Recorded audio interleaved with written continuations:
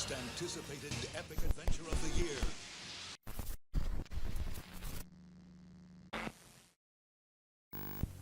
Hey, little buddy, want a ride? Yeah, whatever.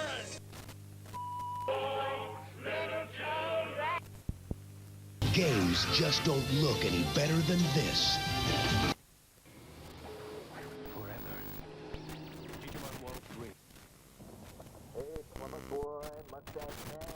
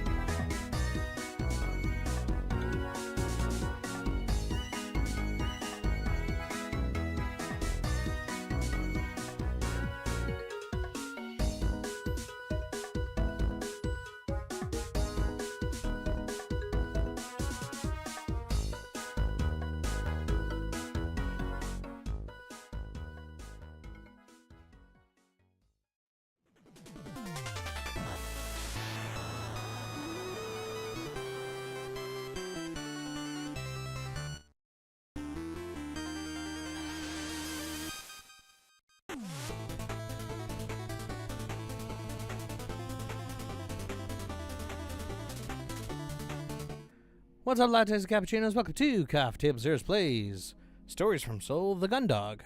I'm the American Roast, Alex Rexenick. I'm on my own this morning. We're going to play some How Long to Beat, and then we're going to see if we can maybe finish this game up. Who knows? I have no idea how far we are, and I really hope we're kind of close at least. Let's play some How Long to Beat. What do we got? Game number 1. Oh, Galaxy. Oh, shit. Okay. The completionist on this one is going to be the one I don't know of. We could probably probe this. Let's go. Hey, Tim. Let's go. Getting enough Lumas and stars and everything that you need to at least get to Bowser and finish him, right? It's not like Sunshine, where you had to clear 7 levels of every world first. Right? God, it's been so long since Galaxy, I don't remember. Let's go, we're gonna probe it. So let's go like 15, maybe like 20 and 30. And then let's go, people really liked Galaxy. I almost want to go 90. Let's go 90. Let's probe it. Holy shit, right on the money for that. Ooh, do we change anything or do we just lock it in? It's all blue. You know what? I'm okay with that. I think instead of trying to fuck with it, let's just keep it with what it is here. Let's see what we got. Oh, we were really close though. Holy shit. Look at that. 14, 21, 35. I'll take it. All right. That's a good start. Game 2. Fuck. Oh no. Oh no. I've never heard of this game before.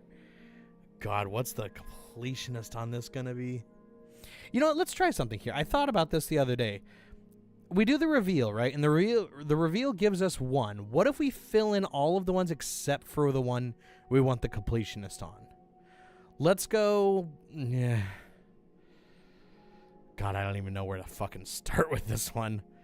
Let's go with, like, for the main story, because that's, what, 3 years before you see Granddad, you said, right? God, that's got to be at least, like, 35, maybe. Jesus. This has got to be, like, all, let's see, is that like all, well, it can't be all crops. Let's go, let's go 80. Let's go a big jump. And then do people like it? You know, I also think this unironically would be like a 90. Speaking of 90, I'm 90% on my download for the game I was talking to Soul about. So currently on the phone avoiding screwing with it, but when I switch to computer, I have stuff I'd like to discuss with you, except with you during like exploration downtime. Oh, okay, yeah, sure, man. What's the game you're trying to download? Okay, let's see if the reveal gives us the completionist time. It does. That's something we need to be super careful with then, or we just got lucky and that was a 1 out of 3 luck. What is that? God, what is that? 168? Jesus. It's 2 years before Grandfather. It's the first day of year 3. Oh, okay, gotcha. If that's 160, yeah, I might be right on these then. Let's lock it. Okay, all right. Oh, yeah, I was still too low on that. Damn. Okay, all right, I'll take it, though. What was the, what was that? 88. Okay, we were close. 94. All right. Game 3. 16. Wow, what is this fucking trio? Let's do a spread. Oh, God, I have no context for 16 yet. God, I always feel bad when, like, I get a game that I'm, like, excited to get to because, like, all the trailers look hype as fuck. And then, like, it just kind of goes by the wayside. Like, even for shit like this where it's like, oh, yeah, hey, I loved 15. I wanted to get into 16, but, like, I just haven't. And, like, when the fuck am I going to have time for a big-ass RPG? Scientific method, baby. You need to test that multiple times. Yeah. God. Well, let's compare it to like 15, right? If we're doing it by, if you were to just drive a bunch, just from place to place without going and really getting too distracted by too many things. Unlike me, definitely unlike me. Crystal of Atlan is the game. It's some sort of MMO. Oh, okay, cool. Let's try. Oh God, I want to do good on this. This is such a good trio of games. Let's go. Oh. Let's go like. God, is 40 too much? 40 might be too much. Let's go with like a 32. Maybe like a 48, and then maybe like a 69. And then I think people liked it well enough. I'd say it was at least in the 80s, right? Let's go like an 82. I'm hoping that's low, and I'm hoping it is higher than that. Go for it. Okay, hey, old blue. Hey, look at us. We did good today. Oh, yeah, 236. I'll take it, Chief. Hell yeah. Look at us. Fuck yeah, man. Yeah, we need to try that scientific method out a couple of times here. 38, 59, 81, and an 83. Oh, wow. That was actually really close. All right. I mean, not on the board, but let me fuck it. I'll take it. Not getting distracted. Not exploring as much stuff as possible. Not grinding like hell, even if I accidentally being too strong for most of the content. Couldn't be me. Yeah, it couldn't be me either. Let's play some games. Oh, also, I did not start the game yet for a reason. I was in a little bit of a downtime the other day, and I'm like, I want to play a video game. That sounds like fun, and let's just play a video game for funsies. And I went through a couple of games, and I'm like, all right, I don't really want to play this. I don't really want to play this. What do I feel like doing here? So I decided, what the fuck is? Oh, there's the controller. So I decided to go through some more Vampire Survivors, and turns out I was actually like stupid close. So I got the platinum. It was really easy. The fucking who is this girl? Queen Sigma. This girl's thing is crazy. Like that was not at all what I was expecting it to be. But yeah, we just went through that the other day. Fucking, so this thing is like, hey, get 100,000 enemies, right? I played it on a non-endless run, and I got to 95,000 before I ran out of time. I was so pissed. I had to redo the whole fucking thing. But yeah, we're still gonna have Vampire Survivors on the wheel just because I haven't done any of like the real DLC stuff. So like we still have plenty to go through. But I figured I'd at least put that on there of like, oh yeah, hey, I finished it. Okay, so this Crystal of Atlan is the game, huh? What kind of MMO is it? Is it MMORPG, shooter, combat sim? Is that how would you describe? What's the fucking one? What's the one with the cyborg ninjas?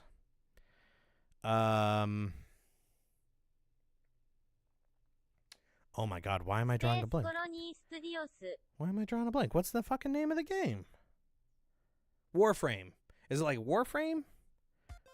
Like what kind of game is it?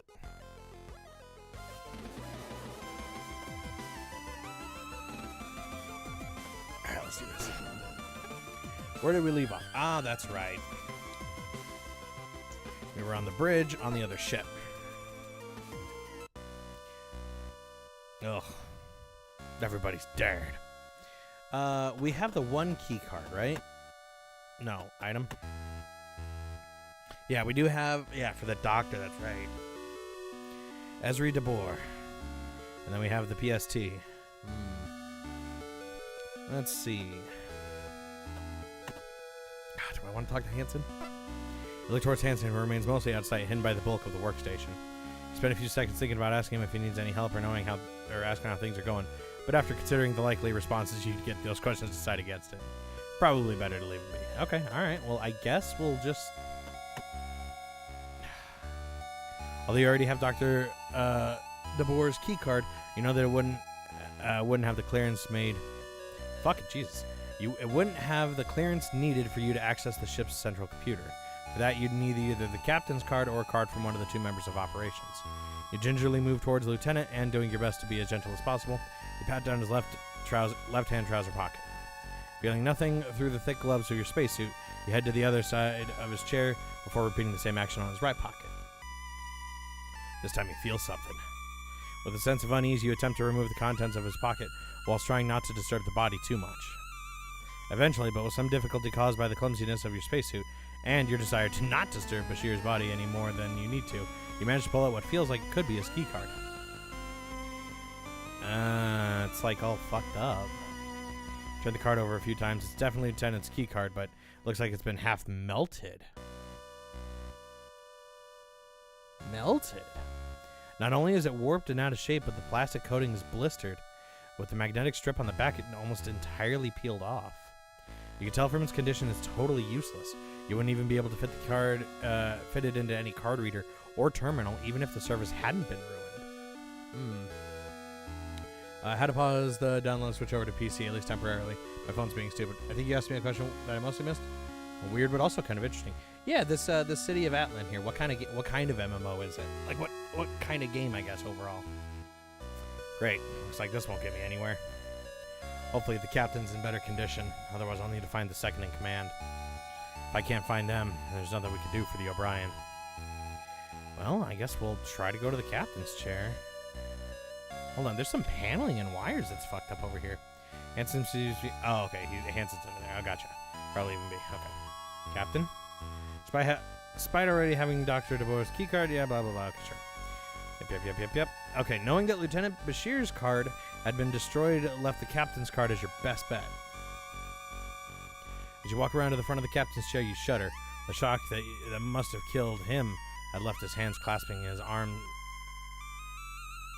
The shock that must have killed him had left his hands clasping the arms. Oh, the arm rests, like talons. Oh. Interesting. His face gaunt and his eyes open wide, together with how the corners of his mouth had drawn back as far as they would go into a horrendous grin. The whole expression was unnerving, as if he had been killed by some fatal, hilarious joke. The Joker's here. You know what you need to do, and although it's practically a necessity, something that absolutely feels wrong. Sorry about this, Captain Gerard.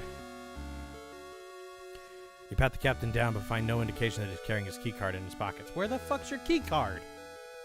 As you stand back for a moment, trying to think if there's anywhere he might have left it, your eyes are drawn to the hand tightly clenching the armrest, which also doubles as a control panel. You remember having seen Captain Bartolomew's insert her keycard into the equivalent panel on the Gundog on occasion and unlock certain functions. A grim wave of realization hits you as you think that if the card wasn't on the captain, the control panel is the most likely place it would be. The only issue with that is that Captain Gerard's death grip was covering the slot for the keycard. With a knot in your stomach, you lay your hand on the captain's. A shiver runs down your spine. You're just starting to squeeze your fingers underneath the palm and start pulling them. As you look down, you notice a gleam of starlight reflecting off a piece of plastic by the captain's foot. With a huge sigh of relief, you kneel down and take the card from the floor. Lucky for you, the captain must have dropped it before he was shocked. Ah, bro. Man. Action MMO. That look wasn't... Look, I wasn't paying a lot of attention to it. I heard about the game because of a video I'd click on, and the aesthetic looked good, so I went to the pre-reg page, and it looked at the character classes, and I'm like, there's pretty women with sites. Ah, gotcha. Okay, so an action MMO. Okay. Just like Lieutenant Bashir, the captain's card appeared to have suffered the same fate and was totally unusable. You can tell from its condition that it's not getting you anywhere. You sigh as you lay the remains of the card by the captain's hand. If I can't find a card with access to the central computer, there's no hope for the O'Brien. Let's think for a sec. There's still the second in command, right? Because there's the 2 officers on the deck. But the other one's not here. We have the one survivor in the hangar that at least was banging back at us. Hanson? Probably oughta... Okay. Let's go back to the central hub?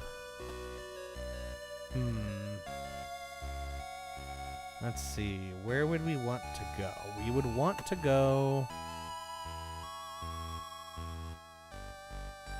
I think we already tried banging on the doors, didn't we? Let's go Foresight Thoroughfare. Crew quarters 2. Talk. There's no one here. Use.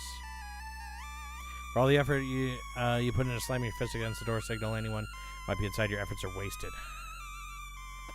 Item. PST. Okay, so it won't even let me like try. Okay. Because it'd be Henry, right? Like that's...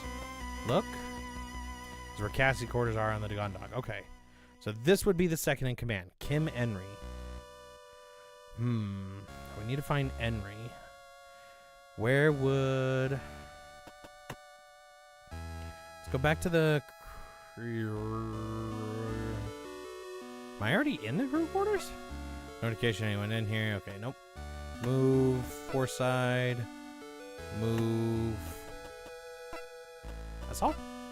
Response, I don't think anyone's in there. I hope.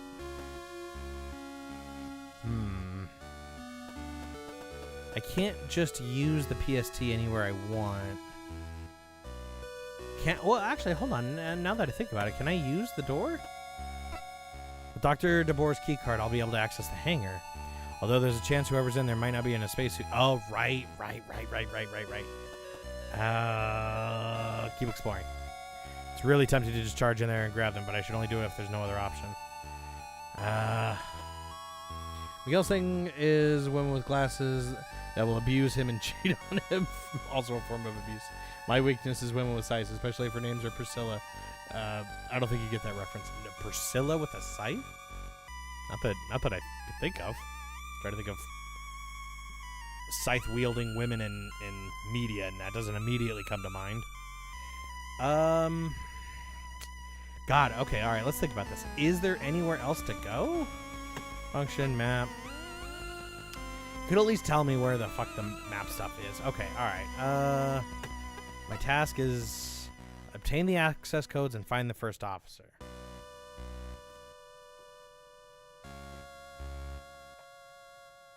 Which is different from rescue the crew member in the hangar. Okay, so we're not ready there yet. Let's move around a little. Fire control, no response. Crew corridors 1, move. Around quarters, no response from anybody. Move back to the thoroughfare. Move. Corridor 2. We didn't try moving into the captain's quarters, right? Oh, no, we were in here. Oh, yeah, no, I'm dumb. Okay, hold on a sec. Use? No. No. Okay. There's time and place for thinking about my civil heritage, and now isn't it? Without the captain's keys, there's no getting these drawers open. I'm not going to waste the oxygen trying to break into them. It's all for nothing. I could at least take this back to the gun dog with me. Although I should probably leave it alone until I know for certain. Oh, hello. You hesitate for a moment, considering whether or not you should pick up the files in front of you. Although in normal circumstances doing such a thing would result in a severe disciplinary action, you reason that these aren't exactly normal circumstances. Anything that could explain what had gone on or help the O'Brien had to be investigated. Besides, you think? It's not like this would be the first report you'd read through today that you shouldn't have. Take the file in hand, read the heavy printed text in the front. Okay. JFS O'Brien, mission log. Flicking through the report is made difficult by the clumsiness of your spacesuits gloves. We managed to quickly skim your way through the file's contents. Scan pages of the general day-to-day ship operations to see if you can find anything out of the ordinary. As you work your way through the logs, a few curious entries amongst the expected information catch your attention. April 8th, PC 214. JFS O'Brien routine patrol path adjusted to investigate erratic Higgs field distortions in outer limits of JCF territory. April 19th. Investigation reveals significant residual boson distortion, inconsistent with standard JCF drive output. JFS Gundog dispatched to support with investigation. April 21st. Continuous sweep of the area surrounding distortion fields finds unknown object, not recognized as Jovian, Martian, or Solar Federation. Ensign Brute and Stet dispatched to retrieve Object onboarded at 1927 JST. April 22nd, long-range communication systems remain down. Source not yet identified by Chief Engineer DeForge. O'Brien moved to rendezvous point to meet with JFS Gundog for duty transfer. April 23rd, rendezvous with JFS Gundog behind schedule. Chief Engineer DeForge investigating unknown object for potential cause of communication failure. Destructive investigation authorized. Sounds like they ran into similar issues as us around the time they took whatever this unknown object is on board.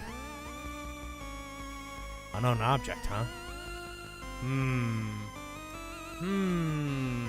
unknown object, huh?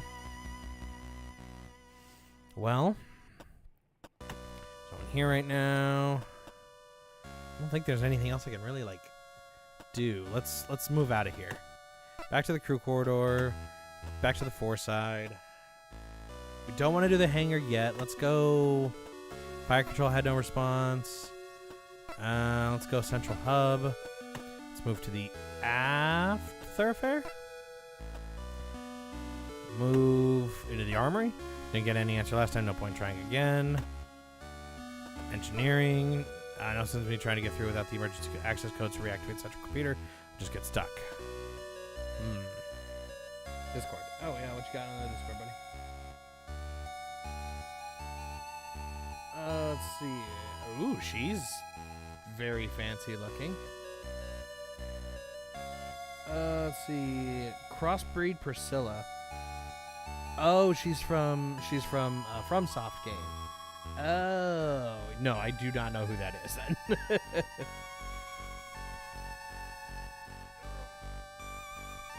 Oh God, yeah. Speaking of Miyazaki, yeah, we're gonna have to get ready for that this weekend too. That'll be fun. God, this weekend's gonna be a mess. We may just have to move some of Death Stranding then. Again, there's not a lot left, but it's gonna still take a few hours to get through that. Plus, we have Dark Cloud 2. God, this is gonna be a mess of a weekend.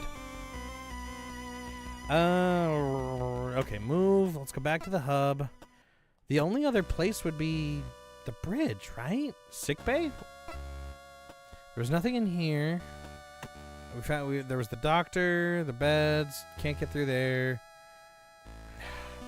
You head towards the back of the room to examine the cabinets. You feel a crunch of glass fragment under your feet. Although the floor is scattered with various boxes and bottles of different medicines, there's something particular that catches your eye. Squat down and pick up the open bag of NutriShake mix. Right. So they got the shake mix.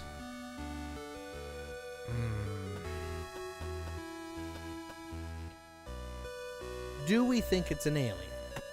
Like, my mind immediately goes Dead Space and it's like, hey, yeah, we found this thing of unknown origin. Like, that's immediately like, don't bring that on board.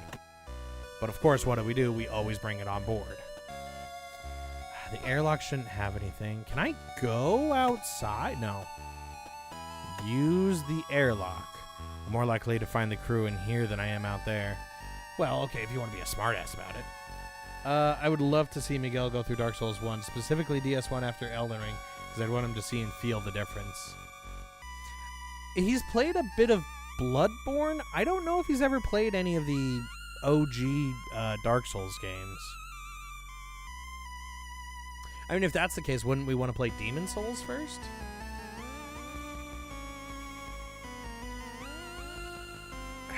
Where the fuck should I go?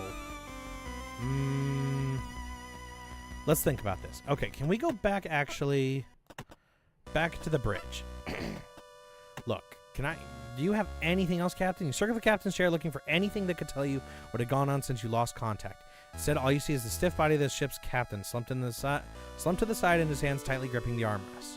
As you get closer to him, you see signs of whatever had happened to Lieutenant Bashir had also happened to him. Burns cover where his skin rests on the metal chair, and the back of his uniform shows scorch marks. Okay, so he was like electrocuted, not just like, oh, hey, he was shocked. Okay. Rest in peace, Captain Gerard.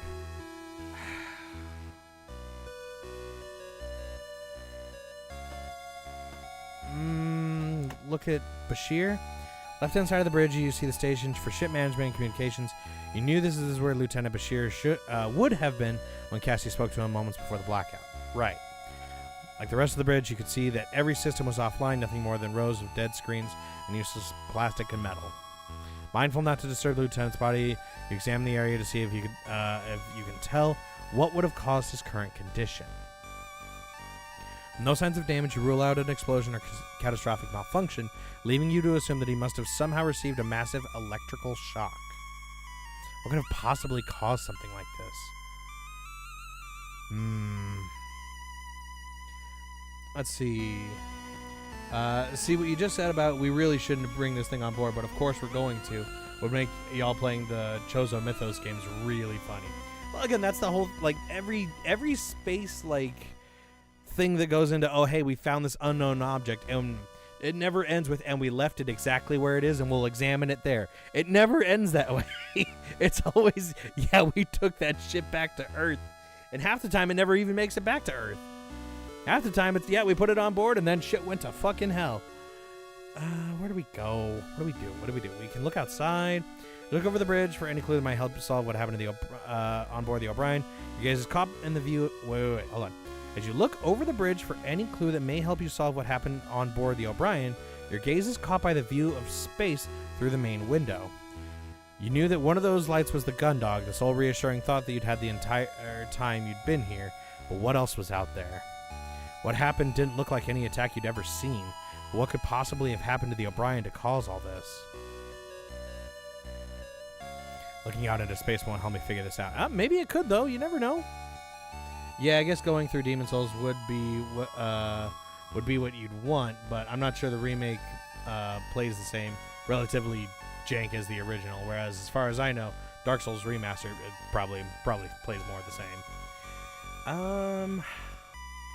Plays exactly like the OG, jank and all, as well as having some extra jank. Oh, extra jank, huh? But more importantly, I know for a fact that Dark Souls 1 has a checklist, lol, which would make you telling Miguel where to go probably easier. Yeah, but you know, like, again, Miguel don't like listening to checklists, man. He sees the list and he, like, actively wants to go against it. Very seldom is it, oh, yeah, hey, like, let's just go through it. If there's any form of, like, openness, it's kind of up to him on what he wants to do. Goes so much easier. Okay, we need to find second in command, and there's no codes on this guy. Right? I relocate. Oh, there is more lines. Hold on a sec. You glance over at Captain Gerard, grimly grasping his seat. At some point, the JCF would look to reclaim the O'Brien, and you can't help but wonder, if you get the ship back online, and someone is able to sail back to Europa Colony, who will have the unenviable task of removing the captain from his chair? Is there more? No, okay, alright. Hopefully the black box will be able to tell us what happened here. Until then, it's a mystery.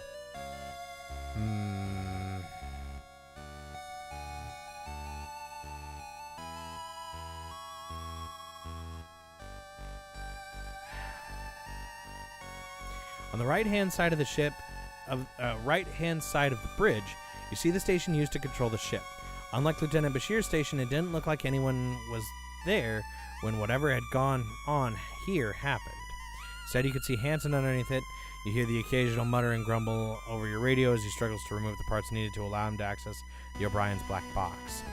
Better just leave him to it. Alex, that's why you don't show him the list. But no, it's not so much of a go here, do this kind of checklist. It's more of a, okay, this is what's in this area and where it is, don't miss it kind of checklist. Oh, sure, like, okay, hey, somewhere in here is a thing. We need to get X. Okay, I got you.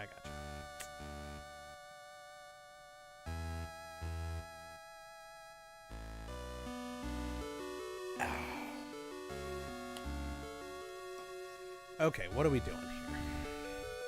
I don't think there's anything else on the bridge, right? Just the 4 things? Yeah, just the 4 things. Okay. If it's just the 4 things, I need to find the access codes and the first officer.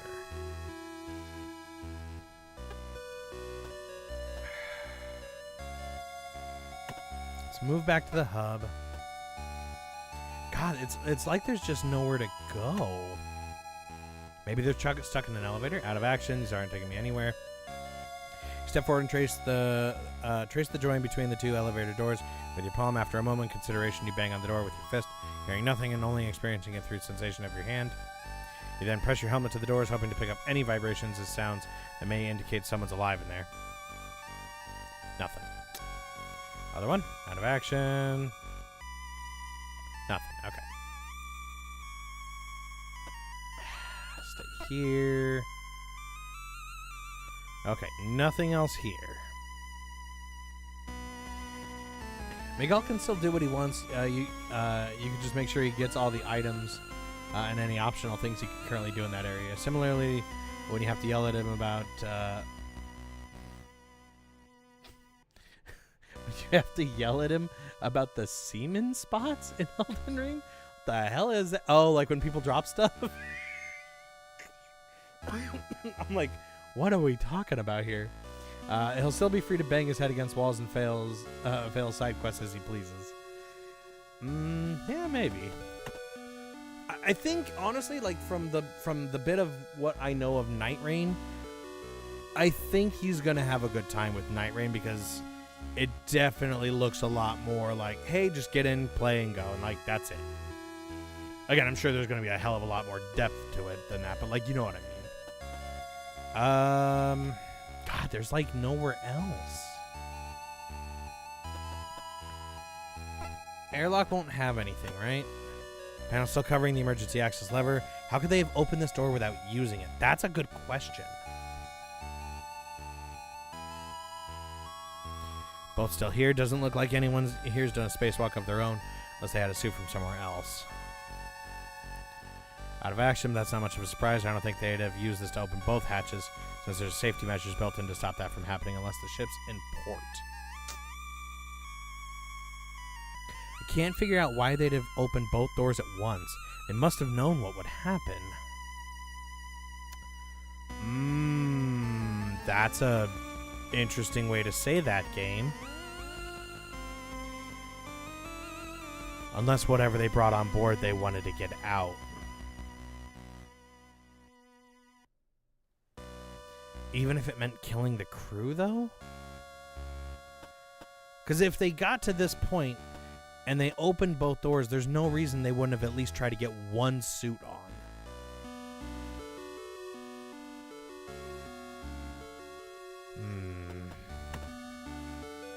Back to the hub.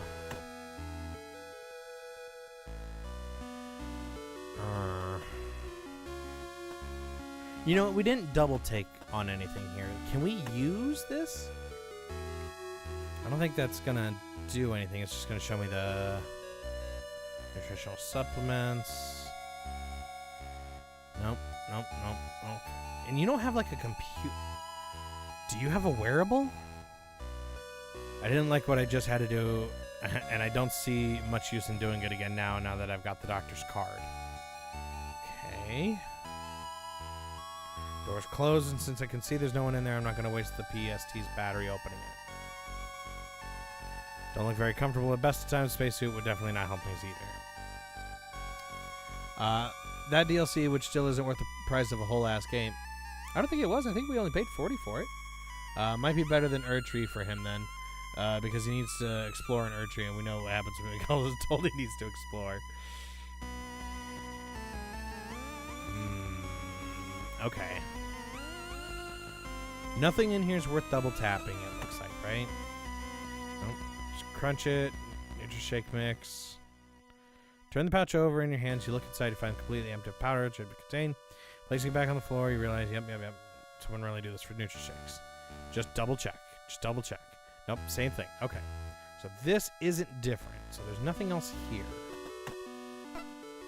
$40 is the price of a whole ass game. Not when they're costing 70 or 80 bucks these days.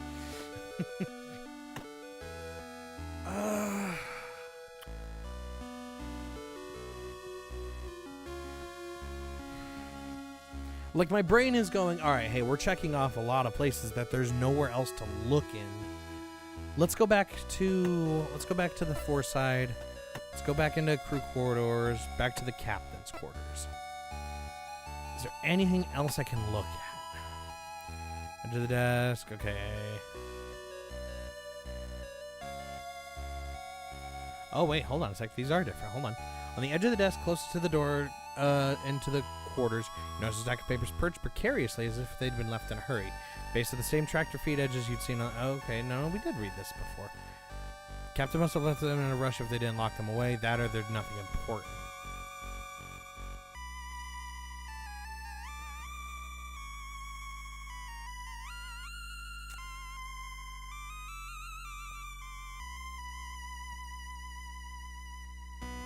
Small bonsai tree. Regular plants are really expensive back on colonies. So even getting a seedling to start one of these would cost a fortune. People say that the air in a room with a plant, and it tastes way better than normal reprocessed air you get on a ship or colony, but I've never been around a plant to try it out.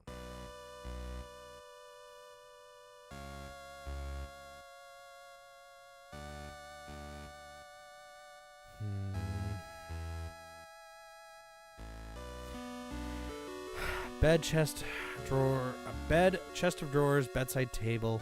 Pretty much all the same things as Captain Bartolomew's quarters, just tidier. And I can't use the desk itself, right? Captain's desk looks just like blah, blah, blah. Probably hotline to the bridge. I think I like Captain Gerard's desk ornament much more than Captain Bartolomew's, though. Okay. Can I use the desk? Right, because we need the key.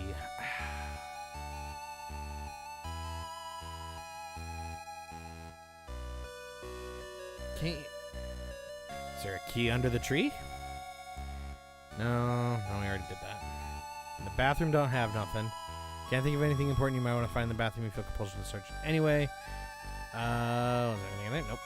Despite thorough examination, you leave depth of knowledge, Captain. Yeah, sure, it's fine. Okay. As you head into the bedroom, you take time to look around thoroughly. You hadn't liked doing this at Captain Bartolomew's quarters, and didn't like doing it here anymore here. Working your way from left to right, you check the large chest of drawers before moving to the bedside table and then eventually the area around the bed. Despite a rigorous check of the room, you don't find anything interesting or useful, just personal effects as of the captain. You can't help but feel guilty rifling through. Yeah, but that's not the same. Like, again, like, it's not... I already talked, nothing over here. Item. This doesn't come up with anything. It's back to the crew quarters. I can't go into the O'Brien crew quarters. It's amazing that companies still don't understand that they'd sell more games if they lowered the price.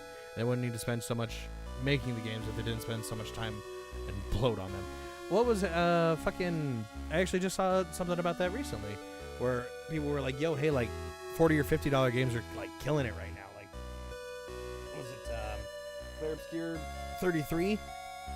Just sold $3.3 million, or 3.3 million units on day 33. And they made like a jokey tweet about that. Like, yeah, we couldn't have planned this. Like, that's not a full 70. That, and I think that's where a lot of like the indie game kind of thrives, you know. AAAs are always going to be AAAs and try to go as crazy as they can for certain things, but like that's why those aren't the only games out there to play, you know. Where the fuck am I going? It's got to be something obvious too, right? Like the obvious answer to me would be, hey, open the hangar door. Pretty sure that part of Palworld's success came from it being a $30 game. Yeah, that also helps. Again, any game you can go, oh, hey, like, this isn't, like, super crazy a lot, and, like, you get a lot of it. Like, look at Helldivers last year. Helldivers 2 was only $40, and that game sold crazy. We've passed AAA. Now we're on quadruple A. Yeah, for all the good that it's doing to, Ubisoft, right?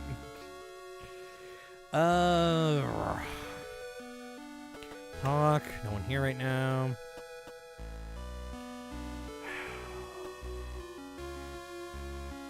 Where else could we go, right?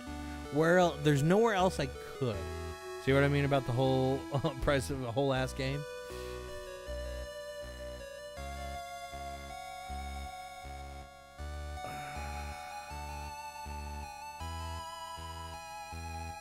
Didn't actually know about Helldivers 2 being $40. Yeah.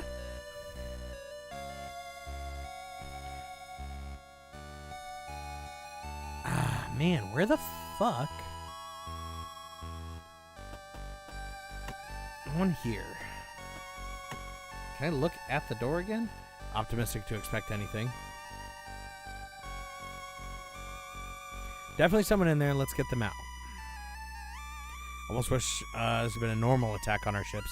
At least then I would have been able to see it coming.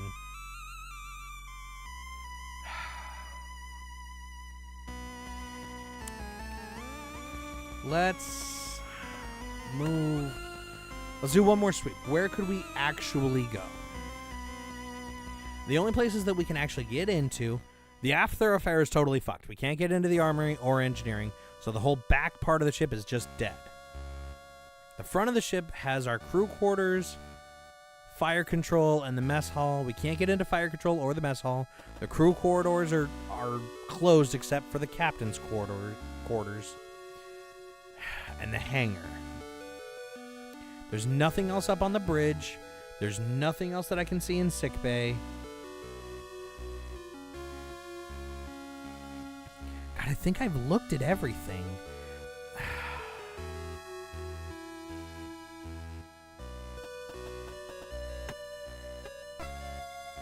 Obtain the access codes and find the first officer. But again, like they wouldn't... Rescue the crew member in the hangar is like its own secondary thing, right?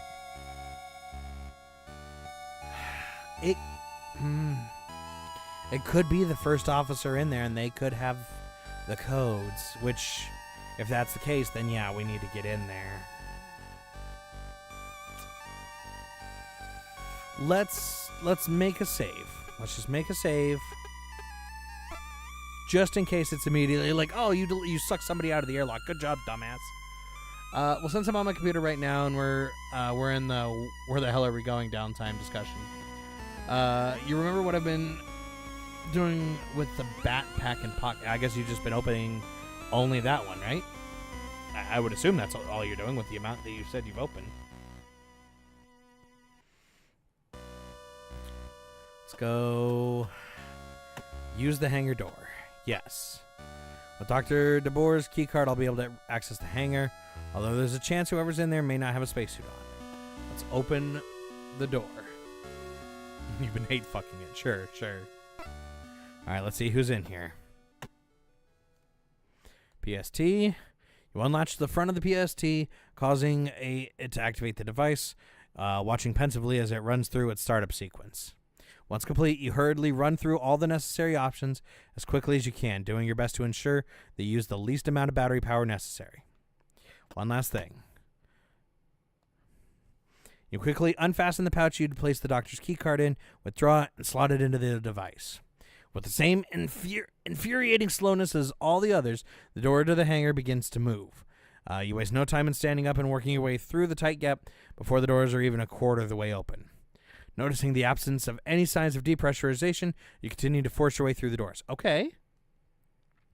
As soon as you're through, you vault your way down the stairwell, skipping increasingly more steps at a time as gravity disappears until you're eventually floating past the entire sets of stairs altogether.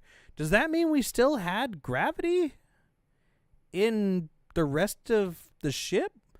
Does that not require power? Am I crazy on that?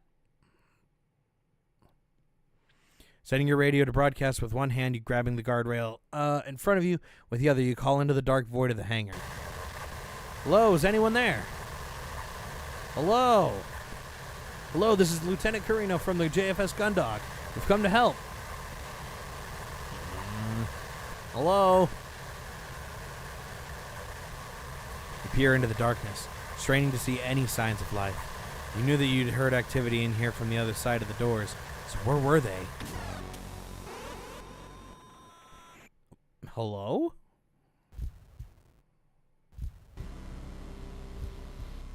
What the fuck is that?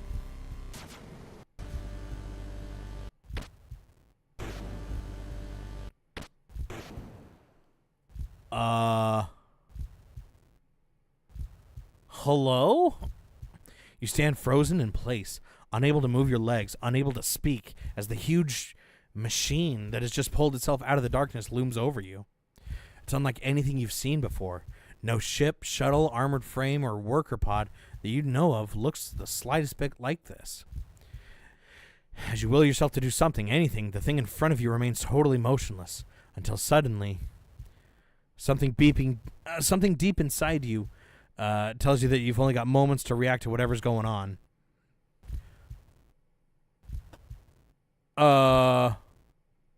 Run.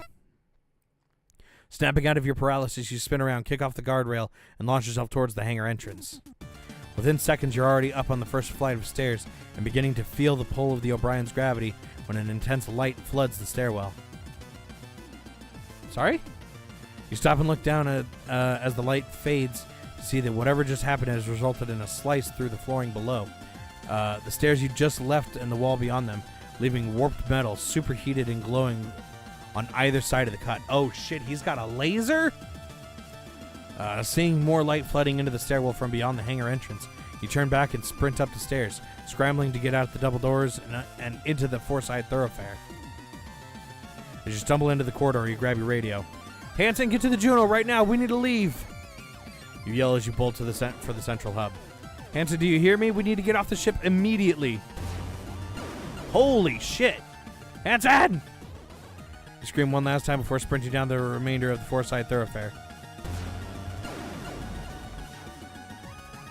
As you pass the boundary into the central hub, the corridor behind you is illuminated with another intense flash of light. You don't turn around, instead continuing at speeds towards the airlock where the Juno had been left. Hanson, I'm serious. We need to leave now before the ship's torn to pieces. Get off the bridge and get down here. With no response from Hanson, your mind races. You're doing your best to formulate a plan when you look back at the four-side thoroughfare and see it scored with huge cuts that run from floor to ceiling, the liquefied metal of the ship's structure framing their paths. God damn it. Same instinct that had saved you in the hangar kicks in, and you turn towards the airlock, racing towards the open entrance and stairs, and the stars you can see in the distance. As you head towards the open cockpit of the armored frame, you try and remember the startup sequence that will let you pilot it out of here. Hold on a sec. We can't just leave Hanson.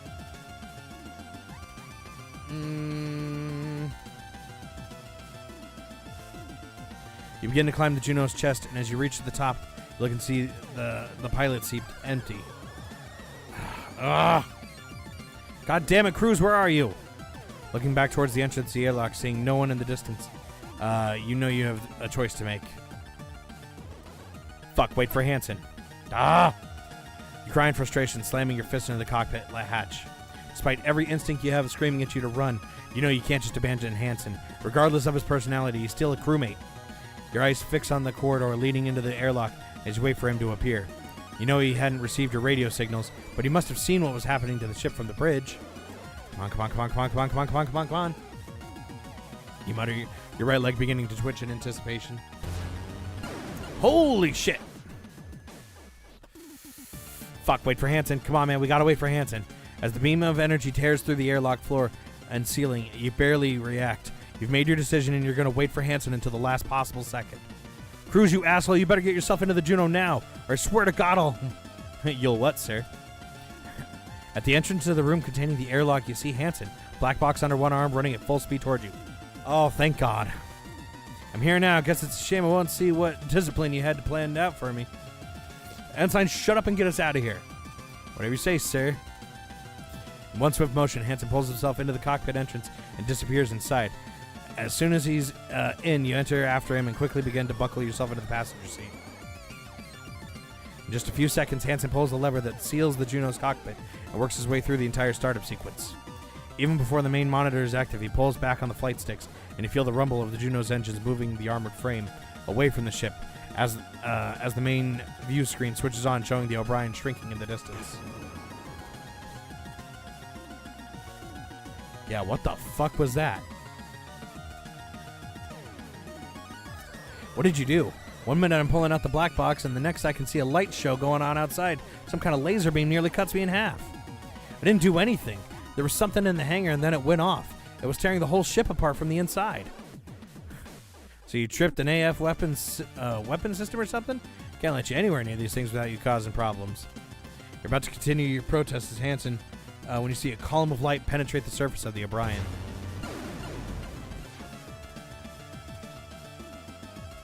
What the fuck?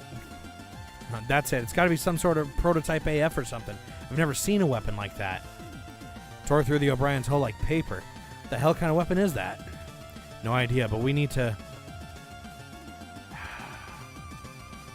We need to warn the gun dog. Get back to the gun dog right now. What? And leave that thing out here?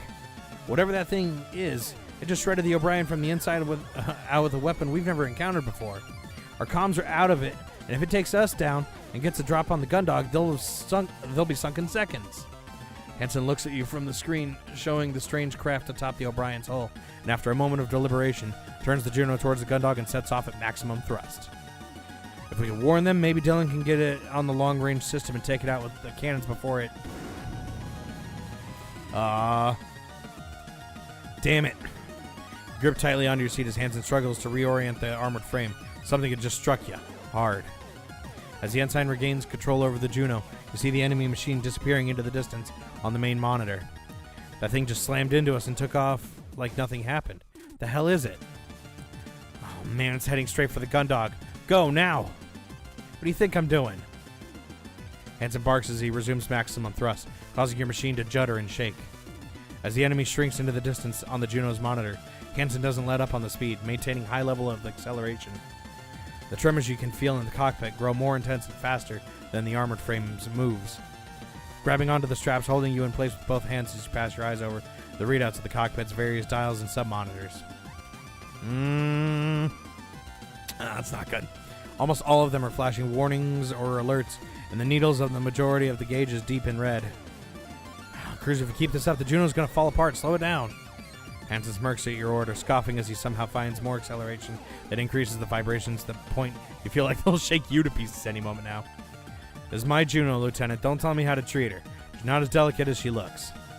We're going to need all she's got to get back to the gun dog before that thing.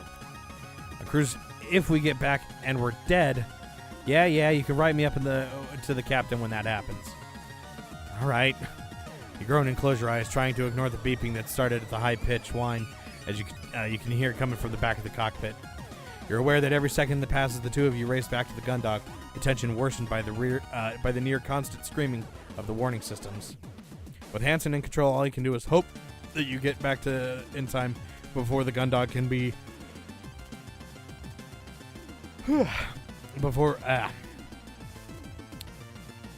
Hansen in the control, all you can do is hope that you can get back in time before the gun dog can be cut to pieces by the weapon you'd seen make short work of the O'Brien. You've lost track of how long you've been pursuing the enemy when suddenly some garbled static bursts onto the speakers and a shrill panicked voice screeches at you. I repeat, this is Lieutenant Lord of the JFS Gundog. We're under attack by an unknown enemy unit. Any JCF ships in range, please respond. This is Lieutenant Lord, this is Gundog 1 approaching the Gundog at... Cruz, where have you been? Get back to the ship right now. We're under fire from something. Hansen rolls his eyes as he's cut off by Vanessa's demand. Roger that, ma'am. Gundog 1 returning. Now! Man, I hate this woman. Shaking his head rather than following up with an answer, Hansen quickly flicks a few switches and you see the readouts on some of the monitors switch to display information about the armored frame's weapon systems. Oh, shit. As he does this, you turn your attention to the main monitor. In the distance, you can see small lights flickering in and out.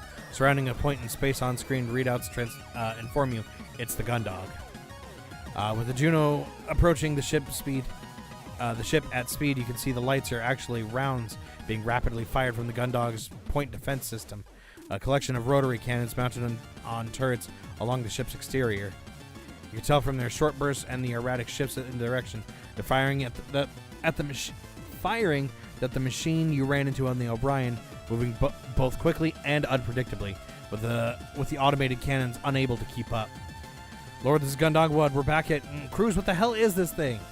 How would I know? Ugh, useless. You hear Hansen mutter something under his breath, too quietly for the communication systems to pick up. Just destroy it.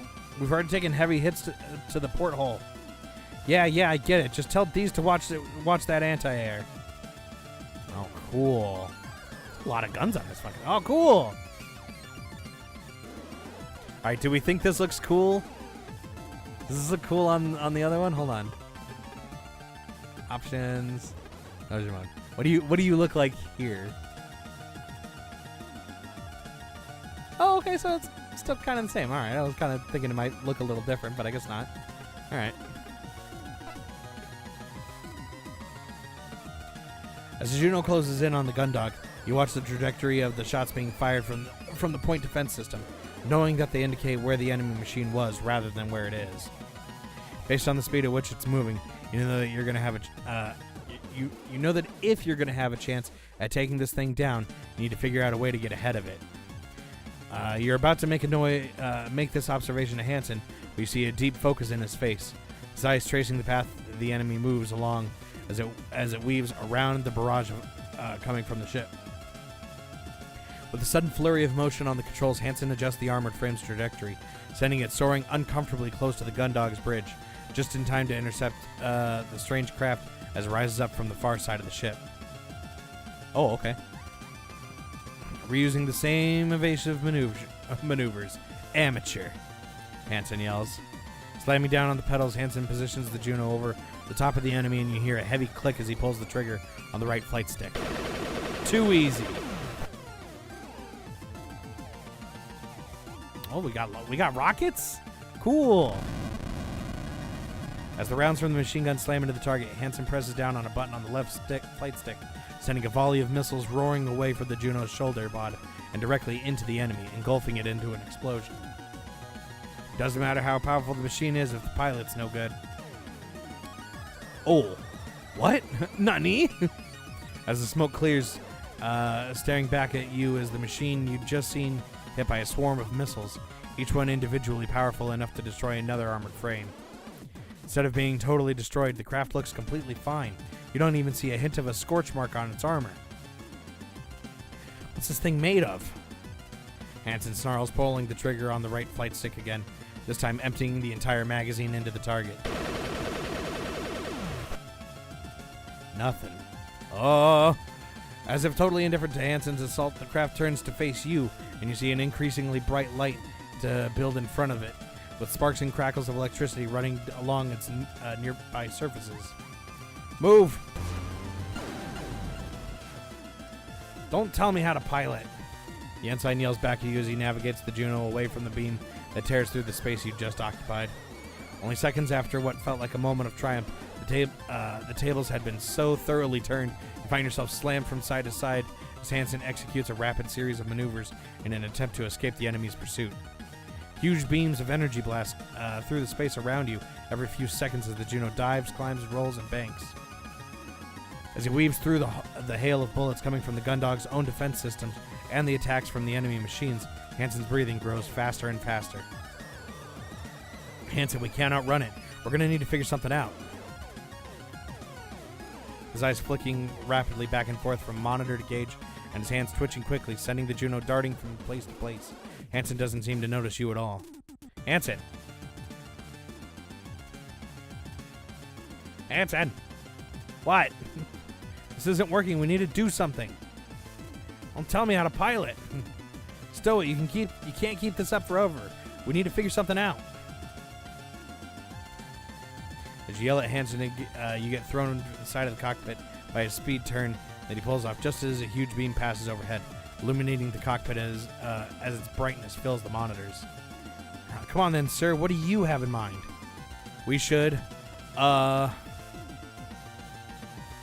use the ship's main guns. You rack your brain trying to come up with some way to stop this impervious enemy.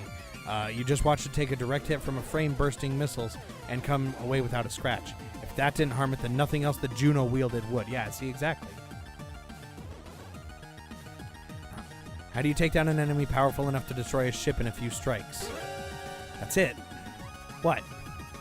If the missiles won't take that thing down, then nothing else we've got will do the job.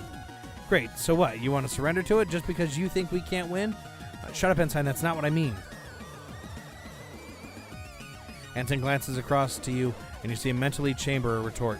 But before he can say it, his attention is taken away by another blast from the enemy's energy weapon, which he evades at the very last moment.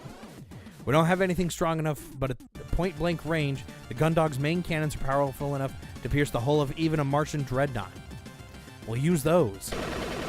Hansen scoffs at you despite being in the middle of carrying out a maneuver involving suddenly braking, dropping downward through space, and letting the enemy machine fly overhead so that he can fire another volley of machine gun rounds at its underside. Yeah, great idea, Lieutenant, but I don't know if you noticed the ship's auto turrets can't even keep up with this thing. How do you think the main guns are going to manage to lock on? Sure. Hansen was right. The main guns were huge and nowhere near as fast as the point defense system when it came to acquiring a target. At the speed this thing was moving, they'd have no chance of landing a shot. Unless... You lean towards Juno's communication system and press down on a button that allows you to broadcast. Gundog, this is Gundog 1. Patch me through to Warrant Officer D's. Don't touch my controls. Shut up, Hansen. I repeat, Gundog, this is Gundog 1. Patch me through to Warrant... What do you want, Carino? We're just about to send Rummy out, but the launch pads are damaged, so they're coming out of the main hangar door. Deal with it for a few more minutes. Nothing we've got on the Juno is going to stop it, Lord. Just put me through to Dylan. I'm in command of this op, Carino, so you listen. Lord, shut up. Put me through to Dylan right now. Oh, hey, Lieutenant. How's it going out there? Despite Dylan's lackadaisical tone, you can see the panic in the low-resolution footage on his face as his eyes dart back and forth, presumably trying to keep a lock on the enemy. Dylan, are the main guns ready to fire? Yeah, they're all loaded up, but this thing's way too fast for them to lock onto, so... How long do you need? What? How long do you need to get a lock on a stationary target? Like 3 seconds, but turn to Hansen, his attention still mostly dedicated to evading the Gundog's assailant. Think you can keep that thing in one place for 3 seconds? This plan's insane, you know that, yeah? Hansen, the way that thing moves, the only way to keep it still is to hold it in place. So of course I can, but if those shells can damage this thing, they'll probably take us with it. Your stomach drops. You hadn't considered that part of the plan. Oh man, you don't want to Raditz this thing. That's never good.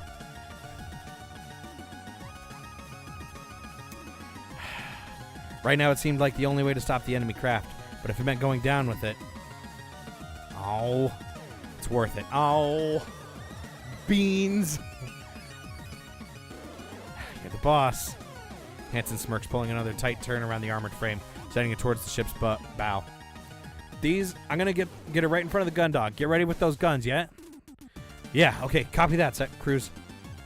With a sharp forward thrust on the flight sticks, Hansen brings the Juno to maximum speed, but a split second later, he brings it to a sharp halt as he spins around to face the pursuing enemy. If you weren't busy getting thrown around the cockpit by the maneuvers, you'd take a moment to appreciate the feint. But as it was, you were occupied with trying to regain the ability to think straight. Gotcha! As the machine slams into the armored frame, Hansen resumes maximum thrust, countering the craft's propulsion to bring it to a halt. So close. To generate the level of thrust needed to counter the enemy's propulsion, Hansen was pushing the Juno beyond its limits. Above the wail of alarms and warnings, you could hear the screeching in the armored frame's engines as they were pushed further than they'd ever been built to go. D's now! Lock acquired. Firing! How cool is this? Is it cool? Yeah! Cool!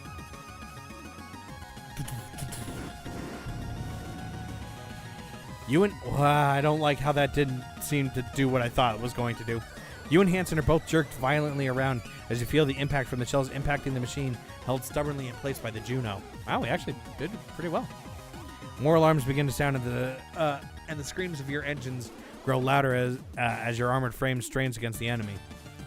Still in one piece, Lieutenant. Ensign? They keep firing. All right, reload and just keep it steady. You grip tightly onto your seat, bracing yourself for the impact of the next volley whilst Hansen continues to force the enemy into position. Lock acquired. You grit your teeth, ready for the volley of blows when... hell. Instead of being thrown around erratically again, you're forced back into your seat by a sudden rush of acceleration. Hansen, what's going on? You just about managed to turn your head against the force of the thrust to see Hansen shunting the flight sticks back and forth before stomping on the pedals. Its engines must have cut out, but the controls have gone on ours. I can't stop them. As Hansen continues to struggle with the controls, Vanessa screeches at you over the radio, sending more panic than ever. Cruz, you're headed straight for the hangar. Change course, Cruz. I'm trying. Cruz, you're going to... Oh, this isn't good. Oh, it's not good. Fuck. April 23rd, planetary calendar 214. Despite Ensign Cruz gaining an advantage against the unknown enemy craft that had attacked the JFS Gundog, a mechanical failure in the engines of his Juno 3 resulted in both the unidentified machine and the armored frame crashing into the ship's hangar. Oh, fuck. Lieutenant Carino and Ensign Cruz were both quickly extracted from the armor frame and sent to the ship's sickbay. Upon being cleared for duty, Lieutenant Carino is ordered to the hangar to help secure the enemy craft. Oh, wait, hold on. So we crash into the hangar. You guys get us out, down to sickbay. I'm cleared that I'm good, and then I get back up here? How much time is passing? Also... did we destroy it? Because I don't feel like we destroyed it. Outer Jovian space. The hangar of the Jovian patrol ship, JFS Gundog.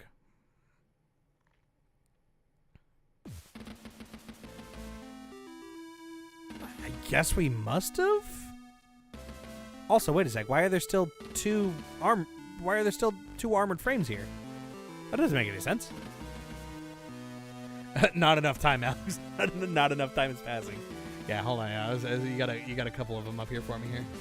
Let's see. We somewhat recently discussed the idea of giving things a rating of 1 out of 10 or 10 out of 10, and how nothing's truly a 1 or 10 out of 10 objectively. There's really long book series that I'll tell you later because I don't feel like maybe having to deal with YouTube's bullshit. I've read a few times now. The author releases a new book every February-ish and September-ish for this series. The book from last September that I just finished is one of the rare times I genuinely given a minimum rating because it's just so bad. The books have been degrading in quality for a while now, but this one hit rock bottom for me. The author's always been of, I'm assuming, liberal bent? Been of liberal bent? Okay, sure. And the books have reflected that. Despite the conflicting my own worldviews, I've never had an issue with it because it's never been preachy. First one, like pre-achy? Pre-achy. But these last couple of books have changed a lot from being of a liberal bent to just being propaganda pieces. Okay. I enjoyed the first half of the series and even the latter half. It's up to 61 books. What the fuck? 61 books? For the most part, it's still decent enough, but these last ones, quality's gone down the drain. They make propaganda pieces that are still entertaining. Look at Fahrenheit 451 or The Giver. At this point, I'm not reading it because of enjoyment. I'm hate reading it. Oh, no. That's not good, man. I'm so happy we both thought of Goku Piccolo's fight against Raditz. If you're pushing it past its limits, that means you haven't reached its limits. Visual novel logic, Alex. Yeah, I guess. So, okay, so what's the... I guess it's 61 books. How long has this guy been writing for? Or girl been writing for? You stretch your neck from side to side and roll your shoulders as you wait for the captain's judgment. Dr. Rosarium had done his best for the neck injury you'd acquired during Hansen's less than textbook landing, but the captain had been insistent that her sole security officer return to duty immediately. As a result, after a cursory once-over, the doctor had given you an anti-inflammatory injection on one side of your neck and an injection of painkillers on the other before sending you on your way. Oh, thank you. This had left your neck numb and you with the vague sensation that your head would become detached at any moment. But at least you were up and about. Surveying the hangar, you know you should be thankful for this miracle. Both Hansen's Juno and the craft it had been fighting had entered the hangar at full thrust. If Dalton hadn't thought quickly and activated every single piece of arrestor gear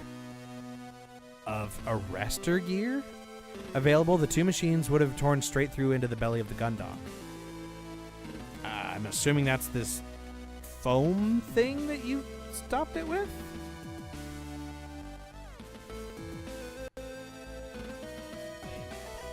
Wait a minute. What was the thing he was working on? Is that what this is?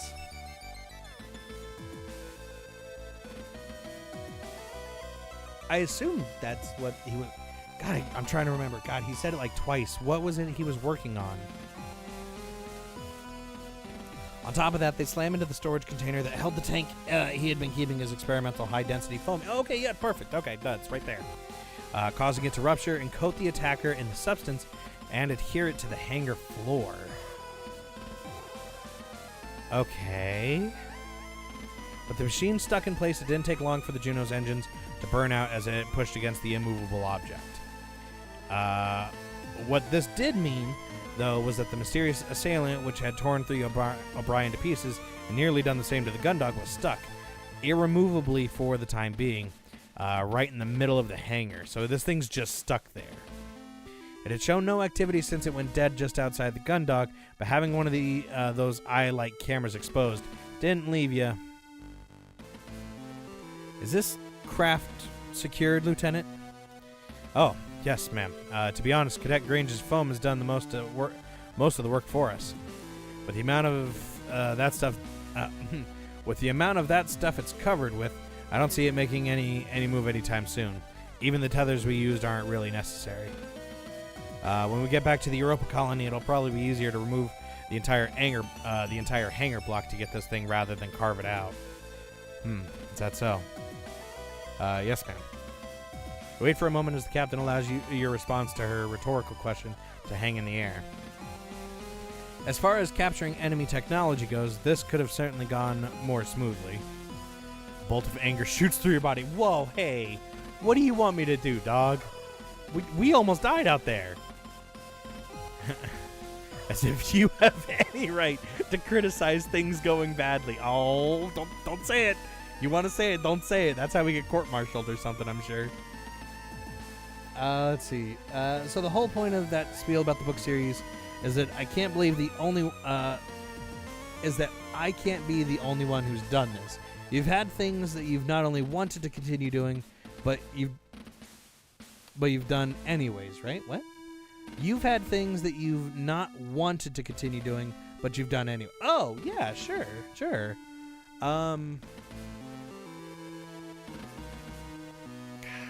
Like I don't like again. I'm trying to think of like an example. My immediate response, which isn't true, and I'm just saying it because the controls upset me, would be like Banjo, right? Like near the end of the game, I did not want to play the game anymore. Like that I would have been perfectly fine not playing. And thankfully, again, I didn't play that on my own. I had Miguel. Miguel was cool with playing. You know, when I was like, nah, I'm done. Like that, and again, that's not a fair example. First book of the series came out in the mid-90s. Oh, okay, so this guy's been going for a while. Like, usually,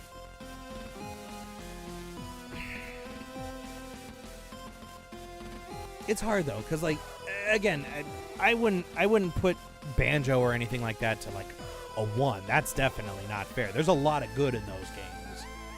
Trying to think of something that I would have just continued because I wasn't like I just got to see it through.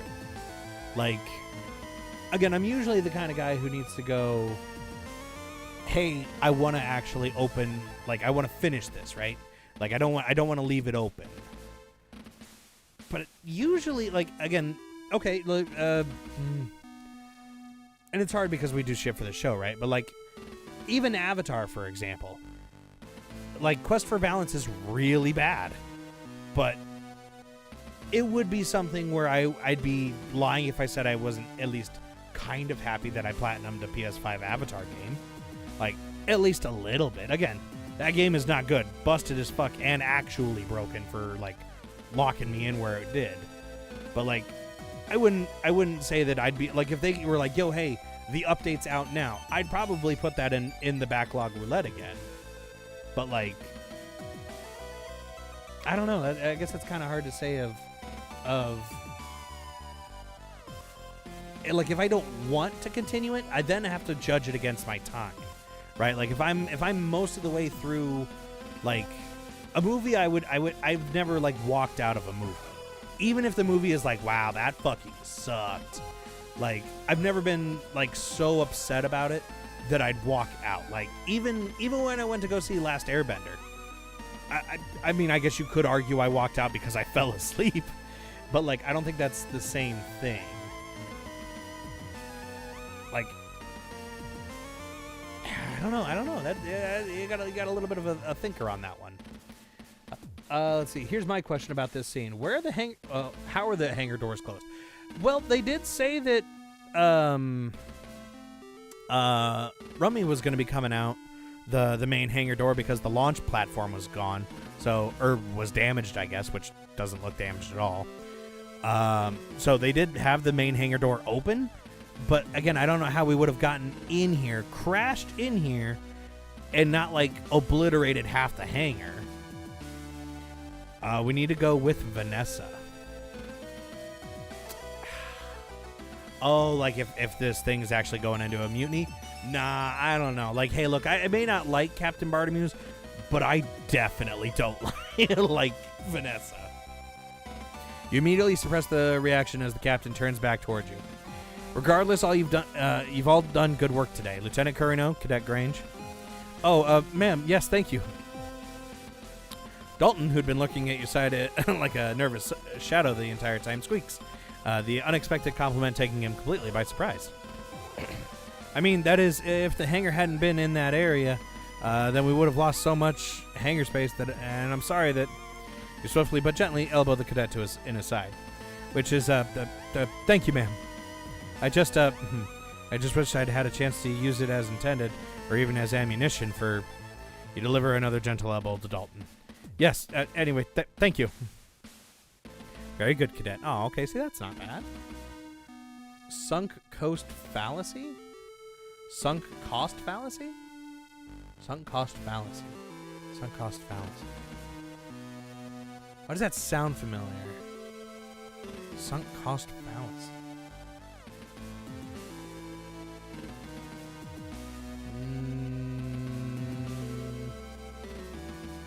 Is that kind of like saying, like, hey, I've invested time or money into this thing, therefore I should finish it? Is that right? Is that something? Like, am I on the right page for that? I think.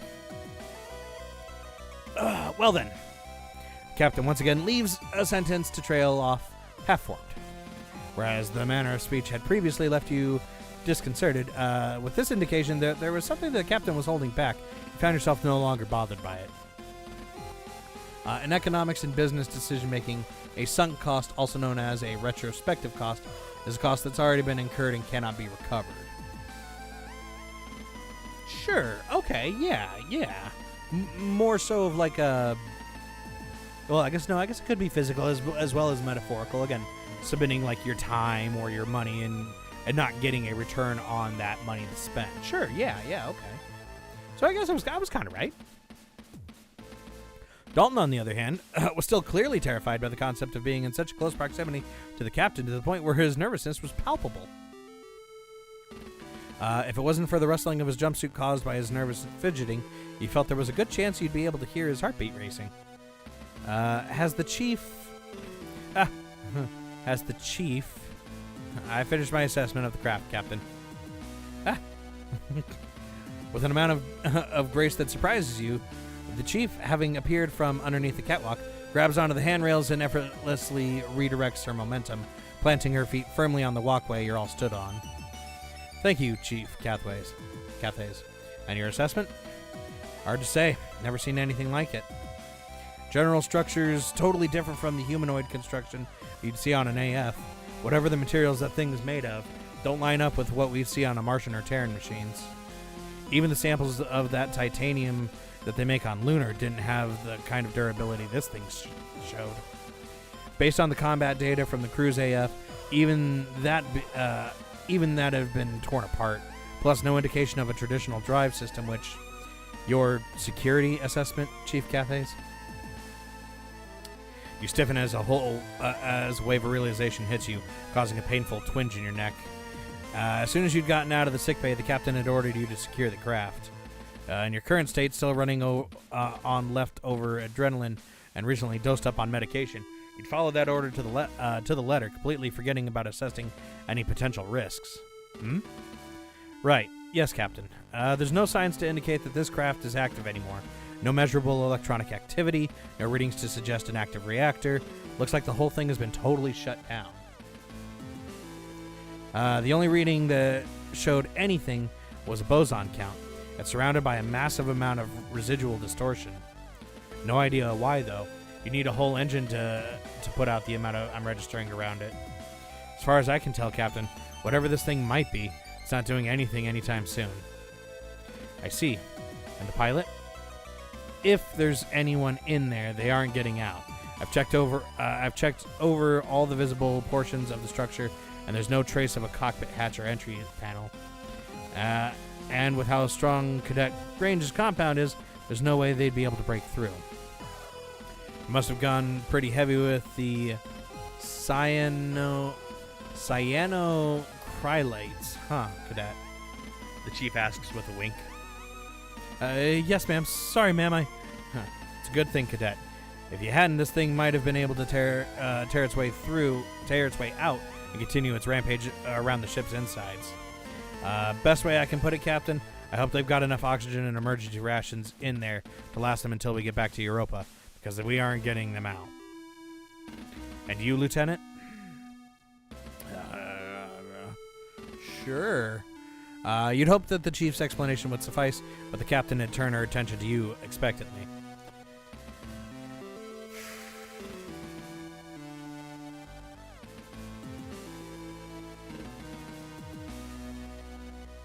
Is there anything else?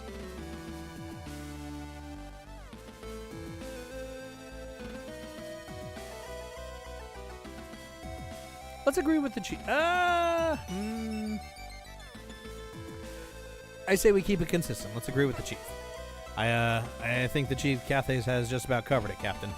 I didn't see anything that looked like a hatch when we were securing it, so I don't think anyone's getting out of there. I see. Nothing to add? Spend a brief moment trying to come up with some other comment you can add to the chief, to what the chief had said, but feeling another twinge in your neck. Ow. Another twinge in your neck laying over the already present exhaustion, you realize you simply don't have the energy. No, man. Well, that makes life easier. Swift classes weren't designed with brigs. Captain takes a moment to move to the railings and places her hands onto them, resting what little of her weight remains in this low gravity on the support while strumming her fingers against them. As you watch Captain Bartimeus, you see the brief glimmer of spark in her eyes. This slight change in transforming her in front of you from the consistently disinterested captain you know to a canny, analytical version of herself. She turns back to face you, pivoting on the hand she keeps on the railing.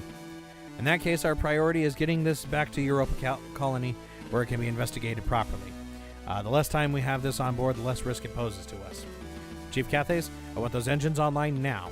Cadet Grange, I want Ensign Cruz Juno fully operational and combat ready. If this decides to reactivate, I want to be ready for it. Lieutenant Curino, I want you on active patrol until Ensign Cruz is out of sickbay. You, Rumney, and Cruz will be carrying out patrols around the clock until we dock at Europa. This thing has shown itself to be full of surprises. Just because we can't see a way for the pilot to get out doesn't mean there isn't one. Carry out a normal patrol and then report back to me. I'll be in my quarters writing this up. Understood? Three of you snap to attention and throw a salute in perfect synchronization. Even the chronically fidgety Dalton maintains a perfectly still, professional countenance. Yes, ma'am. Yes, ma'am. Yes, ma'am. Very good. Dismissed. With a shove against the railing, the captain launches herself towards the hangar entrance, and the three of you drop your stiff postures as soon as she's out of sight. Hell of a day, huh, Lieutenant? You rolled your shoulder once again, trying to get rid of the stiffness that's working its way back into your neck. Yeah, that's putting it mildly. As you think back over the day, it feels like it's been a week long with everything that has happened. Felt like you hadn't slept for that long either. Not wrong, Chief. As you look back at the enemy craft, you can't help but feel like its exposed camera lens is pointing straight at you. Swallowing nervously, you turn away. The unwavering mechanical glare fills you with a sense of dread. So what do you think? Is it really out of action? Like I told the captain, as far as I can tell, this thing isn't going anywhere soon. Still doesn't mean that I want it to hang around with it glued to the inside of my hangar. Sooner we get back to Europa, the better. And to do that, I need to get the Gundog's engines up and running. So I'm going to head back to the engine room. We've all got jobs, no time to stand around chatting. We don't want to get our unexpected passenger back to Europa Colony. Cadet? Chief? Main thruster module on Cruise Juno is completely fried. Don't bother trying to salvage it. It's going to need a wholesale replacement, understood? Yes, Chief. Alright then, both of you, get to it. With that, the Chief launches herself off a nearby railing towards the hangar entrance. Much like you had with the captain earlier, you watch as she disappears, relaxing slightly once she's out of sight. As you look around your surroundings, you see that Dalton has already made his way towards Hansen's Juno, leaving you alone. Kick off the catwalk and begin to gently drift towards the hangar exit, taking one last look at the hangar before you leave. Aside from the sounds of Dalton's exploratory tinkering on Hansen's Juno and the background hum of various air handling systems, the hangar was effectively silent. This made the sight of the previously hostile machine lifelessly positioned right in the middle of the hangar. Still, the Chief seemed adamant that there was no chance it was going anywhere, and looking at it now, you have no reason not to believe her. Back for patrol then. Alright, we're in patrol now. Hey. Let's see here. Oh, you got a couple of them up here. Let's see. Did we ever get an update on Blondie? He's still in the sick bay. A boson is a type of subatomic particle with an integer spin 0, 1, 2, etc. CNO acrylates. Sure. Oh, for what they were saying earlier, yeah, for like what was added into it. Yeah.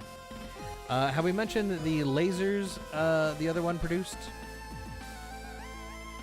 Laser? The lasers the other one produced? What are you talking about the other one? You know, I started off liking the captain. I no longer like the captain. This woman has zero respect for her crew, not a single lick of it. Well, let's take a look here. You grip the railing and lean forward, shifting yourself onto a position where you can view as much of the machine and the surrounding mass of rock-solid foam as possible. Just like the Chief said, no signs of activity, no signs of life. Your grip tightens as you remember your encounter with it. Even though you'd not been the one piloting, being there whilst Hansen had fought tooth and nail just to stay alive had shown you just how dangerous it was, how powerful. Even a direct hit from the Gundog's main guns hadn't managed to stop it. The fact that it had been almost unstoppable until suddenly deactivating had started to nag at you as you stared at it. Had it really been stopped? Or was there something else going on?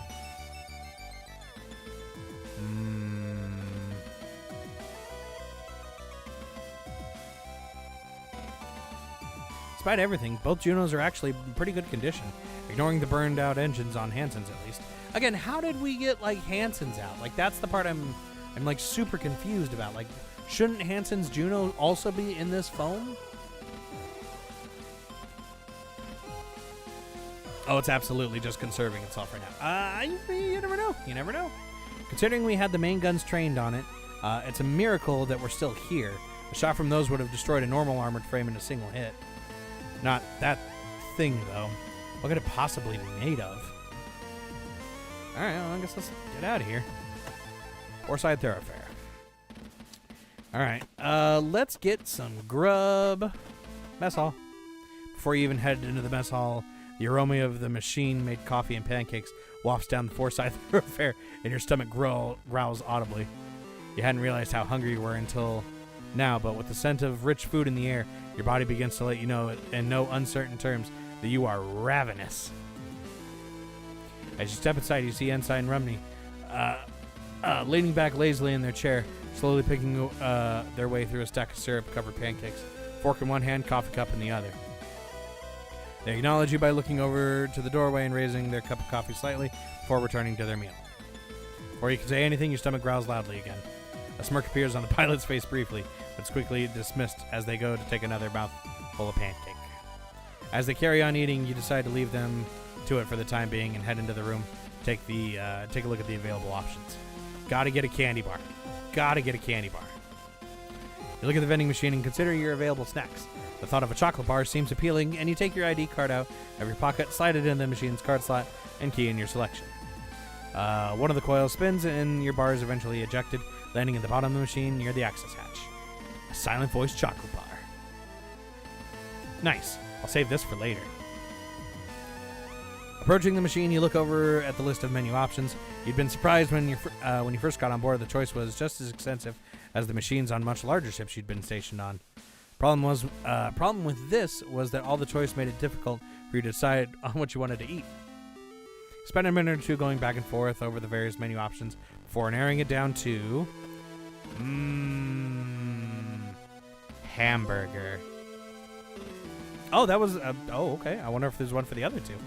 You press a button to select a classic hamburger, followed up by some specifics. Pickles. After you input your final option, you hear the machine whir to life. Wait, hold on. That was the only option. Hey, you want pickles with it?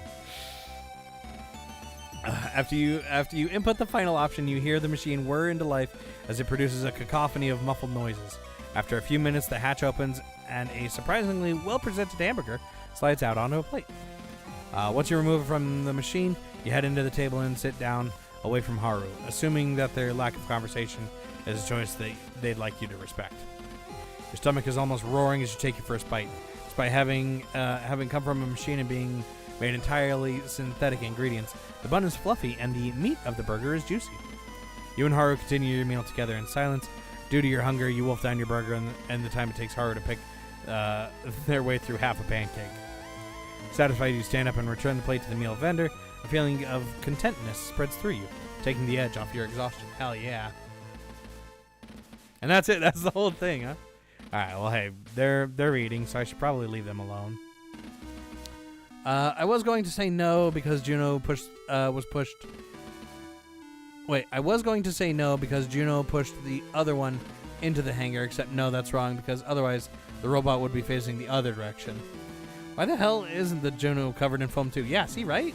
Yeah, the burger was the only right choice. And of course you put pickles on it. A hamburger without pickles isn't a proper hamburger. Damn, I need to buy some pickles. Talk? Haru? Although Haru was keeping to themselves right now, he felt that things the way they were on board the ship, it'd be good to check in with everyone. You pull up a seat next to the pilot, who gives you a flicker of recognition before continuing to slowly pick at the pancakes. Ensign Rumney, how you doing? Probably better than you after that landing, Kurino. I didn't think I'd be seeing you out of the sickbay so soon. Yeah, well, I was lucky that... So is Hansen out too? Oh, no, he's still being seen by the doctor. When I left, he was taking him into the surgery wing. Something about artificial ossification? Damn. How do you manage to go and break something that seriously whilst you're up and about without a scratch? Well, next time you see him, make sure you give him the thanks he deserves for getting you out of that situation alive. If it wasn't for his piloting, the whole ship would be space dust right now. You roll your eyes and cross your arms. You know they're not wrong with the thought of actually thanking Hansen for something. Yeah, I'll let him know. Haru returns their attention to their pancakes, continuing the meal, only interrupting it with the occasional sip of coffee. Alright, you sit there for a little bit longer, but the silence drags on as you decide you probably got as much conversation out of Haru as you're going to, so you push your chair back and stand up. As you walk away, you hear the sound of Haru's chair as it scoots along the floor, causing you to turn back. I'm serious, Lieutenant. Make sure you tell him. You look at Haru for a moment, then mentally shrug as you turn away again. I heard you the first time, Ensign. Don't worry. Alright. Well, maybe I'll go do that right now. What? Actually, hold on. Yeah, let's check here. What is our task? Is it fire control and visit engineering? Okay, security checks. Basic stuff. No, I don't think Haru has done a single thing. They've just kind of looked at us and gone, "Ha! I guess you're not as much of a coward as we think you are." Lol. Lamau. Let's go to... let's go to the Central Hub.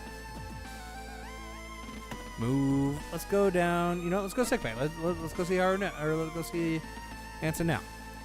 Even before the elevator's doors open, your hand is raised to preempt the harsh brightness of the sickbay's lighting.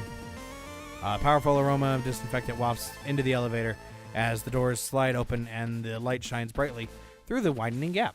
Accustomed to both the features of the sickbay, you're no longer bothered by them.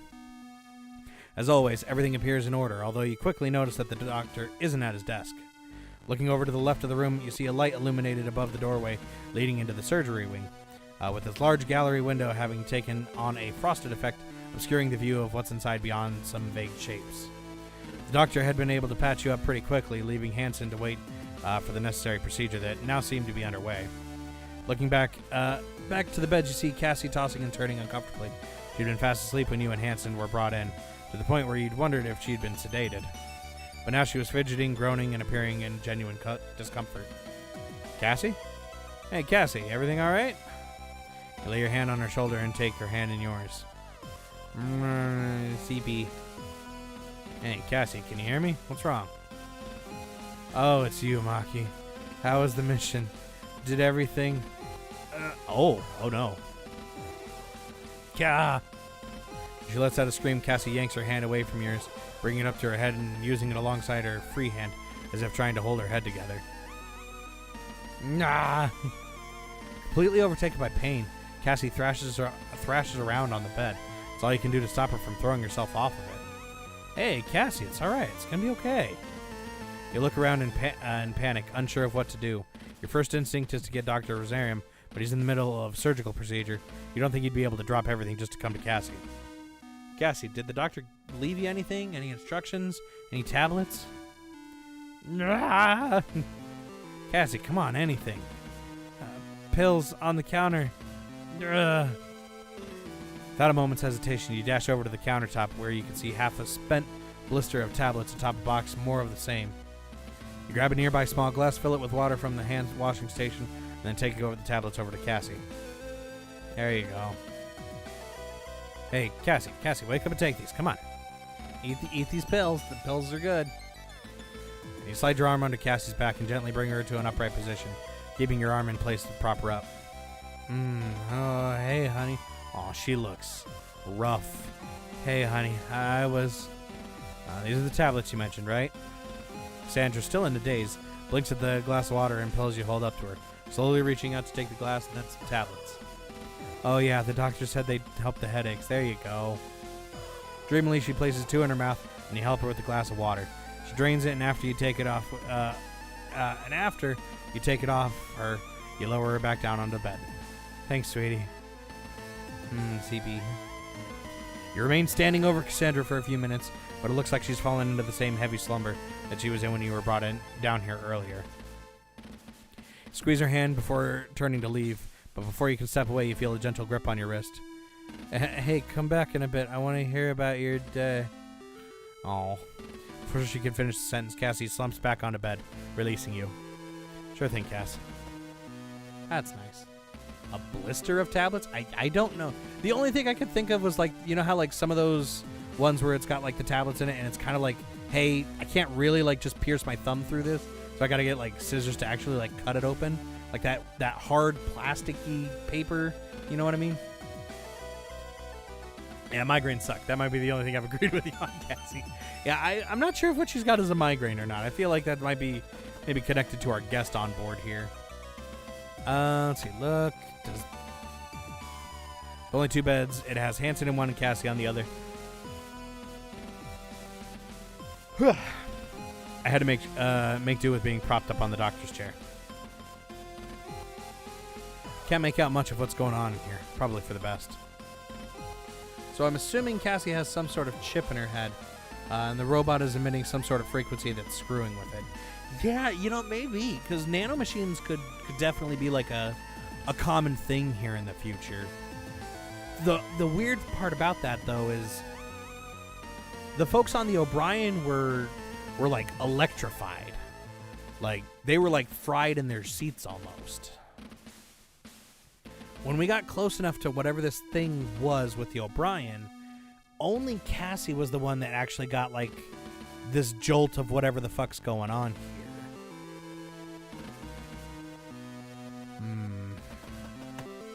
Chocolate bar. There's currently one bed free, which Hansen will need once he's out, I imagine. I don't want to be caught taking a nap when that happens.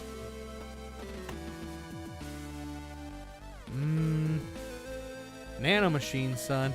They harden your response to physical trauma. Maybe? It's hard to say, because, like, I would assume the captain should have been affected as well. unless with the captain being as inebriated as she was and obviously passed out, like maybe that made it to where that didn't happen. It's hard to say. We didn't find anybody else on the O'Brien. We only found the captain and the second mate and the doctor. We didn't find any other bodies anywhere else. That's kind of hard to say. Senator Armstrong has forever ruined the idea of nanomachines. Nah, it's just because it's what the kids know, man. Nanomachines. I know nanomachines from the beginning. There's nothing else in here. I don't know how to use this chocolate bar for you, girl. Unless I could talk one more time? Cassie, I wish there was something I could do for you.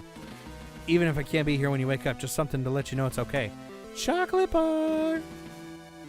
Reaching into your jacket pocket, you pull out the chocolate bar you'd brought from the vending machine during your earlier visit to the mess hall. You furtively look back to the frosted glass at the surgery wing, and assuming that the doctor is still occupied with whatever procedure he's carrying out on Hanson, covering it, covertly sliding it under Cassie's pillow. It's not much, but it's the least you can do to keep her spirits up. Aw. Don't let Dr. Rosarium catch you with that, okay? If he knew how much junk you'd been eating from the vending machines, he'd probably get the captain. That's fucked up, Doc. Captain, nah, don't block my access to the vending machines. I gotta have the Skittles. Just something to let you know it's okay. Gives gun. Or, you know, the key card back. Do I still have that? I don't know if I got that back from the chief yet. With a soft smile on your face, you gently move a few errant strands of hair from her face before squeezing her hand again and moving away. Hey, we gave her all the chocolate bars. Hell yeah. At every opportunity. Cool, so that's one less thing that we got to worry about. Alright, that's there. Check the Oh, I do still have her card. Oh, you're right. Though without the PST, I don't know if it's going to matter much. Alright, let's go back to the hub. Let's see. We should check in with... We know what Dalton's doing, so Dalton's okay. That means the game should be getting finished fairly soon, I feel like. Yeah, again, I'd like to try to get this going through here. I am going to throw it to the Be Right Back, though, because I need a refill on my drink, and I need to go to the bathroom. So I will be back in just a moment.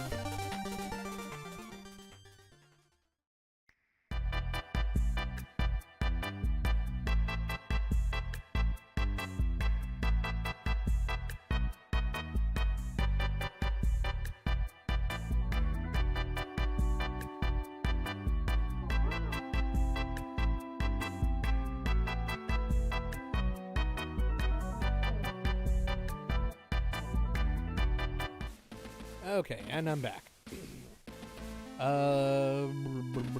Let's see. I don't know if that was actually her key card when I said it, but I assumed since I'd seen 2 key cards in your inventory. Alex, have you ever played Slime Rancher or like seen Slime Rancher? That's the one where it's like the like yellow Mike Wazowski looking guy, right? I feel like I've seen that before. I don't like have anything other than like a cursory knowledge for it, but I know of it, yeah. Also, I'm posting trivia, so give me just a second. Gotta add in some new things, actually.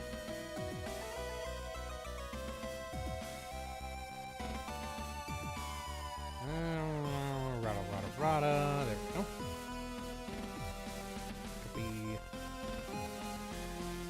Copy. Yeah, what about Slime Rancher? What's going on with it? Paste.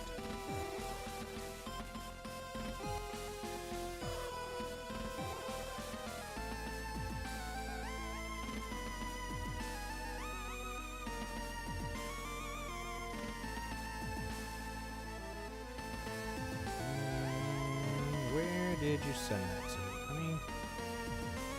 That was probably last Wednesday, because I'm a big dummy head, aren't I?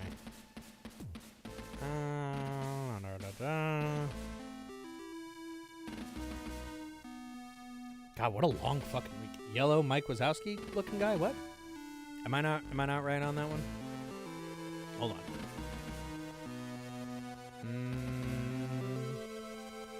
I gotta find this thing real quick. That was way too far back. Nothing. Where did you send that to me? Sorry, we got to... There they are. Okay. That...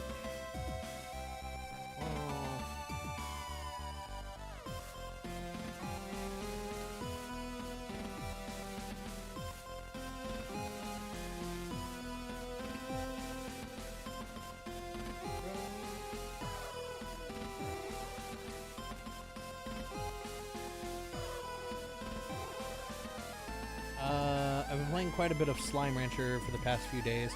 I think it's going to be one of those rare games I actually get all of the achievements for, because they're, for the most part, all surprisingly easy. Hell yeah. I always love a good easy platinum. It's always nice. I'm like, oh, hell yeah. Let's fucking do this. Sorry. Just gotta get this. And then what's the other one?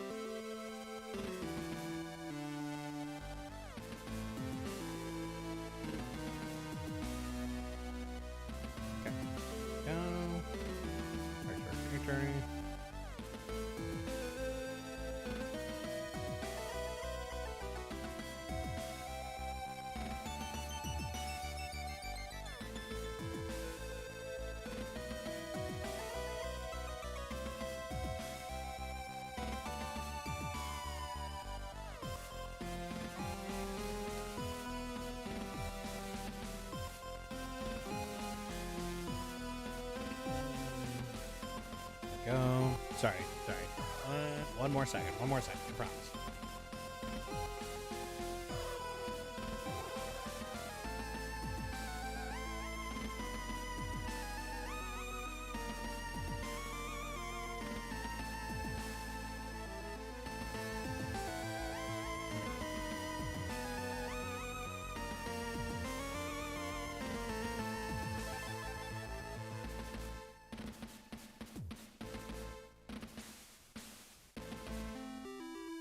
Go.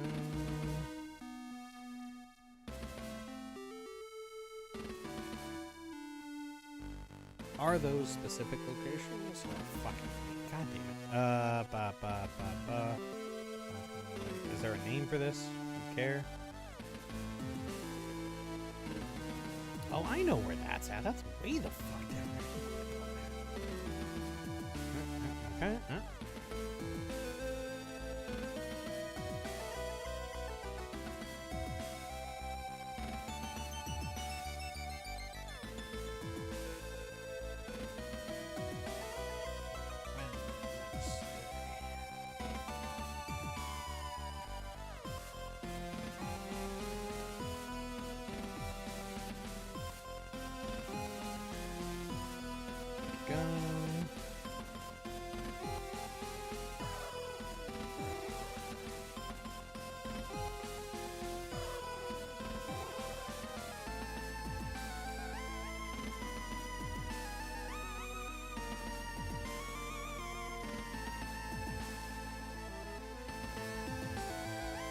God, what's the closest road?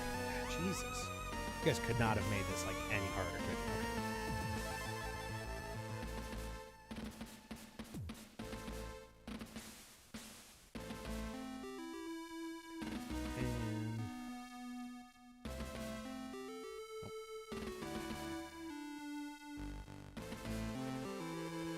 I gotcha. Hey. You don't need to apologize for having something you need to get done. I know. I just didn't want to leave it on the be right back for like 10, 15 minutes while I try to figure this all out here for, hey, this is kind of where everything's at. Yeah, sure.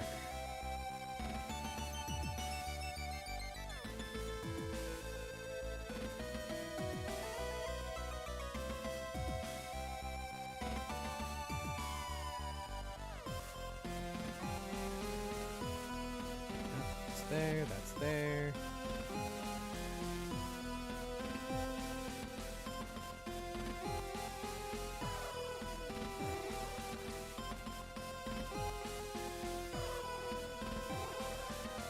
Fuck, where in the hell is this?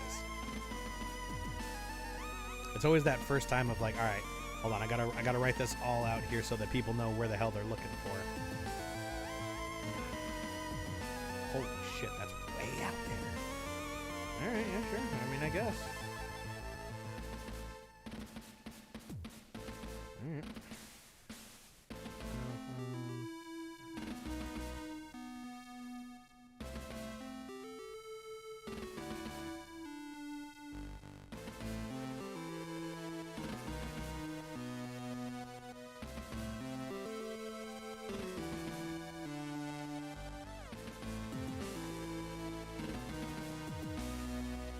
Those are there, those are there, those are there. Okay, let's jump and that. So we need to go 1, 2, no, 2, 3, 4. Jesus.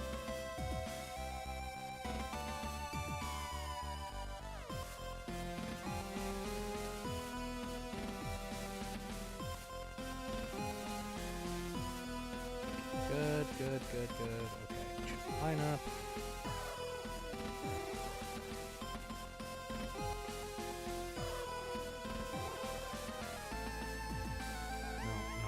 No, I don't need it to be a fancy thing here. I just need.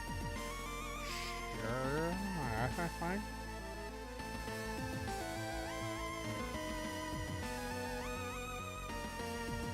Again, it doesn't have to be fancy, man. Sure, done. Okay, cool. Boom. Okay. Post. Original and post. Okay. Good God. Are you there? Are you done? I don't care. I don't want to send a button. Sure, cool. Done. Awesome. All right. Let's get back to it. Don't do this. Okay, let's go back to it. Did I miss anything there? I think I missed something there, John.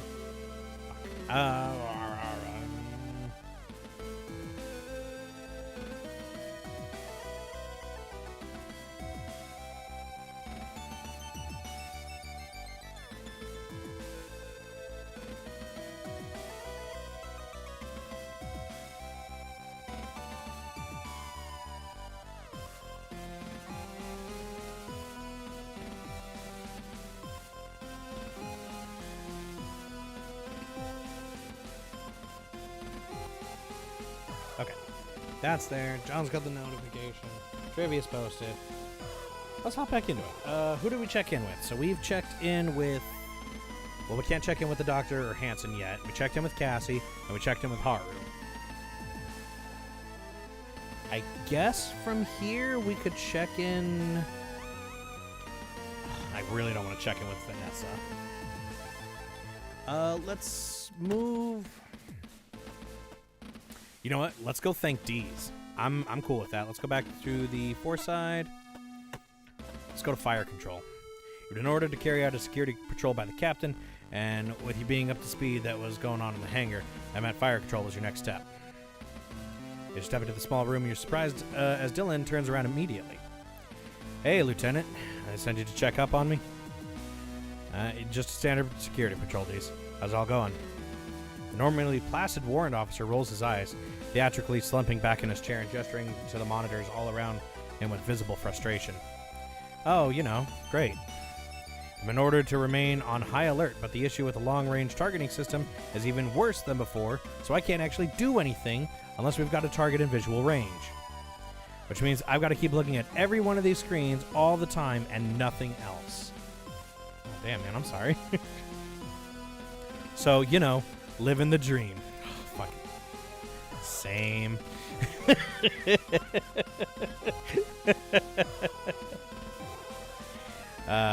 What's wrong with the long-range system now? As if I know.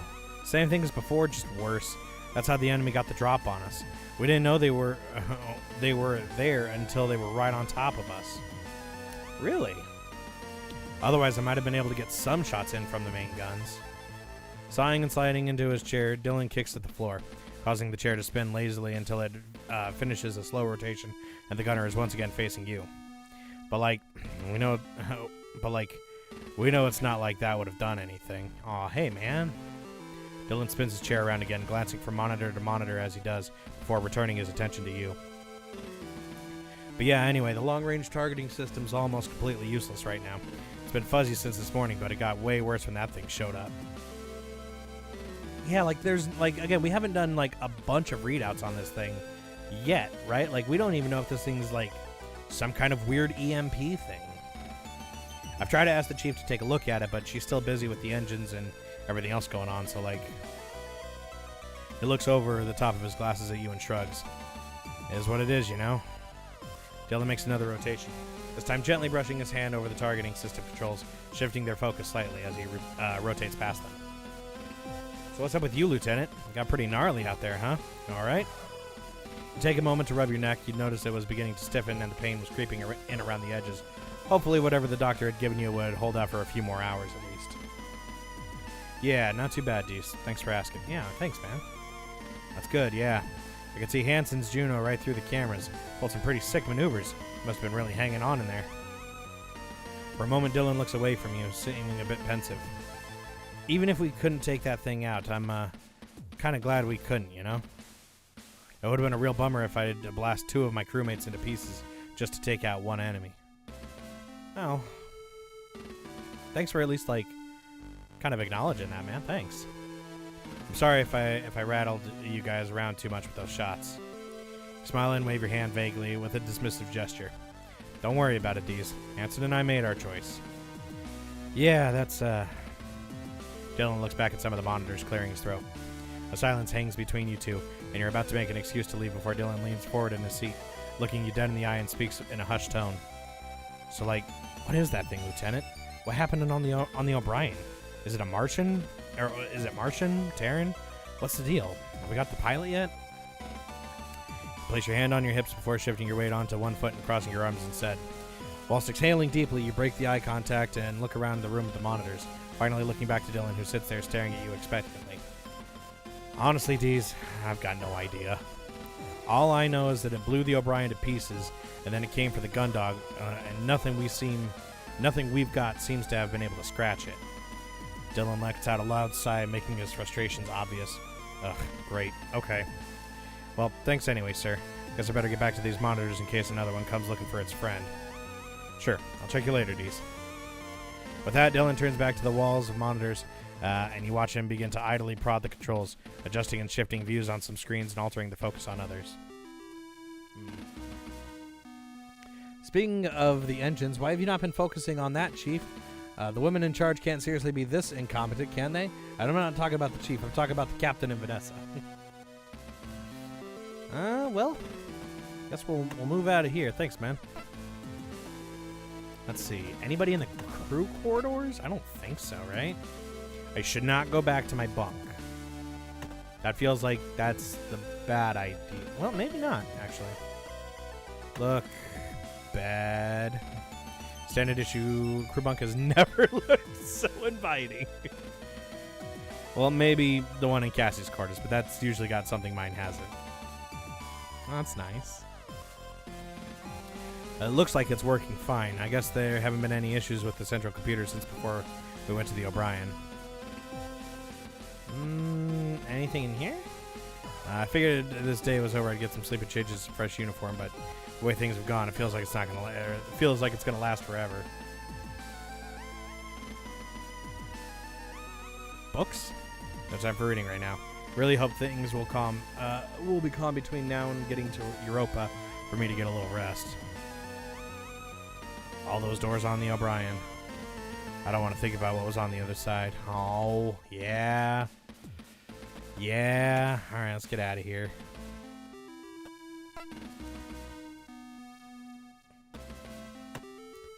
Let's go back to the foreside. Corridor 2 shouldn't have anything, right? Like, nobody should be here. I don't want to go back into the captain's chambers. Chambers. Cassie's is going to be empty, right?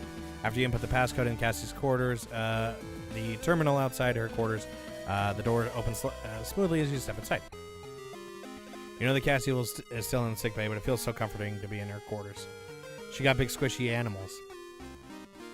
Faint aroma of her perfume hangs in the air as you look over the possessions she's left scattered around. The memories that you had attached to them come flooding back. Anything in here that I want to look at? Well, it looks like it's all just the normal stuff. Once we're back at Europa, I think Cassie definitely deserves a trip to the water park she mentioned. Gotta remember that.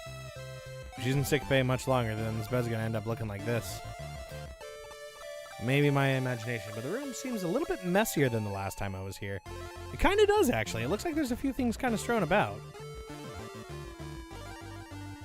Everyone's dead, Dave. Are you winning, son? Hey, John. I'm trying. But Cassie's still in the sick bay. Maybe it was the shocks from that thing that thing's attack on the gun dog, knocking things loose. Maybe. You look across the terminal and notice underneath everything, it's active. That's weird. Cassie's not been discharged from the sick bay, so she couldn't have come in here to access the terminal. Besides, no one else aside from the captain and me have access to her quarters. What could the terminal be doing active like this? Yeah, hey, is that not like something we should like use? As you take a closer look, you can see that both her emails and personal logs are open. Why would these be open? With a few commands input on the keyboard, close down the active session and shut the terminal down. Nah, hey, these shouldn't be open. Silly Cassie. Shut down. Anything else I need to get done, I can do on my own terminal. Why was her shit open? Yeah, I don't like that. Hold on. Use. I could lose an entire day tidying up this room, so I'm not going to start now. As if I got time for a break. Besides, next time I'm in this bed, I want Cass to be in it too. Yeah! Nothing like sharing a twin bunk. Yeah. Okay. Nothing else, huh? Talk? No one here right now. Alright, I guess we'll use the door. Again, how is that not like a thing we're putting together here? That somebody else was in her room. I don't like that.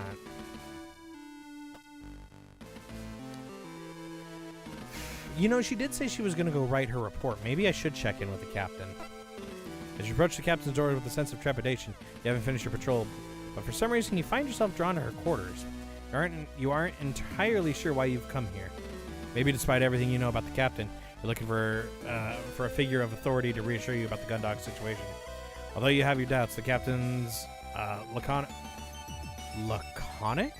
ways and swift decisions give you the impression that there's more capability to her than she's letting on. Maybe you've come to talk with the captain to reassure yourself that that's the case. Or maybe it's that you can't resist the chance to bring up the contents of that report that you read in her quarters. As you consider your intentions, you reach out and knock briskly at the door. You wait a few seconds and eventually hear the muffled voice of the captain from within. Enter. Press a button on the terminal next to the door and it slides open, allowing you to step inside. As you enter, you take a deep breath of air in preparation for the Malter you'd encountered the last time you'd been in this room. Fortunately for your nose and your lungs, the reactivation of the Gundog's life support systems, including the air scrubbers. Yay! Although the quarters had smelt unpleasant the last time you were here, it wasn't due to anything that had stuck around. So now the atmosphere had the same familiar sterile scent as everywhere else. You do your best to exhale slowly and subtly as you approach the captain, no longer needing to reserve the clean corridor air to bear the smell of the quarters. Ah, Lieutenant. You stand to attention as the captain acknowledges you, although she doesn't give you her full attention. Instead, she continues to type something on her terminal. I take it you finished your patrol? She strikes the final key, and you hear the mechanical repetition of a printer from somewhere on the far side of the desk. No, not yet, ma'am. Captain remains silent as she leans across one side of the desk, and you hear the tearing of the perforated paper.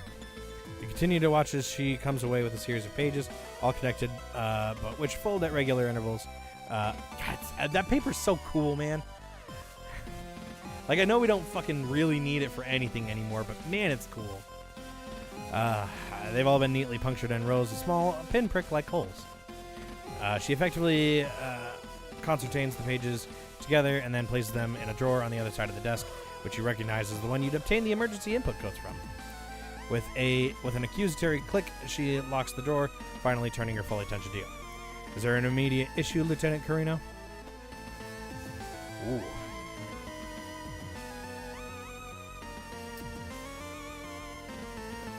Let's talk about what happened on the O'Brien. I thought now might be a good time to go over what happened on board the O'Brien. Is there something you forgot to tell me during the earlier debriefing, Lieutenant? Whilst it was true that you had given the captain a breakdown of the events on board the O'Brien as soon as you'd been dismissed from the sickbay, there hadn't been much more to that conversation than you reporting the facts. If the captain had come up with any countermeasures or preparations to ensure the same fate that befell the O'Brien's crew wouldn't happen to the Gundogs, she hadn't shared it. No, ma'am, I was just wondering if you'd had any thoughts about any protective measures we might be able to take to keep the crew safe. Lieutenant Carino, from what you told me, the O'Brien's crew, with the exception of Dr. DeBoer, had been neutralized at their posts, correct? Yes, ma'am. With that in mind, alongside the fact that we don't know what this thing is, how it operates, or the extent of its abilities, I don't see much point trying to come up with countermeasures to weapons we don't even know exist. Do you, Lieutenant? You're a little bit shaken by the captain's apparent indifference to the threat of the machine currently sat in the hangar. But then, you couldn't really argue with her logic either. Well, no, ma'am. Precisely. For now, we're stuck with whatever this craft is, and with our communication system out of action, we have no choice but to carry on as best we can. Do you disagree with this course of action, Lieutenant? It only takes a brief moment of thinking for you to realize that she's right. For the time being, you've got no way of knowing what the machine could do, so no way of counteracting it. No, ma'am. Well then, unless there's anything else... What do you make of the craft? I know we've just discussed it in the hangar, but what do you make of the craft? Do you think it's Terran or Martian, or... I can't say anything about that machine for certain, Lieutenant. You feel yourself deflate slightly. It appeared your desire for clarity, answers, or reassurance would go unsatisfied. Beyond what we know about our engagement and what you and Chief Engineer Cathays have been able to advise, I have no additional information that might elucidate the matter. To be frank, my main concern is not what that thing is, where it came from, or why it's here, but simply how quickly we can get it to Europa Colony and out of the hangar. I'm sure you're of the same mind as me on this, Lieutenant? Yes, ma'am. Very good. Is there anything else I can help you with? Well, what happens when it gets to the Europa Colony? I was wondering, what do you think will happen when we get back to Europa Colony? With a long sigh, the captain leans back in her chair and steeples her fingers. Given the nature of our cargo, I imagine that the Gundog will be isolated before we even reach Europa and the crew removed. From my knowledge, the JCF review process, I expect that after there will be a lengthy debriefing, which will be accompanied by a full review of the ship's logs. It's likely that we'll all be held separately until we can be confident that none of the crew can be connected to the craft or the loss of the O'Brien. If they came to that conclusion, we'll still remain under supervision, but with the freedom of the colony, until the higher-ups are happy that there's no need to follow up, whereupon we'll be returned to duty. If they don't decide that, Well, I suppose one way or another we can look forward to an extended period of leave. Whether that's in a holding cell or on a Europa colony is up to what's decided by the investigators. You shudder at the sight of the captain's wry smile. That was an expression you rarely saw given the discussion. It did little to make you feel at ease. The fact that the captain had mentioned her knowledge of the review process had also left you wondering if this was a first-hand experience. Does that help clear things up, Lieutenant? Although it had given you an insight on what to expect, the revelation hadn't made you feel any more positive about what you could look forward to once you've returned to your open space. Yes, ma'am. Thank you. Good. Anything else?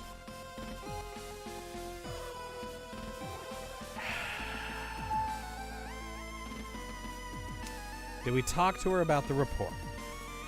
God, see, this is like kind of where I wish I could see exactly what I would say. Because the other part that's weird about this is I'd like to talk to her about the report that we found on the O'Brien. That I feel like does actually have some significance. But I know that's not what that means. Nothing further. Actually, ma'am, I think that's everything I wanted to go over. Very good, Lieutenant. Dismissed.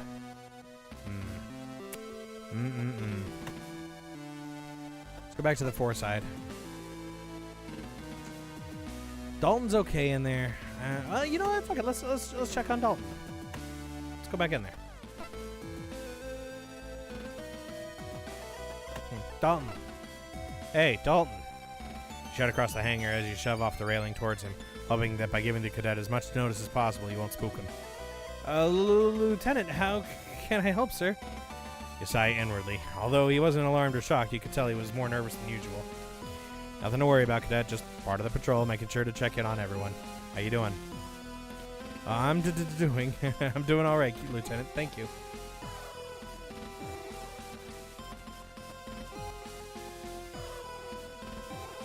What did you say? Doing all right. Thank you. Sure? Didn't seem possible for Dalton to be more apprehensive, but looking at him, you could see something eating away at. Yeah, hey, what's up, dog? Talk to me. Oh no, reviews are hitting YouTube for Lilo and Stitch, and it sounds like Disney bait and switched us. Still gonna watch the movie and hope they didn't, but my trust in Disney is at an all-time low. Yeah, I'm curious to hear. V was over the other day, and apparently they don't have Gantu in the movie. Actually, no, hold on. I think we were talking about that maybe on stream. Did we talk about that on stream? I don't remember. But I guess Gantu's not in the movie. And like that alone, I'm like, oh, okay, so then who are we against? So like, I'm hoping it's not just, oh man, Bubbles is the easy one. It's like, oh no, that's boring. Don't have us fight Bubbles. Let's see what's going on. You sure about that, cadet? Well, I am... In the span of half a sentence, Dalton goes from a bundle of nervous energy to totally deflated. I don't want to be here anymore. Everything's gone wrong, and it keeps getting worse, and you have to be here alone with that thing. I'm scared, and I don't want to be here anymore. Aw. Oh, Dalton. No, I just saw the poor guy's in tears. Dalton, keep it together, man. Oh, keep it together, man. It's all good. You're going to be all right. Hey, Dalton, it's all right. Don't. Taken aback, you tentatively move towards the cadet, raising your arm to lay a reassuring hand on his shoulder. Dalton bats your hand away, simultaneously wiping his eyes with his sleeve, smearing tears across his face. No, I'm fine, sir. I was just, sorry. I'm just a little bit stressed out. It's been tough, but I need to fix the... You move forward again, but before you can reach him, he spins, preparing to kick off the Juno towards the crates to the other side of the hangar. Hey, dog. Hey, come on, man. Give me a hug. You need a hug right now. It's okay. We're off the clock.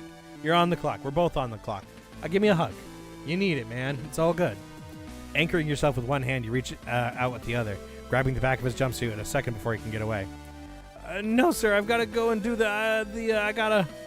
You strain for a moment against the force of momentum, but your grip holds, and you draw him back to you. Sir, I just... Dalton. It's all right. Having done nothing to stop himself, the force of you pulling Dalton back leaves him to slowly float into your chest. It's gonna be okay. Alright? It's gonna be okay. As Dalton floats limply in silence, you keep your grip on him, but don't say anything, not wanting to push him before he's ready. Sorry about that, Lieutenant. I didn't mean to get so worked up. It's just been a really stressful day, and I'm finding it a bit tough. You move back slightly, giving yourself enough space so that you can look Dalton in the eyes. Or you would if he wasn't dejectedly avoiding eye contact. Hey, Cadet. Like I said, it's alright. This job's not easy at the best of times. It's fine to be stressed out. I know, but I really shouldn't be. He released your grip on his jumpsuit, laying a hand on his shoulder and said, "Come on now, it's fine. You're right, it's been a really stressful day. We're all feeling the pressure right now, and there's nothing wrong with admitting that. If we're being honest, I'd be more worried about anyone on the ship who's not feeling the strain. But the chief and the captain and yet, trust me, Cadet, everyone is feeling it at the moment." Turning away from you to look at the strange machine amongst the mass of foam at the other side of the hangar, the trainee engineer sighs despondently before looking at you. How do you deal with it? Can't help but smile at Dalton's question. Fuck, I wish I could tell you, dog. No. But hey, move your hand from Dalton's shoulder instead of patting him reassuringly on the arm. You're doing good work. I know it's tough, but just focus on what you've got to focus on. Let us worry about the rest, okay? Thank you, sir. I'll do my best. That's all you can do, Cadet. Letting another deep sigh out, Dalton turns back to the engine module he'd been preparing to remove, grabbing onto a handle sticking out of an open maintenance hatch with one hand and rubbing his still teary-eyed with the back of the other. I should really be... Of course, no problem. That was nice. Hell yeah, I'm glad I grabbed him. Good kid, that Dalton is. Grab him, shoot him. Alright, back to the first side. Okay. Talk to Haru, talk there. What's the main thing? We still need to visit engineering, so let's leave her for last. Quarters good, fire control's good, hangar, mess hall's good. Alright, let's go to the central hub. I don't think there's gonna be anything at the airlock, right? Let's leave the bridge for second to last. Look, nobody here. Look. I've had enough views into space from this room to last me a lifetime. The only time I ever want to see this door open is when we're docked. Yeah. This looks like it's normal working order. No issues here. After we brought in the gun dog back online, the whole crew had been reminded about the locations of the emergency spacesuits throughout the ship. The attack from that machine was so sudden. Though, that there was no chance for anyone to put one on. If its attack had been successful, it probably wouldn't have made much of a difference to the crew's survival if they'd been wearing one or not. That's one way to put it, yeah. Alright, let's move back to the central. Sick bay's already clear. Let's go to the aft. I could go into the armory. I don't think there's anything in here for me, though, right? Look, everything looks all right here. Everything in here seems okay.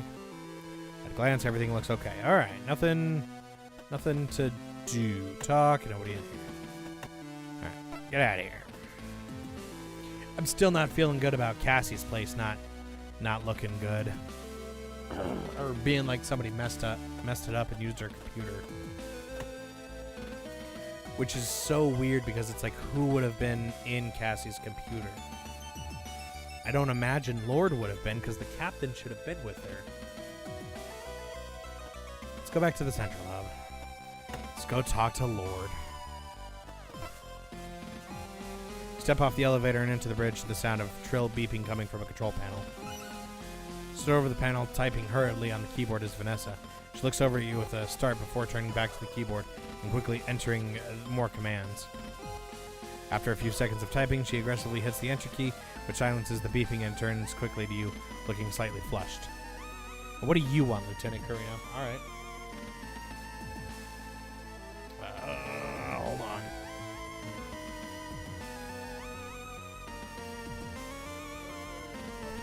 What are you?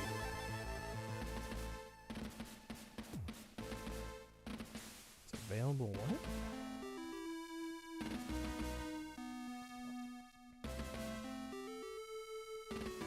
Oh.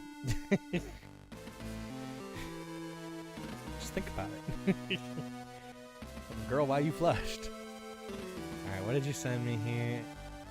Oh, it's the Lego Lord of the Rings book nook. V was sending it to me here. Just think about it.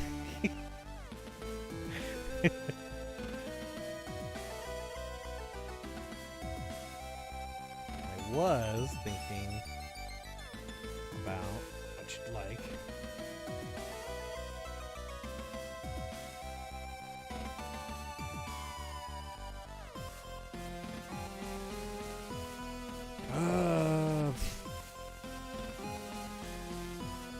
How much is this thing?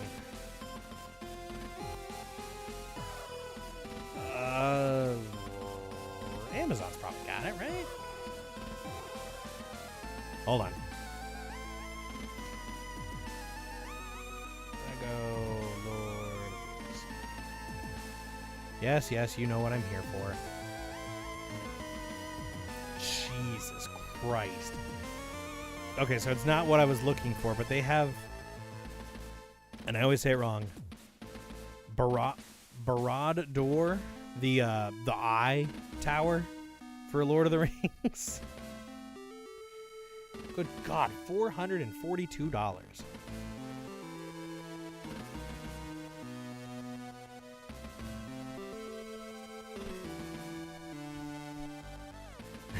Jesus.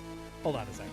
I gotta show this thing off real quick here. Hold on. Let's go this way. Let's go this way. Me. All right, we're gonna put this on hold for a second here. Let's do that. Let's go over to.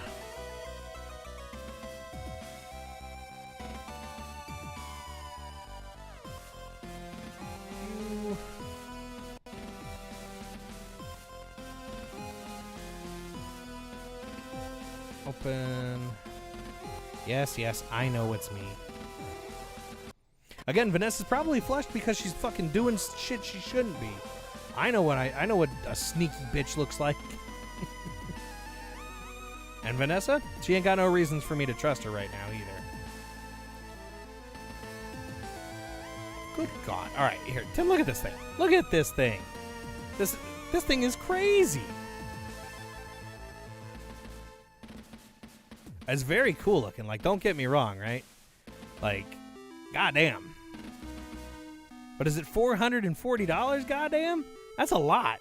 And I know Legos aren't like cheap, but like, goddamn.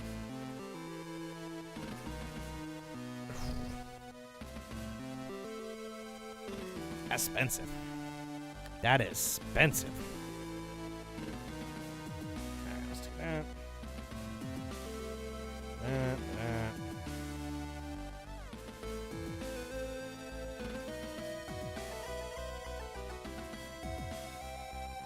Do you? Yes, yes, I'm aware. Hello. Copy the thing.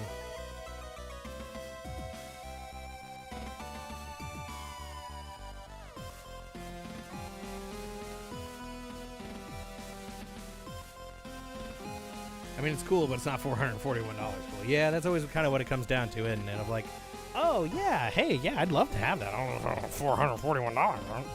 What do you want, Lieutenant Carino? At this point, you no longer have the energy to mask your exasperation and let out a sigh as you pinch the bridge of your nose between your thumb and forefinger.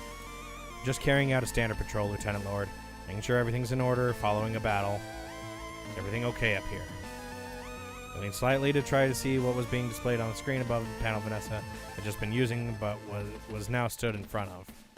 Stepping sideways to block your view, Vanessa reaches back to the keyboard without turning around, and enters a quick series of button presses that shift the display to something else. Of course you're on patrol. I suspected you wouldn't be here to give your post-mission report like you're supposed to. I'm sorry, I was following the orders of the captain. The one actually in charge here. It'd be too much to expect the Gundog's hero, the dashing Lieutenant Kurino, to actually follow protocol for once. Fuck you!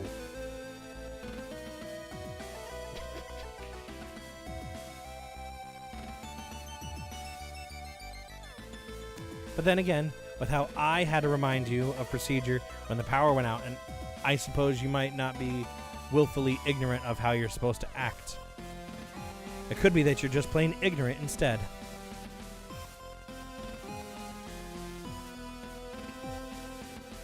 Also, the new Monster Hunter Wilds update is live Street Fighter crossover. Ooh. Fuck, dude, I feel so bad. Like every time I'm like going through like, hey, you know, games we can get ready to stream for the weekend. Like, I see Monster Hunter and I just go, oh right, yeah, we both fucking bought that game and we've only played it once. And then Miguel just reminded me yesterday of like, hey, yeah, don't forget we have Night Rain coming out this Friday. I'm like, fuck.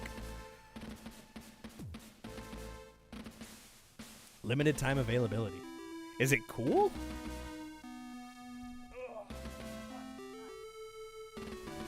Alright. Let's see. You feel a familiar rising tide of anger within you. A feeling that for most of your career had been limited to encounters with Hansen, but was now becoming much more common with every conversation you had with Vanessa. You do know you're supposed to report to the mission overseer immediately after you're dismissed from sickbay for debriefing, right? Any remaining desire you had to check up on the bridge and Lieutenant Lord was swiftly leaving you. Yes, Lieutenant, thank you. I am aware of the procedure, but I'm under direct orders from the captain to begin a constant patrol. Besides, I would assume that someone as capable as yourself would have been able to get the general picture of what had happened to the O'Brien without me needing to tell you. Or was the battle outside the ship and the giant machine currently in our hangar not obvious enough? If Vanessa had picked up the barb in your query, she wasn't acknowledging it. Captain's orders, huh? For all those are worth. Although you'd initially assumed Vanessa's general aggression was just a personality deficiency, her increasingly open hostility to the ship's command structure was beginning to stand out to you as something more than just unmanaged anger issues. Make a mental note to bring it up with the captain in the next opportunity. Lucky for you, Lieutenant, I'm more than capable enough to pick up your slack, and I've already gone through the communication logs, the Juno's flight data. I'm also in the process of reviewing the O'Brien's black box information. You know, I'm actually pretty impressed. I assumed you've been playing the hero because of a certain someone was involved, but even I'll admit it must have taken guts just to wait for Hansen to get back to the Juno. Or was it that you knew you didn't stand a chance if you tried to pilot the Juno on your own, You roll your eyes. You've been surprised that Vanessa was giving you something that was coming close to a compliment, but of course it had to be a second guessed in the very next breath.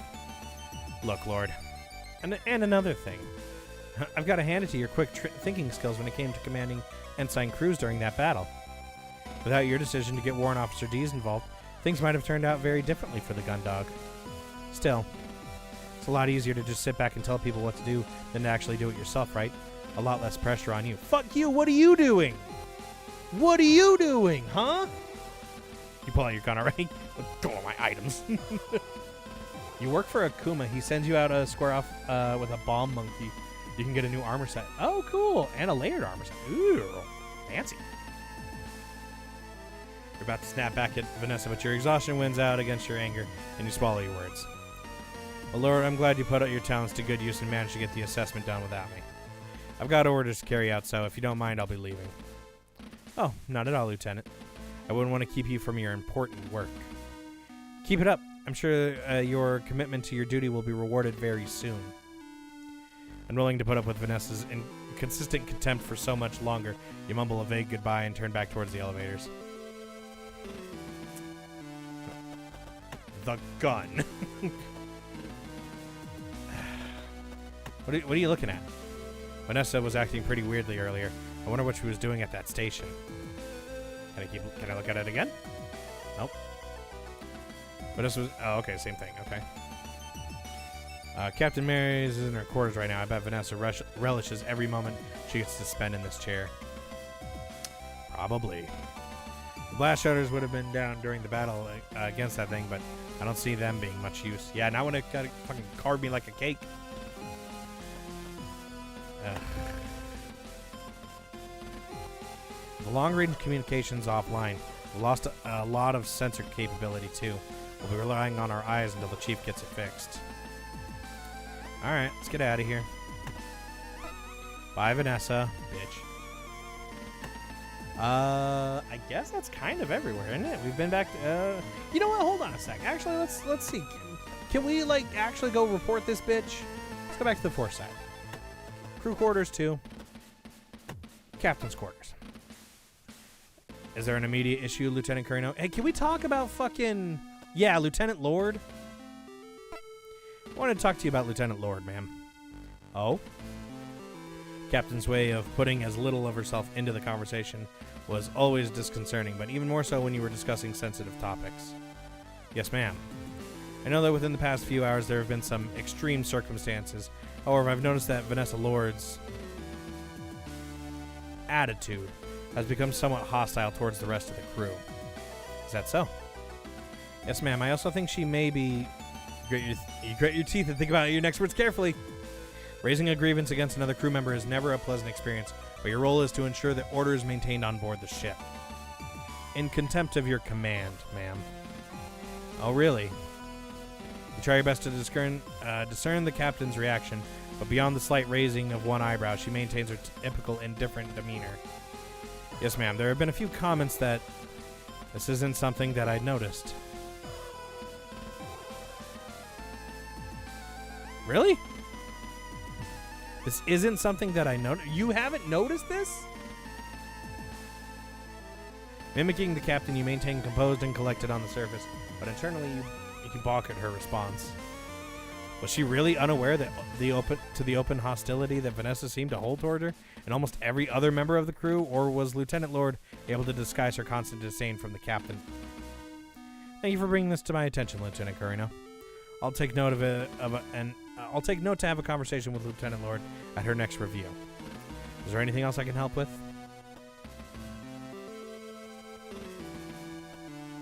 Can I push it? Oh, okay. Nope. Same stuff. Same stuff. Okay. All right. My bad. Yeah. Okay. No, I guess that's it. Nothing further.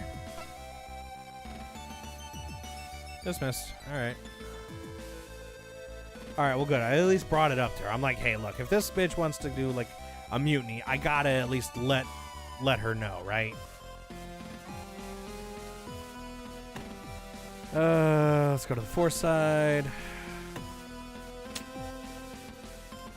don't think there's anywhere else, right? The only other thing would be back to engineering. Yeah, let's go to engineering. Central, aft, engineering.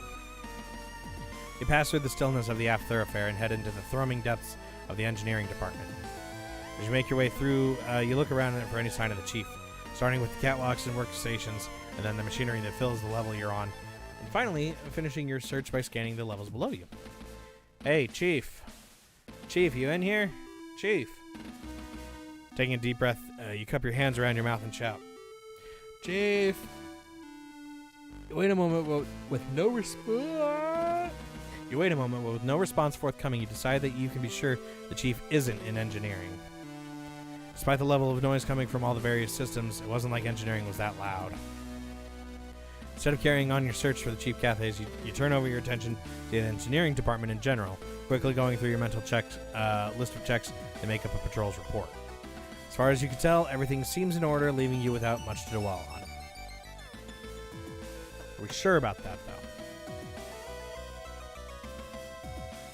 That thing is, it's probably really important. Let's leave it at that. I'm almost certain this thing's the power distribution model. It distributes power to rechargeable batteries, at least. Thankfully, the computer seems like it's working fine ever since it was reset. Although there's never a good time for your ship's main computer to be total shut down, everything down. It could have been worse. If the chief's not in here, she's probably in there. I wonder if the engines are back up and running yet.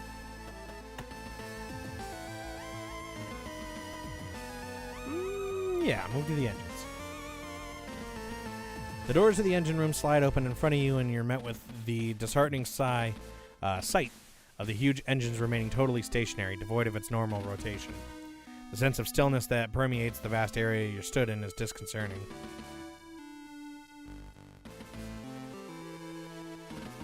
The only thing breaking that all the engine engulfing silence is a constant grumble coming from the lone figure of the chief leaning over a control panel in the distance. Chief, everything all right? Call out as you approach her. No, damn it, Lieutenant, it's not.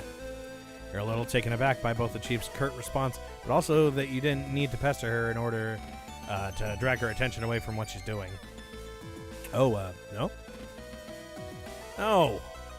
If I didn't know better, I'd call it sabotage.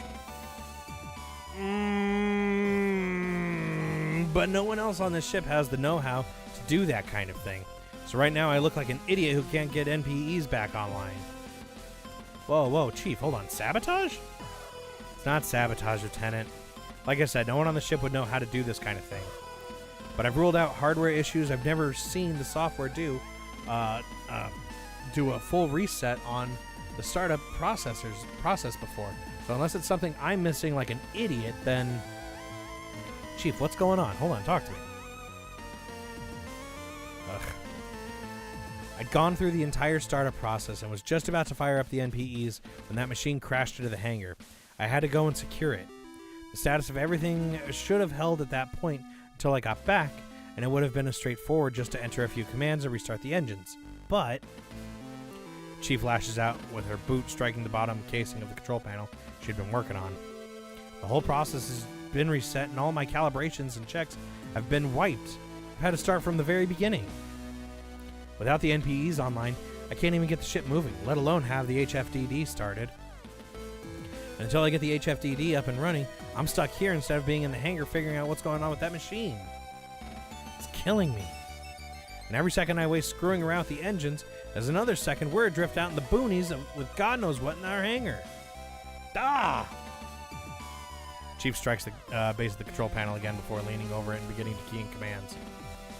Even the preset functions I've installed have been wiped out. It's basically a shipyard status. This is ridiculous. First I'm going to have to... Is there anything I can do to help? Ha! No. Oh, alright. Nothing personal, Lieutenant, but no. There's absolutely nothing you could do to help me with this case. Well, but thanks for offering. Yeah, hey, no problem, I guess. Before you're even done responding, the Chief has turned her attention back to the screen full of the diagnostics and settings and has begun keying in commands, pausing to take note of one of the nearby readouts, then inputting more information. You make a mental note to fill the captain in on the status of the engine startup process and decide to leave the Chief to it, since there's apparently nothing else for you here. Alright. I can't look at anything else here, right? Nope, just these. Still out of action. Based on what the Chief said, it's going to be a while before it's back up and running, too. Which is odd, because if we're at shipyard status, like, everything for, like, the presets should be here. There's no way, like, all of that could get wiped out, even with, like, a weird EMP, because that's like, yo, hey, like, you turned the whole computer into a brick, and I'm starting from square one. Like, that's not how that works. Let's move back to engineering. Well, I've taken a look at everywhere I needed to. I guess it's time to report to the captain. Unless there's something I'm forgetting to check out. I mean, I think that's everything, right?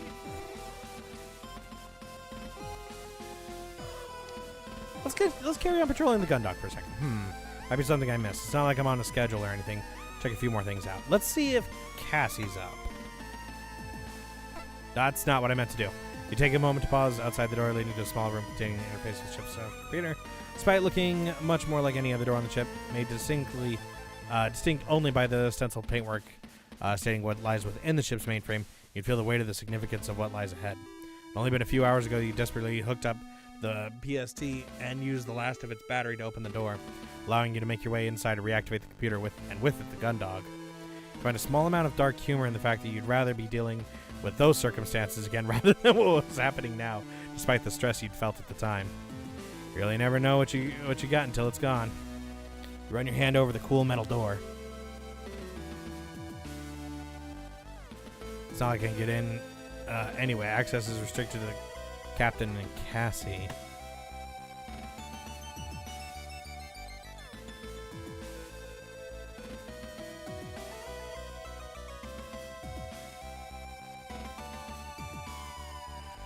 Oh, wait. Dig around in your pocket to pull out Cassie's key card. Totally forgot I had this. Turn the card over in your hands a few times, thinking about how since it wasn't your card and had access beyond your rank, you should really have handed it in earlier. However, given the circumstances and everything that had gone on today, you had a feeling that it might be worth hanging on to. With what happened in the central computer earlier, it's probably worth checking up on it. Run the card through the card reader to the side door access to the side of the door, and after a brief delay, the terminal flashes a message, access granted, and the door begins to slide open. As the opening door reveals a glimpse into the room, you spot a hint of movement within the cramped interior. Without hesitation, you draw your electro pistol shock weapon and aim it into this room, waiting for the door to fully open to reveal whoever's inside. Hold it.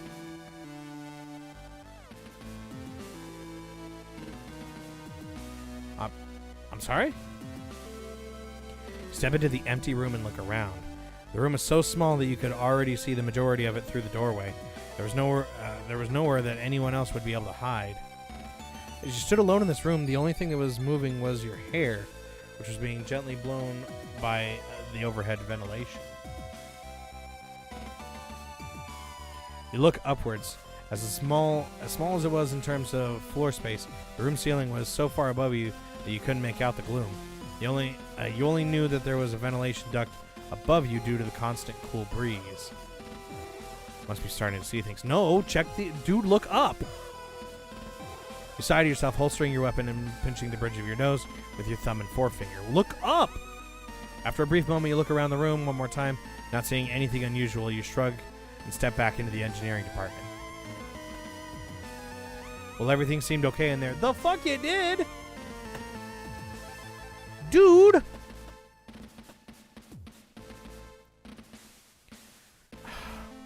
As the door slides shut, you turn away and head back towards the engineering department's main walkway. No, hold on. Go back in there.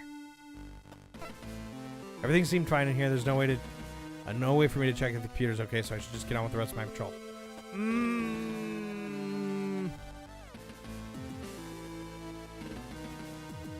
What if we have like a stowaway? Thankfully, the computer seems like it's working fine ever since it was reset. Although there's never a good time for your ship's main computer. Yeah, okay. Hold on, let's keep looking around then, huh? After affair. Central hub. Wait a minute. That wasn't this way the last time I passed through here. Yeah, see, dude, somebody's in the fucking vents. Maybe Dalton didn't replace this correctly. It must have shaken loose during the battle. But it definitely wasn't attached the last time I was here. It definitely wasn't like this when I came through here earlier. Get over to the main entrance to the maintenance crawlway, holding onto the sides. Lean into the space first, looking up and then downwards. Ladder extends into the gloom in both directions, and although you can only see up to a certain distance, you can't see anything unusual and you don't hear anything either. With a shrug, you move to pick up the panel, placing it back on. With a shrug? What? Takes a little bit of trial and error, but eventually you get the panel attached again. You give it a few knocks for good measure. That should do for now. What am I doing? What is actually happening here? Look. Can I not? I can't even look at it now? Vanessa, you up here? She's up here. As much as I'd rather not have a conversation with Vanessa right now. Lieutenant Lord. You haven't noticed any strange activity recently, have you? Like what, Lieutenant? Like our entire ship losing power, even the backup systems? Or how we lost contact with the ship we were supposed to rendezvous with? Lieutenant. Or with a sudden attack by a completely unknown machine? Lord, or how about... Lord, give me a chance to talk for 2 seconds. God damn. Now you listen to me, Lieutenant. Not giving us a chance to launch into another tirade. You just talk over her. I found the panel for the maintenance crawlway in the central hub on the floor. I'm just checking that nothing as out of the ordinary has happened. Oh, is that all? Place your face in your palm, wearied by the amount of effort you have to put in just to have this simple conversation with Vanessa. No, I haven't seen anything unusual going on. That idiot cadet must have put it back on incorrectly. Tell him that... Alright, thank you, Lieutenant Lord. The answer you'd been after obtained, you quickly shut down the conversation before your patience can run out. I don't know. As much as I don't trust Lord, I don't think she... Like, I feel like I shouldn't suspect her on this. I can almost give him a pass because he took a bad knock and didn't get sufficient medical care, but he's being way too nonchalant about some of these things. Let's go down into the sick bay, because that goes up and down. Can't make out much of what's going on in there, probably for the best. Cassie, are you awake by chance? Cassie. Hang in there, Cassie. No, okay. No. I'm glad that Dr. Rosarium had left Cassandra's medication out on the countertop. If we'd locked them back up, I might have been forced to break into the cabinets.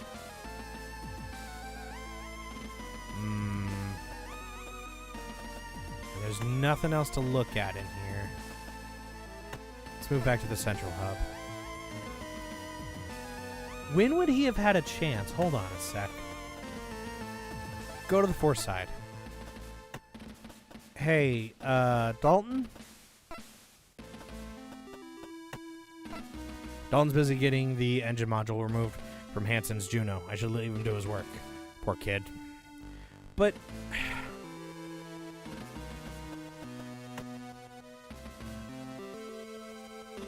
I can't see any signs it's going to do anything. The sooner we get back to Europa, the better.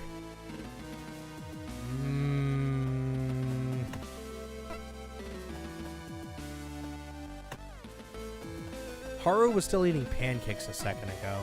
You still in here? Although Haru was keeping to themselves right now, he felt that things this way on board ship.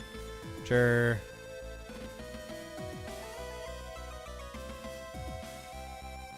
No? Okay, alright. So just still the same stuff. Okay.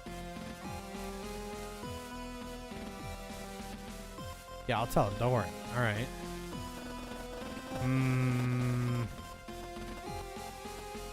Alright. Back to the thoroughfare.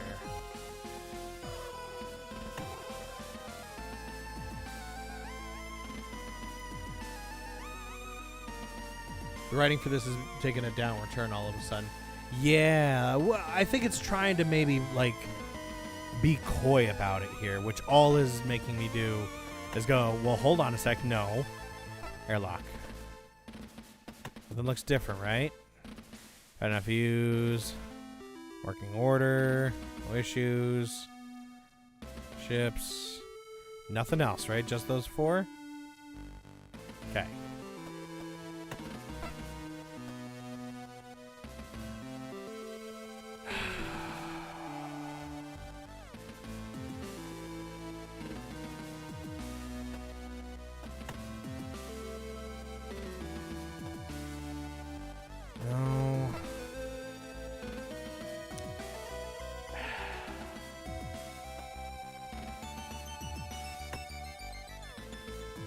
Where would I want to go? I asked her, is this a thing I can look at? No. Deliver the report to the captain. No. That's like the last thing I want to do right now. Can I go back? Being coy is fine, but it needs to be done well. This isn't done well enough. But I'm not going to, immediately dismiss the game's quality up to this point. Armory? Nothing in here, just the 3. Huh? Now that I look at it, there's a few loose bullets on the bottom. What? There's a few loose bullets on the bottom of this locker. And some of the weapons don't look like they're mounted quite right. Maybe they came loose during the battle? I'll get authority from the captain to tidy up this locker later. Although maybe I should bring it to her attention just in case. Seems okay. Looks all right.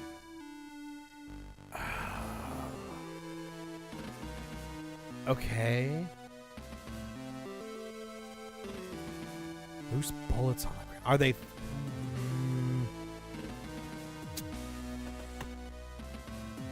Tug of the lock is handle, but there's no give, indicating the lock is engaged.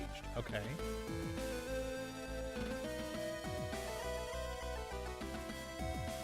Without authority from the bridge, no one is getting in here.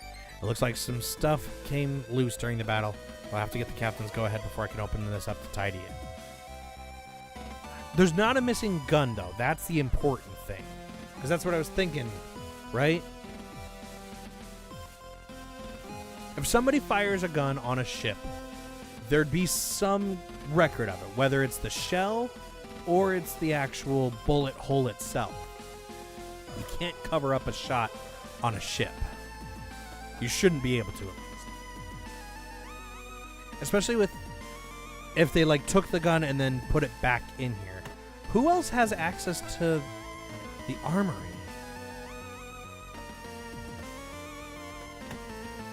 Just the two, right? Yep, just the two. Chief's got her hands full into the engines. Okay, sure. Armory. Move. Thoroughfare. Move. Engineering. I'd follow it back, right? Like that'd be the ideal. Because I was in the computer. We come back out. We move back to the thoroughfare. The armory's fucked up. We go to the central hub. That panel's off. I go to Lord. She hasn't seen anything.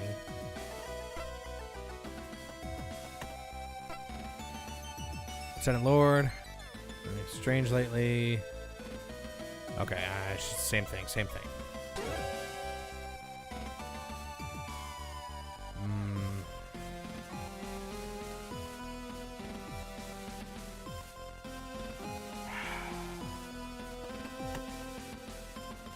Vanessa was acting pretty weirdly earlier. If she wasn't here, I'd try and check out what she was doing, but I don't think the potential argument's worth doing with her around.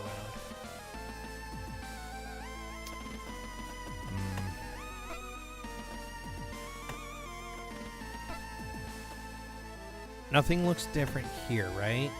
We looked at everything. Normal. Gundog online. Enough view of space. Okay. Looks much better closed. Let's leave it that way. Let's see. Any imminent threats hurtling towards us? Take a look.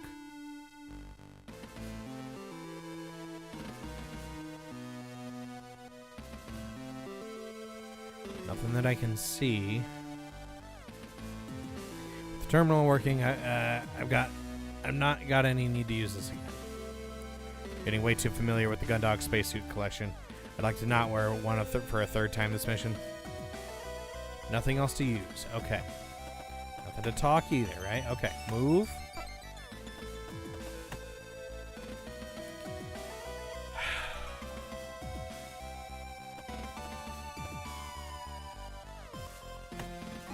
Can't use anything but the 4 doors here.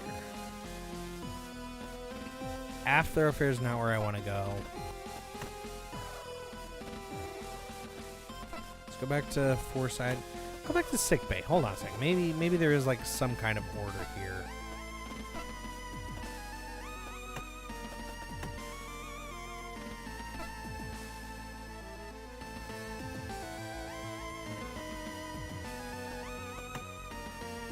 Don't imagine the doctor wants to be disturbed right now. Currently 1 bed free. Yep. Looking to Cassie, you take the box of pills still in one hand and with the empty glass in the other. Head over to the washing station where you'd fill the glass with water. Returning to the slumbering Cassie, you pop 2 tablets of the blister and lay them and the glass on a small table shelf next to her. Pausing for a moment, you watch her sleep in complete peace, sharp contrast to how she'd been before. You know you've got a patrol to be getting on with, but the thought of leaving her alone like this anchors you to her bedside. You wish you could be here when she wakes up, or at least leave her something nice to wake up to. I don't think now's the time. Wait. Card can be pretty useful, but now's not the time.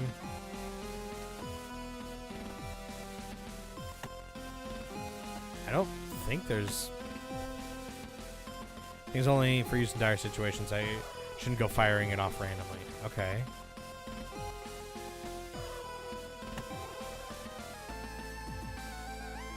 It's easy for you to imagine how miserable it must be to wake up with the harsh lights and stinging scent of disinfectant. Gently move a few errant strands from her face before squeezing her hand again and moving away.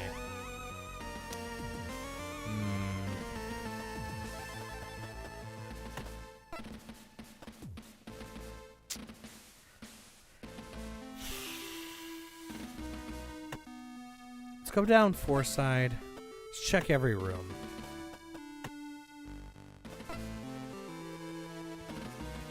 Look. Arro's coffee, they take a pitch black and something you think is and a spoon on it. Ew. Thought it was gross when they put their cigarette out on it, but it turns out it was pretty gross just to begin with. Still in perfect working order. That's good. I could just about deal with everything going on, but I'm not sure I could cope with having to live off ration packs until we got back to Europa. Looks like these are both working fine. If they weren't, Cassie probably wouldn't. Cassie would probably commit mutiny or something to have them fixed. Just the 3. Okay. We've already used both of these, right? Doctor might not notice one, but if I start stuffing chocolate under her pillow, I'm sure I'll catch on eventually. Just eating, so I don't really need anything else. If I was drinking that right now, it'd be pretty weird if I decided to take a swig. Nothing. Okay. So there's nothing in here.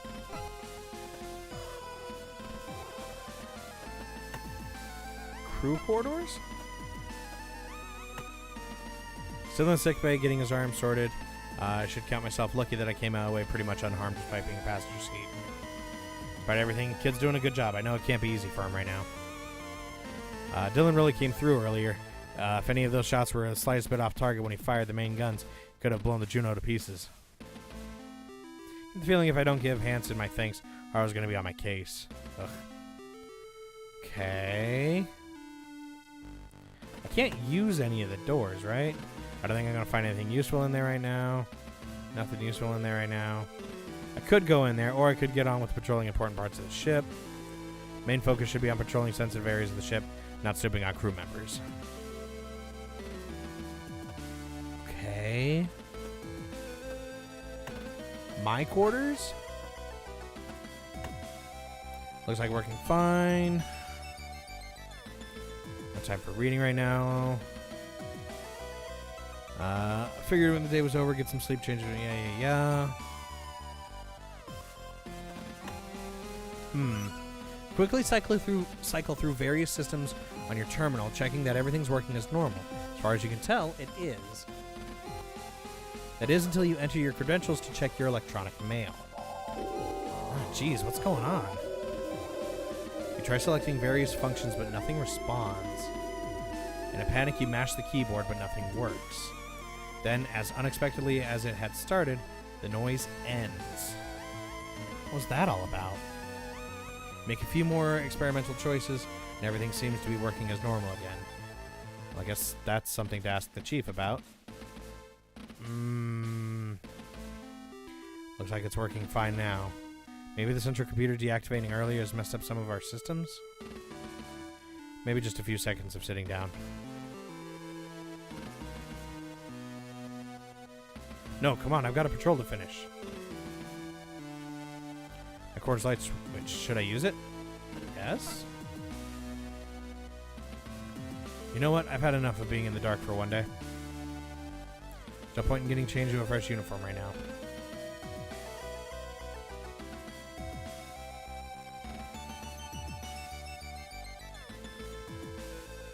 CP. No, come on. Alright.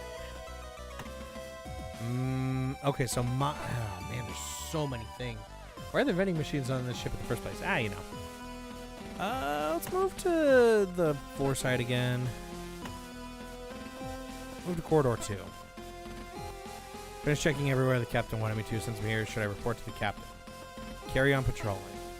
Not just yet. There's still a few things I want to check out. Yeah, because things are, like, super fucked up right now. Hold on, look. Dr. Rosarium's dealing with Hanson right now. Thankfully, it seems his medical skills much better than his bedside manner. Chief's really having a hard time with those engines. Never seen her struggle with anything. Hopefully she gets them figured out soon, though. I don't want the gun dog hanging around this area much longer. Cassie. I'll check on her again soon. I hope the doctor figures out what's wrong. She's normally so bubbly and lively. I hate seeing her like this.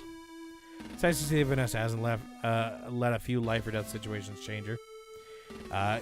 You'd think that after a day like today, she might have been a bit more appreciation for her fellow crewmates, but just seems to have made her more contemptuous. I don't think I'm gonna find anything useful. I could go in there, or I could get on patrolling with the parts of the ship. Back to Cassie's quarters.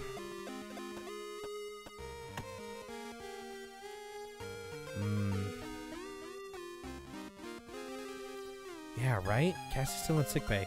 It was the shocks. Deactivate the terminal. It's weird it was active in the first place, though. Yeah, it sure is, dog. Anything I need to get done on my own terminal. Pictures. No time for a break right now. Could lose an entire day tidying up this room.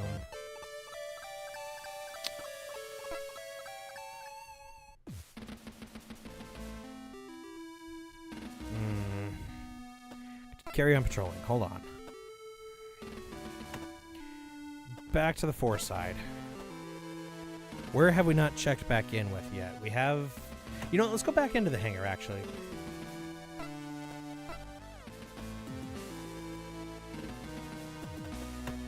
Can't talk to Dalton. Poor kid. Stack of crates that everything is everything that Dalton could salvage after the crash.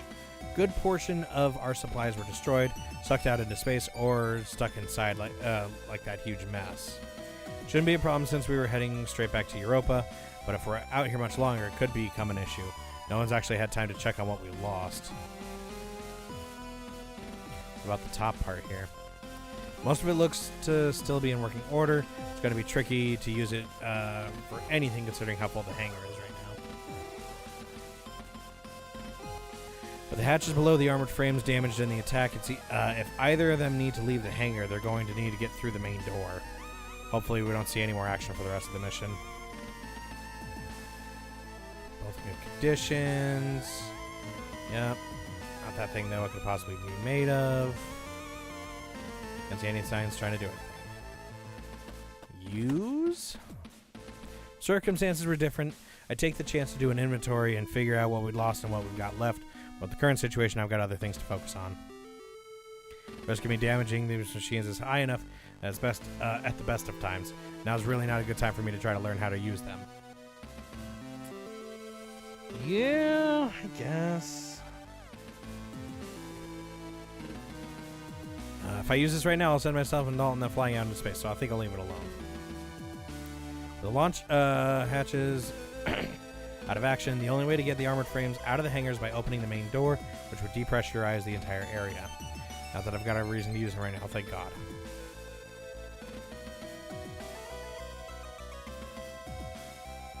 Vault over the railings and kick off gently towards the strange machine, taking in every visible detail as you slowly float over it. Grabbing onto a protrusion from the mass of foam, you redirect yourself, continuing to inspect the machine from a different perspective. You calmly and methodically repeat this process a few more times before returning to the catwalk near the hangar entrance. Like the chief said, no sign of any hatch or cockpit. This thing may be powerful, but there's no way a pilot would be able to break through all of this.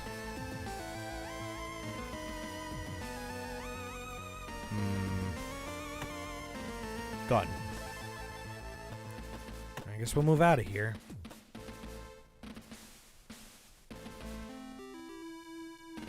You know what? Hold on. Go back into the hangar. What if we try to use it a second time? Protrusion. Yep. No signs. Can I do it twice? Same thing. Okay. Just wanted to double check. Let's move back to fire control because we haven't been back there in a minute. Look. Same old massive readouts and views of various outside the ship. Dylan said the long-range targeting system is out of action.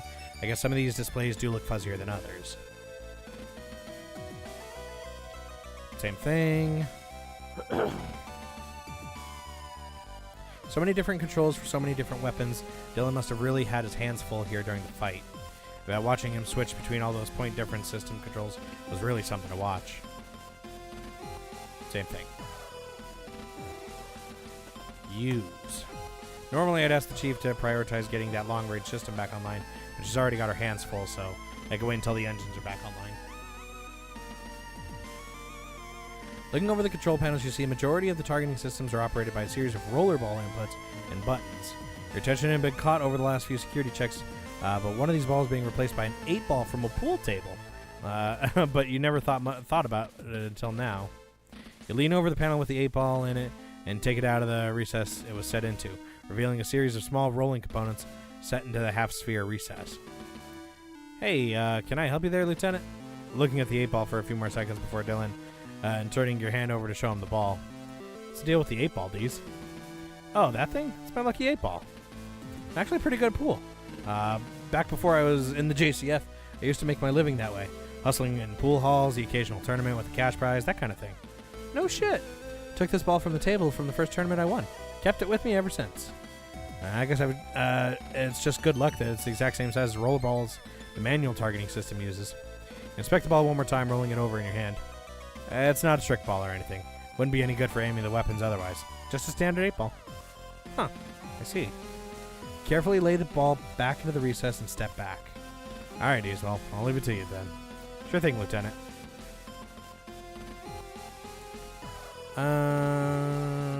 Same thing? Same thing? Okay, same thing. Alright. Nothing else for me to use, just all of those. Alright. Is there anything else that looks weird? Anywhere else? Let's look at the map. Fire control's clear, mess hall's clear, hangar's clear. Went into the quarters, went into our stuff. Captain's is the only left. Bridge we could go back to, but no. Central hub is clear, the airlock is clear, sick bay's clear. After affair just goes into the armory where the fucking bullets were. Something came back at least to here, and that's terrifying. Central computer, engineering, engineer room. Can I go back to the... Yeah, can I go back to that? Everything seemed fine in here, so there's no reason to check. Damn it. Alright. Alright. Let's just move back. Go back to crew quarters, too. Let's make a save here. Just because I think... if for whatever reason it's like, yo, hey, you're going to want to come back here. Like, alright. Alright, let's report to the captain. Not found anything that really needs reporting, but there's nothing else I need to do right now, so I should let the captain know I finished my patrol. I just don't feel good about that. After briskly making your way to the captain's quarters, you find yourself stood outside her familiar insignia marked door. You're about to knock and announce yourself, but before you can, you instead move your hand over to cover your mouth as you let out a loud yawn. You stop midway through your exhalation, interrupted by a twinge of pain in your neck as you raise your arm. You roll your neck a few times, but this does nothing to shift the discomfort that you are now feeling. Seems like the painkiller the doctor had given you was beginning to wear off. You sigh, which quickly turns into the previously interrupted yawn. The tiredness which you... a yawn like that. The tiredness in which you'd been doing your best to ignore since you'd returned to the Gundog was now hitting you hard, and you were suddenly very aware of the physical and emotional toll the past few hours had taken on you. As you feel exhaustion spread throughout your body and hope you make your report to the captain... wait, hold on, what? As you feel exhaustion spread through your body, you have to hope that after you make your report to the captain, the captain would command Haru to take over the security detail whilst you got some rest. Being mindful not to aggravate the pain in your neck further, you slowly raise your hand and tentatively knock on the captain's door. Enter. You hear the captain announce from the other side. Ah, Lieutenant Curry now. I assume you've come with a complete report of your patrol this time? Shut your eyes briefly and draw in a deep breath, mustering the energy to engage the captain. Yes, ma'am. And? You release the breath slowly. Conversations with the captain could be exhausting due to how little effort you seem to put into them, and right now you felt the very real need to conserve your energy. Having visited fire control of the bridge and the engine room, aside from the existing issues in the long-range communication systems, sensors, and PEs, there's nothing new to report. With the exception of a few minor technical issues that appear to have been the result of the battle with the craft, I can't find anything untoward or immediately suspicious. There's no sign of any intruder that I've been able to observe. I see. So everything's in order? Clench your jaw to stifle a yawn. As you catch a glimpse of the captain's bed next to the annex that serves as her bedroom, you find yourself desperately craving your own standard issue bunk. On the patrol route, at least, yes. Good to hear. You do your best to stifle another yawn, willing the captain to dismiss you. In that case, Lieutenant, you relax slightly, awaiting the order to finish the delayed and pass the torch to somebody else. I want you to head into the sickbay and get an update on Ensign Cruz's status. You tense up again, the prospect of the immediate rest now pulled out from under you. Ensign Cruz, ma'am?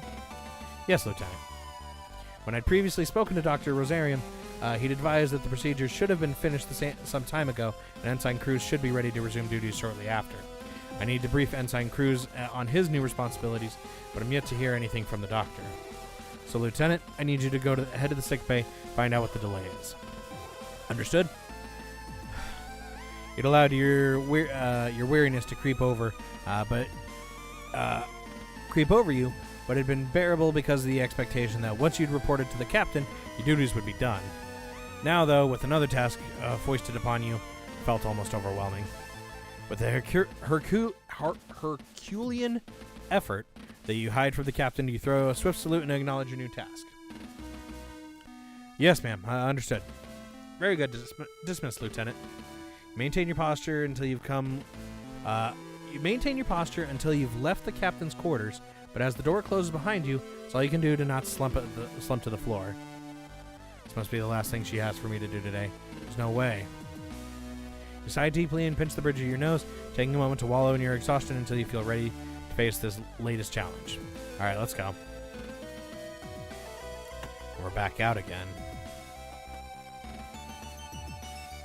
Captain, hold on. I don't have the energy to go in there right now. All right. Foreside.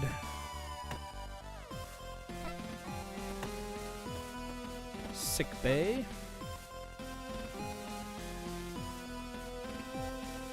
You lean back against the rear wall of the elevator and shut your eyes, savoring a brief moment of relaxation that comes from the resting on the cool metal of the wall, listening to the gentle hum of the elevator's movements. Maybe we need a chocolate bar. Maybe. You stay this way, seconds away from drifting off to sleep until you feel the elevator begin to slow. You wearily open your eyes and push off the wall, standing upright. You lazily bring your hand up to your eyes to shield them from the harsh glare you know will come from the sickbay's lighting. As your eyes adapt to the light, the first thing that catches your attention is a glitter-like shimmer from the floor on the far side of the room. Once your vision has adjusted completely, you realize that these sparkles are caused by high-powered lights reflecting off fragments of broken glass that are scattered all over the floor. Oh shit, Doc! Slumped over his desk is Dr. Rosarium. As you approach him, the dread is replaced with nausea. You see his one organic eye remains open, staring straight downwards, but devoid of life. Doctor! Damn it! You quickly draw your electroshock weapon as you look over to the bed with Cassie on it. Cassie! Seeing her lying still, you move swiftly over to check that she's alright, and feel a rush of relief as you see her chest rise and fall. A shiver runs up your spine as you hear the sound of someone stepping on broken glass behind you. You hold your breath, wait for a single second, and then swing around, bringing your gun to bear on where you'd heard the noise coming from. As you swing your arm around, it's immediately intercepted, stopping its arc before you could aim where the noise behind you had come from. All you have time to process is a fist flying towards you, striking you square on the chin. There's nothing you can do but stagger backwards. Within a second, you're unconscious. Oh, man.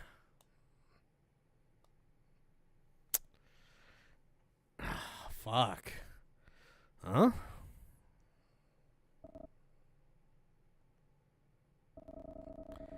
Wake up, Lieutenant. I said wake up, Lieutenant. I'm not gonna like what Oh, why is it fucking Vanessa? Asleep on the job. You and your girlfriend are too much alike. Lord? Oh, what's... Finally, I was beginning to think that you decided to copy your lieutenant commander and play Sleeping Beauty the rest of the mission. Cassie, is she... Ugh. The same moment you sit up, quickly, a lance of pain strikes you in the base of your skull and you wince, gritting your teeth and squeezing your eyes shut. I wouldn't make any sudden movements if I were you. We found you knocked out flat on the floor of the sick bay. Looking at the way you fell, you must have taken a serious blow. A shame. It's not like we've got a doctor to deal with that kind of thing anymore. Moving more slowly this time, you bring yourself upright and maneuver so that you're sitting on the edge of your bunk. You keep your head bowed as you tentatively feel the back of where you'd hit the floor. Dr. Rosarium, he's dead. Fuck. You must not have got a good look at him, but someone pulled his plug. Kind of funny when... Okay, Lieutenant Lord, that's enough. What about Commander Quinn? Is she... What, you don't want to know more about the doctor? Aren't you already planning your investigation? Shouldn't you be asking me if there's any information that might help you find the... You turn to look Vanessa straight in the eyes, a face stern expression of disapproval. Just tell me how Commander Quinn is doing, Lord. She's unscathed, Lieutenant. As always, she's somehow managed to come out of things absolutely fine. We moved her to her quarters for the time being to keep her secure. Good. Okay. Rest your elbows on your knees and place your head in your hands, massaging your temples in an attempt to reduce the pain that had traveled back up your neck and into your forehead. What happened? I went into sickbay and saw Dr. Rosarium at his desk, went over to Commander Quinn, and then you remembered spinning around to aim your electroshock weapon at whoever had been behind you, but you hadn't managed to get a good look at them before they'd knock you out. I got knocked out. What happened after that? Well, lucky for you, Ensign Cruz was in the surgery wing waking up after his procedure. He saw the silhouette of your fight through the glass and hit the emergency alarm. Although whoever it was managed to escape before Cruz could make his way out of the surgery wing or anyone else could get there.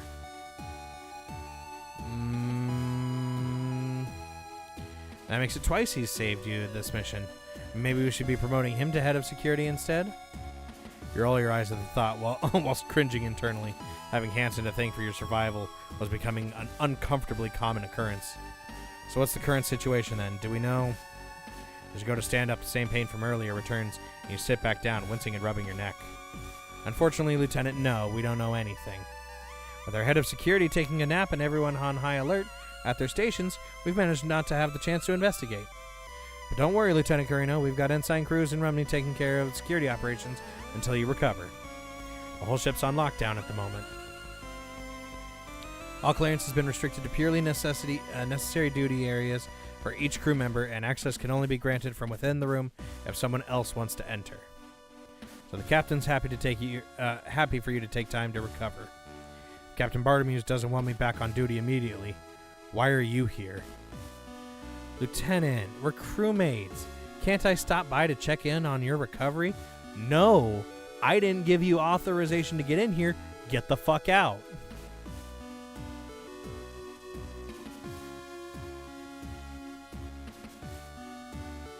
You shoot Vanessa a stern expression, raising your eyebrow but staying silent. Fine, Lieutenant. I wanted you to understand the full stakes of what's happening right now. We're stuck out here with no communication system. Our doctor is dead. Our lieutenant commander is inconveniently out of action for the foreseeable future. We've got a hostile craft still in our hangar. And with all this going on, our captain's guidance is just to lock things down and carry on. Considering the circumstances, you think she'd go with a bit more of a proactive approach, wouldn't you say? Lord, what are you getting at? Nothing, Lieutenant. Don't worry about it. For now. I just wanted to make sure you were up to speed on the current events in case you needed to make any decisions, that's all. Anyway, take these and get some sleep. You react with a start as Vanessa throws a small packet of painkillers at you.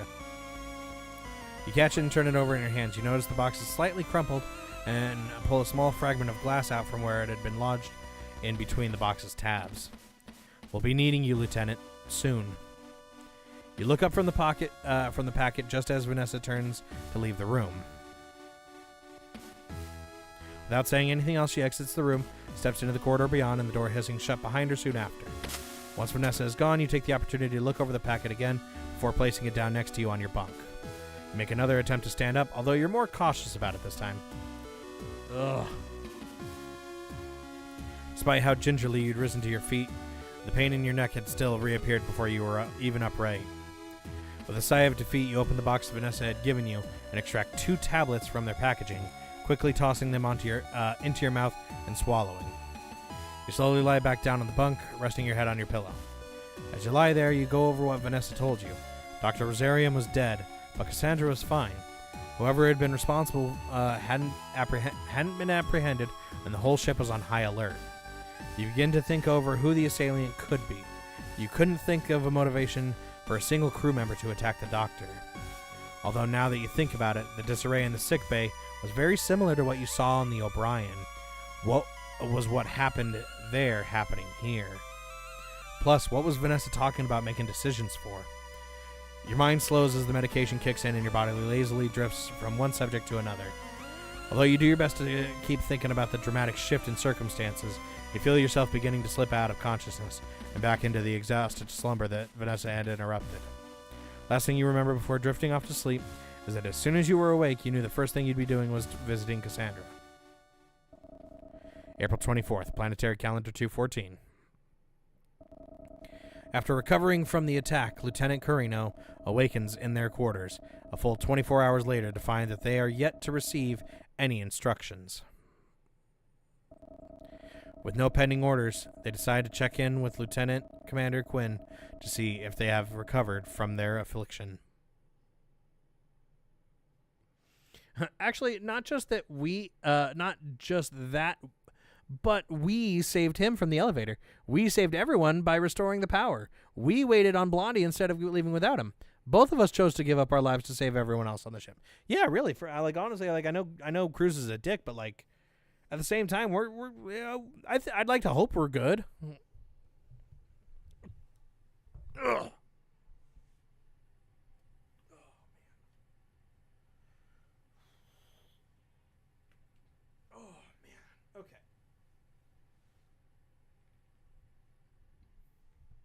Sorry, just had to get up and stretch for a second. All right. Jovian Space. Lieutenant Carino's quarters. The Jovian patrol ship JFS Gundog. Reaching up above you and interlacing your fingers, you lean back, stretching out your back and your neck. As you realize the last remnants of tension in your body, you sigh. Oh my god. As you release the last remnants of tension in your body, you sigh.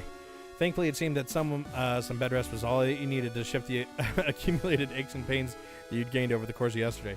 Dude, I slept for a fucking 24 hours, man. I'm good. I slept. Some sleep coupled with a shower and a change of uniform had left you feeling like a completely new person, almost as if nothing bad had happened at all. Although despite how reinvigorated you feel, there's no way you could ignore what had happened. Still, there had been no more alerts and you'd not received any orders via your terminal. A sign you'd hope that everything was going well. Now that you were fully recovered, you had resolved to start taking the investigation into who murdered Dr. Rosarium and attacked you. But first, you'd be visiting Cassie. Yeah, let's have for reading right now. Doesn't look like I've received any updated instructions. Okay, I just wanted to be sure it wasn't like, hey, something unrelated was here. Vanessa said the captain was happy for me to rest as long as I needed to. I guess that means Hansen and Haru have been picking up the security patrols. Probably be hearing about that from them soon. Can I use the terminal? Let's see. You work your way through the terminal's menus, checking for any new orders, mail, instructions, etc. that might have come through between when you checked after you woke up and now. Nope, nothing. Let's go out. Stepping out into the corridor beyond your quarters, you barely make it halfway to the four-side thoroughfare before an announcement sounds over its loudspeakers. You instantly recognize it as Vanessa, despite the slight distortion caused by the speakers. Attention all hands, I repeat, attention all hands. This is Lieutenant Vanessa Lord. All members of the crew are to assemble on the bridge for an emergency briefing. Attention all hands, I repeat, attention all hands.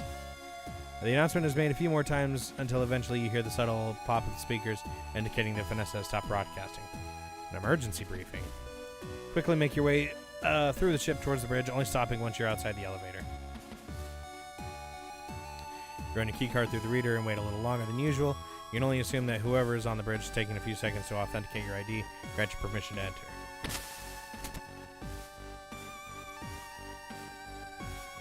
Soon enough, the door opens and you step inside.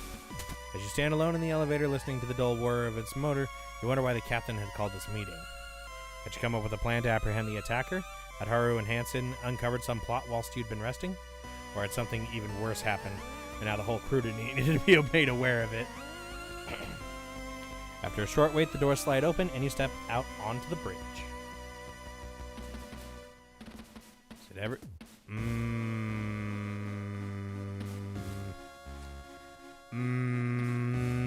Okay.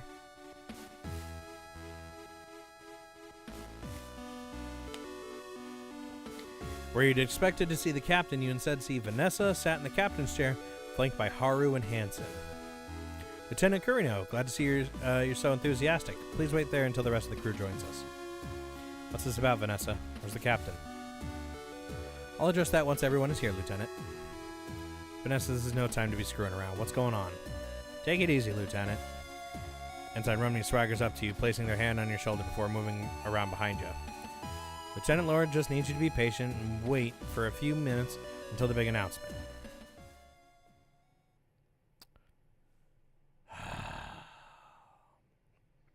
Your posture stiffens as you feel something blunt thrust into the small of your back. You're confident enough that, unlike Cassandra's prank when you first came on board, this isn't a pen. Mutiny time! In 2025, we already have speakers that don't have the issues that the speakers on this ship apparently do.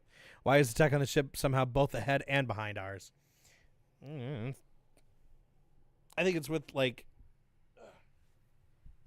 with the understanding of oh, this is like an old school game, made from the 80s and 90s and shit. So who knows what tech would have looked like. You better listen to what Ensign Rumney tells you, Lieutenant. They like to be in charge and don't take kindly to the people who try to get on top of them. Feel a blunt object slide around your back to your side as Haru steps around you, keeping their arm draped over your shoulders. Crews should know. He's speaking from experience. Glance down and see that protruding from underneath the jacket that they're always carrying around is the muzzle of a large handgun. Not an electro shotgun like yours, but a lethal weapon. Vanessa, what the hell are you? She told you to wait, sir. You'd gone to step forward toward Vanessa, but Haru emphasizes their point by thrusting the gun deeper into your side. You quickly stop, letting them draw you back to where you stood. There we go. Good choice, Lieutenant. Just let me look after you and we'll both have a good time. Before you can respond, there's a small electronic chirp that sounds from the captain's chair. Vanessa looks down at the control panel and enters a quick series of commands. You hear the whir of the elevator, and after a few seconds, the door opens, revealing Dalton, who nervously steps onto the bridge. I heard the announcement, and that's good, Cadet. Thank you for being so prompt. Do me a favor and stand over there by the lieutenant, would you? Yes, ma'am, will do. As the cadet makes his way over to your side, you look at Lieutenant Lord, staring at her with a silent fury. All you get is a response is a sly grin. As much as you'd love to wipe that look from her face, you know that Hansen would be on top of you the moment you tried to disarm Haru. You couldn't rely on Dalton to remain calm in that kind of a situation either. There was a good chance that he would get caught in the crossfire. Instead, you just remain silent. That's good you're feeling better, Lieutenant. I was really worried when I heard about what happened to you in the sickbay. Thanks, Dalton. With her smirking looking increasingly sinister, Vanessa shakes her head at you, causing you to stop your response midway through. Sir?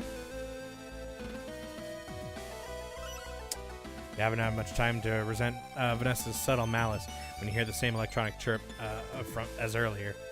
After Vanessa repeats the previous process, Dylan soon appears. Wow, great atmosphere in here, huh? Dylan looks at all of you, but after receiving no response, he brings his headphones over his ears and reaches into his jacket pocket. You hear the click of his cassette player, watch enviously as he drifts off into his music. It doesn't take long after that for the chief to arrive. Much like Dylan, she takes stock of the silence and doesn't interrupt it, instead standing silently by one of the control panels. You all stand in this awkward silence with no one either daring or willing to break the quiet that fills the bridge.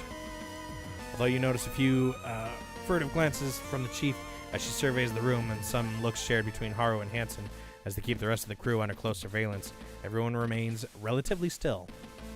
Leaning back into the chair and crossing her legs, Vanessa positions her elbow on one of the armrests and rests her head on the other one. Oh, shut up with your anime villain sitting in the chair of control bullshit. Don't worry, everyone. We're just waiting for the captain to arrive, and then things can begin. There's a round of uncomfortable looks that pass between Dylan, the chief, and Dalton. After a moment, the chief steps forward to say something. Lieutenant Lord, Wait for the captain to get here, Chief. It'll all make sense then. You can see the chief mull over this response, and although it takes a few seconds, she steps back, taking her previous position by the control panels. The silence on the bridge, which had clearly never been designed to hold this many people at once, continues to drag on until it's eventually broken by the now familiar chirp of an access request. And here she is now. Lieutenant Lord, what are you doing calling an unauthorized all hands? And what are you doing in the captain's seat? Level of tension that was already present suddenly explodes, suspense saturating the air. Okay. You feel the hairs on the back of your neck stand up as the realization of what Vanessa is planning hits you. What are you talking about? This didn't hit us before? Just like the chief, Dalton, and Dylan, your eyes flick from the captain to Vanessa. Well, it is my seat after all. What did you just say? Striding forward with intensity and purpose, the captain raises her right hand across her body and swings to strike Vanessa. Careful, Bartimeus. You don't want to get written up for striking a superior officer, do you? Okay. All right. Well, let's see where this goes. At the last moment, Hansen's arm had reached out viper quick, and he grabbed the captain's wrist before she could bring back her hand down on Vanessa. Cruz, you release me immediately. Cruz, you idiot. You... Hey, how about everyone calms down for a moment, huh? A gun? In the default model animation, it's like you would have had that this whole time. Stepping away from you, Haru reveals the handgun they'd been hiding under their jacket and waves it around lazily before walking over to stand on the opposite side of Vanessa from Hansen. Now that we all understand who's in charge here, this is mutiny. Dangling your arm back from from Hansen, the captain turns to face you whilst pointing at Vanessa. Lieutenant Curino, detain these three immediately. Move your body towards your holstered electroshock weapon, but find yourself hesitating for a brief instant.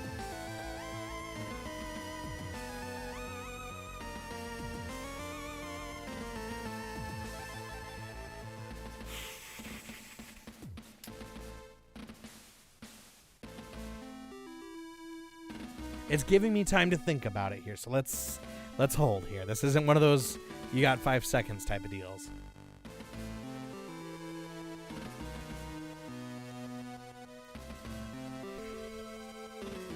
Do I even have?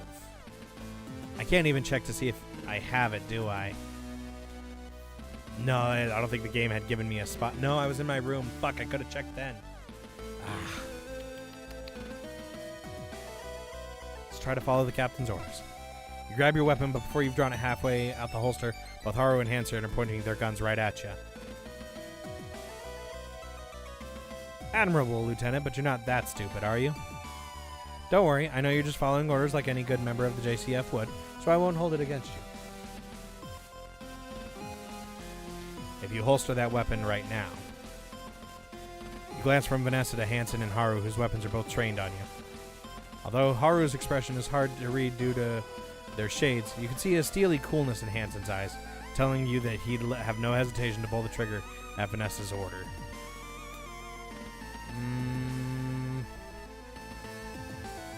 Knowing that you wouldn't be able to draw your weapon before you'd be gunned down, and that the two pilots are clearly willing to do so, you release your grip on the weapon and slowly raise your hands. Good choice. I won't stand for this. All of you are... Cruz? Yes, ma'am. Within the blink of an eye, Hansen steps up to the captain, balls his hand into a fist, and swiftly strikes her in the stomach, causing her to double over. Ah. Yeah, I know, Blondie, we were finally coming around to you, man. Cruz. Slow down, Lieutenant. Yeah. Captain staggers backwards, clutching her stomach before falling to her knees, retching in pain. Stepping towards the captain, Hansen cracks his knuckles. Cruz, that's enough. Damn it, Cruz, stop. That'll be enough, Ensign Cruz. I'm sure she's willing to listen now. Unless anyone else has any other objections?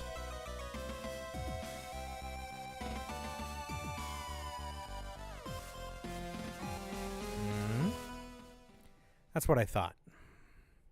Uncrossing her legs and rising from the captain's chair, Vanessa takes on a formal posture and walks into the middle of the bridge. Oh, okay. Oh, we're actually trying to pull mutiny rank here. All right. All right, unfit for duty or some bullshit, right? I, Lieutenant Vanessa Lord, as of 1700 Jovian Standard Time, April 24th, Planetary Calendar 214, in accordance with the Jovian Colony Fleet Convention, Section 16, Article 7, announce myself the new captain of the JFS Gundog. I justify my announcement through Section 16, Article 9, on the grounds that neither the captain nor her second-in-command are fit for duty based on medical circumstances. On medical circumstances? As we don't currently have a doctor on board, I am forced to make this assessment based on my own discretion. Lord, what the hell are you? You spring forward to grab Vanessa, your hand already on your electroshock weapon, but before you can get to her, you're immediately stopped by Haru, whose pistol is crammed deep into your stomach. There's only so many times I'm going to tell you to stay cool, Lieutenant. Looking past Haru and a smug Vanessa, you can see that Hansen has similarly leveled his gun at the Chief and Dylan, both of whom step backwards. If you'd care to let me to explain, we are currently in the middle of a situation that goes beyond negligence and incapability. Lieutenant Lord, the captain hisses, staggering to her feet with one arm over her stomach. You stop this now, or... With a slap that echoes around the bridge, Vanessa sends the captain, who is still unsteady on her feet, reeling. Dalton moves to help her, but is quickly blocked by Haru. As I was saying, it's clear that both Mary's Bartimeus and Cassandra Quinn are traitors. Traitors! You expect me to believe that the captain and her second-in-command are both incapacitated exactly when their clearance is needed to maintain ship operations? And that somehow an unknown craft clearly made by our enemies manages to make its way into our hangar, having already destroyed the O'Brien from within and killing its crew? Don't tell me this is a coincidence. It's clearly treachery. The Gundog and the O'Brien are obviously both being offered up as test data for new enemy weapon, and Bartimeus and Quinn are the traitors who sold us out. Why else would they keep us from reactivating the Gundog? How else could that craft have gotten on board without help? Why would Quinn mysteriously be out of sight when that happened? And then Dr. Rosarium ends up dead, and when she's in his care? And what did he find out? Did she decide that he knew too much? Not only is Quinn a traitor, she's a murderer too. Lord, that's insane. How the hell could... You want to be careful, Lieutenant. I'm giving you the benefit of the doubt since you were the one that brought the Gundog back online, and you were with Ensign Cruz during the attack. But your close association with Lieutenant Commander Quinn means that I've had my eyes on you for a while, and I'm by no means confident that you're nothing to do with this. After all, Ensign Cruz didn't see anyone else in the sickbay after the doctor's murder except for you and Quinn. How could I have... Ugh. Very suspicious. Still, for now, it seems like I can trust you.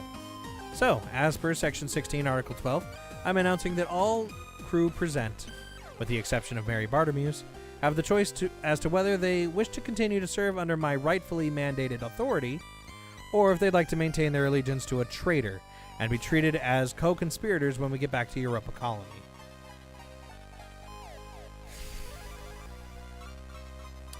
An agonizing silence fills the room as Vanessa stands proudly amongst the crew, who shift nervously.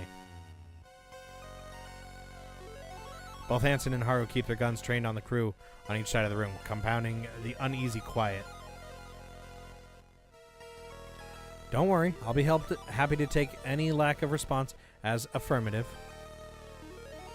As the silence drags on, it's clear that none of the crew on board have with the idea, but as the silence drags on, it's clear that none of the crew are on board with the idea, but at the same time, it's obvious that none of them have enough loyalty to the captain to justify the risk of being charged with treachery. For you, though, this isn't about the captain. It's about Cassie. Lord, would you think about what you're doing? Taking medical command is one thing, but accusing the captain and Cassie of treason... this sounds an awful lot like a no, Lieutenant. Grit your teeth and breathe in. It is a no. There's no way I'd join with your scheme. There's nothing but your own personal grudge. You saw a chance and took it. There's no way the JCF will take your side on this. That's a shame, Lieutenant. I really thought you had more sense than that. But I suppose this is no surprise. At least it resolves matters. Cruz? Nothing personal, Curino. Orders are orders. Shifting his weapon's focus from the Chief and Dalton to you, Hansen walks across the room, stopping only to sweep an arm out from underneath the slowly recovering captain, who is again attempting to return to her feet, sending her back to the floor. Make life easy for both of us, huh, Lieutenant? Turning on her heels, Vanessa returns to the captain's chair, sitting down with a smug expression on her face. Chief Engineer Cathays, Cadet Grange. I want those engines online now. As soon as they're operational, we'll be heading back to Europa Colony. Warrant Officer Dees, I want you back in fire control to remain on high alert. We're going to assume that we're in enemy territory, and I want you on the lookout for any hostile activity. Understood? Yes, ma'am. Yes, ma'am. What's that, Chief Engineer Cathays? Yes, Captain. You're all dismissed.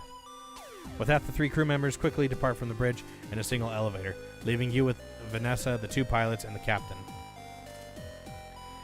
Ensign Rummy, you take care of Miss Bartimeus. Sure thing, Captain.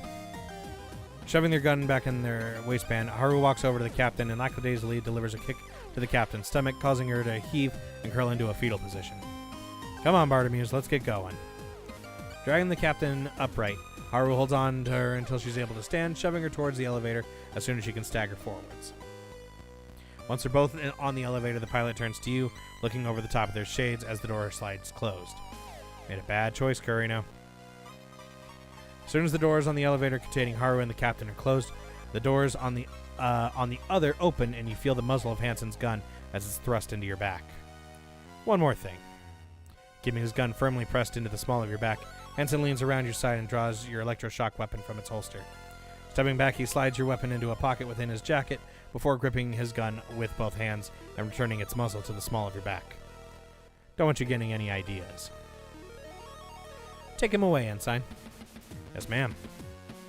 Hansen shoves his gun harder into your back, and you reluctantly comply, walking across the bridge and into the waiting elevator. Once in, you turn around. Hansen keeps his gun trained on you, and behind him, you can see Vanessa sneering at you from the captain's chair. It's really a shame, Lieutenant. I had such high hopes for you. Before you're able to tell Vanessa that you'd hoped for her, the door slide closed and you're left in silence with Hansen. Once you arrived at the central hub, you're unceremoniously shunted at gunpoint through the ship towards your quarters. Once outside, Hansen gestures towards the terminal at the side of the door. Understanding his instruction, you take out your key card, run it through the reader, and enter your security code. As soon as the door opens, Hansen snatches the card out of your hand and shoves you into your room, causing you to stagger your way inside. Leaning nonchalantly against the doorframe, his boot positioned to stop the door from closing automatically, Hansen looks at you wordlessly. He remains silent for a few short seconds, with a ruminative expression on his face until you manage to stand back up to turn to face him. Once you've regained your composure, he straightens up and angles the gun towards you. You know, Curino, I was beginning to come around on you. What's that supposed to mean? Hansen smirks. Stuff you've done. Actually kind of alright. You might not be a coward. You might not be the coward you were back on the Kalik anyway. Or anymore. Thanks. Good to know I changed your mind. Hey, don't get too ahead of yourself, Curino. You might not be a coward, but you're still an idiot. You should have gone with the rest of the crew and sided with Lord. Now you, Bartimeus, and your girlfriend are going to get pulled up on treason. There's no way the JCF is going to believe her. You, Lord, Rumney, you're all going to get court-martialed for mutiny. I don't know about that, Carino. Lord's got some pretty serious evidence. She's got it all figured out. This is how it ends, Lieutenant. You going down for some third-rate captain and your airhead girlfriend. Hope it's worth it. It's a shame. I was kind of looking forward to grabbing a drink with you and Rumney back on Europa. Whatever. We'll pour one out for you. Oh, thanks. Hey, don't worry about it. Now get comfy, Lieutenant. You're gonna have a dull trip back to Europa. Stanton turns to walk away. You leap towards him, aiming to get your hand in the way of the door, prevented from closing. Before you can make it to the door, Hansen pivots once again, levels the gun at you. You stop inches away from the door. Hansen, you prick! You yell, banging your fist on the door. Can't do this! With your head in your hands, you turn back away from the door and sit down in your bunk. Your mind racing as you think about Vanessa's mutiny, the prospect of getting court-martialed, and what might happen to Cassie. You're so angry that you can barely think straight. Different thoughts rush to through your mind, but you can't focus on one for long until it's replaced by another, and your mind becomes a roiling storm of emotion. Eventually, after much pacing, swearing at the occasional kick delivered to the now stubbornly shut door, you manage to calm down enough to begin to formulate a plan. She's not going to get away with this. April 24th, still the same day. But time has passed. Following the murder of Dr. Rosarium, Lieutenant Lord takes command of the JFS Gundog on the grounds that both the captain and her second-in-command are unfit for duty. As her first act, Captain Lord has Mary's Bartimeus and Lieutenant Commander Quinn confined to their quarters on suspicion of treason. The ship's security officer, Lieutenant Carino, is also confined to his quarters after refusing to follow the new chain of command. Jovian Space. Lieutenant Carino's quarters, the Jovian patrol ship JFS Gundog. You wince and draw your hand back from the wall panel next to your bunk. After spending half an hour unsuccessfully trying to catch and remove the panel, you'd managed to do was snag your nail on an edge and tear it. Oh, lovely. With a loud exhalation, you move from your bed to the computer terminal on the other side of the room. You idly hit a few keys, but the only response you get is the screen displaying the same familiar text as the last few times you tried it. Access denied, insufficient authority. As easy as it was to hate her, you had to give Vanessa credit. Her machinations had clearly been well thought through. Nothing had been missed when it came to making sure you would remain imprisoned. You hadn't noticed when you'd awoken earlier, but someone must have gone through your quarters while you were unconscious. Small items like your nail scissors and metal bookmark had been taken, leaving with nothing to pry open the access panels. Sitting down on the chair in front of the terminal, you wondered how long she'd been planning this and how much she'd accounted for. Placing your elbows on the keyboard and head in your hands, you sigh again. You'd gone through every trick you'd learned as your time as a security officer, and none of them were helping you get out of here. Leaning back, you look around and leaning back and looking at your watch, you see it had been nearly 6 hours since you'd been in prison. You'd felt the rumble of the Gundog's engines coming back to life about 3 hours ago. It would only be a matter of days now until you arrived back at Europa Colony. Waiting for you there, if Vanessa was successful, was a trial for treachery. Put your head in your hands again at the thought. There was only one outcome for a guilty verdict on that charge. Execution. Ugh.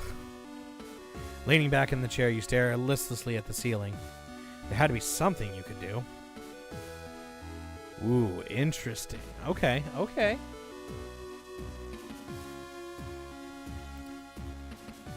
God damn it, is the fucking chat not loading again? Ah! I gotta figure this out. We're just gonna start using a laptop. I'm tired of this thing. Where did it leave off here?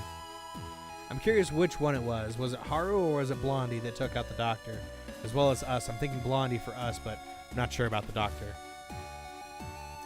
So freaking incompetent. The moment Haru and Blondie turned their guns on us, we should have pulled out our own weapon and started blasting. So both the captain and our character are so disgustingly incompetent. Hell, we can add Vanessa to that list. She's now risking the chief mutinying her by letting the chief roam free. Dalton knows how to get us out of this. Now, if only we could man up. Now, if only he could man up and get it done. Not as well thought out as our character thinks. I assume we have no items. We have Cassie's card, but we don't know if that's still active. Let's look around. Let's think for a sec. I haven't got access to anything, not even my mail or calendar. It's not like it makes any difference. I've never been such good with computers anyway. Always wish I could have a few minutes longer in bed each morning. Guess that wish has come true. At least I've got enough clean uniforms to last me until we get back to Europa Colony. Gotta look good for my trial. Suppose I've got the time I need to catch up on my reading now. Wonder if I can make it through the last 6 books before we get back to Europa Colony. Door? It's been locked the last 10 times I've checked it, and I don't see that changing anytime soon. Card doesn't need to be active, it just needs to be thin and strong enough to open the panel. Yeah, that's kind of what I'm thinking. Alright, okay, let's see. Type in a few commands and attempt to navigate further into the terminal's interface, but every action you carry out is met with the same response. Access denied, insufficient authority. Yeah, I thought so. Okay. Can't use the door. Spend a few moments examining the control pad next to the door, tapping on the casing, pressing buttons, and investigating the wiring that runs out from underneath it before settling on your course of action. Hey! Hey, Romney, are you going to let me out or what? Hey, Romney, can you hear me? Let me out. Oh, shut up, Carino. Yeah, that went as well as expected. Okay, so Haru is outside now. Sighing, you run your hands through your hair, wondering if there's anything left for you to try. You're just about to make another attempt at levering the panel next to your bunk off the wall when someone knocks loudly on the door. Step back from the door, Corino. What do you want, Rumney? Just shut up and do it. With a sigh, you move back to the far side of your quarters. You moved? Yeah. Now you just stay there, Corino. What? You roll your eyes. What did they think you were going to do? You're lucky the captain's so generous. You get room service. As Haru steps back, Dylan comes around the corner carrying a tray of food from the vendor in the mess hall. Hey, Lieutenant, how's it? Oh, whoa, let's chat there, Dees. Tray on the ground, walk away. Yeah, chill out, Rumney, whatever. Muttering under his breath, Dylan lays the tray down on the ground halfway between you and the door and walks out of the room with Haru keeping their gun trained on you the whole time. Looking down at the tray, you see it's fairly standard meal, burger, fries, and soda from the vending machines. You had to assume Dylan had chosen this for you, as you couldn't imagine either of the pilots being so generous. Now stay where you are. With their free hand, Haru reaches for the control panel on the opposite side of the door. Within a second, the door slides shut, and you hear the click of its lock. You sigh to yourself. You weren't happy about the situation you were in, but at least you were feeding you. Okay. Look at the burger. Standard burger on a reinforced recyclable cardboard tray. They probably given me a cardboard tray instead of a steel one to make sure I can't use it as a tool or a weapon. Sure. Once I've finished eating the food, all this tray would be good for is nutrition if they forget to feed me for the rest of the journey. That's nice. Can I use anything else? I use this. My Tales of Cosmic Champions books. Not going anywhere, so I could always take a break. Let's see, where was I? Ah, yes. Fleet Commander Wing was imprisoned by his own side because... You know what? I don't feel much like reading, actually. You kneel down by the storage drawers in the frame underneath your bunk, and you push one, causing the drawer to spring open and slide towards you. Pulling it out as far as you will go, you shove your possessions to either side and lean in to get a view of the inside. Rats. As you suspected, the underside of your bed is sealed off with more metal paneling, and the drawer is designed to catch the inner framework before it slides all the way out. With the main material in its construction being steel and everything being welded together, you know you got no chance of pulling the drawer out and crawling through. Scratch that idea. I guess let's eat the burger? You take the meal tray over to the terminal and sit down on the chair, balancing your food on the keyboard in order to use it as a makeshift table.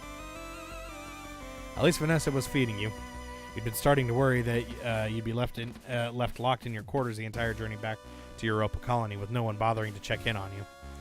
After picking at a few fries, you raise the burger to your mouth and bite down.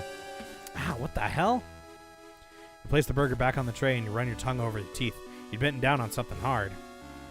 Pulling back to the top of the bun to investigate an entirely unexpected ingredient.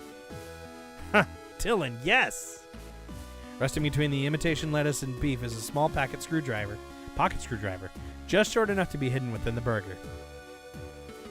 Grabbing it with a napkin, you inspect it. Not only is it small enough to wedge between the gaps of the panels to make up the ship's ceilings, walls, and floors, but it's also got the right size head to unscrew any fixtures you may come across.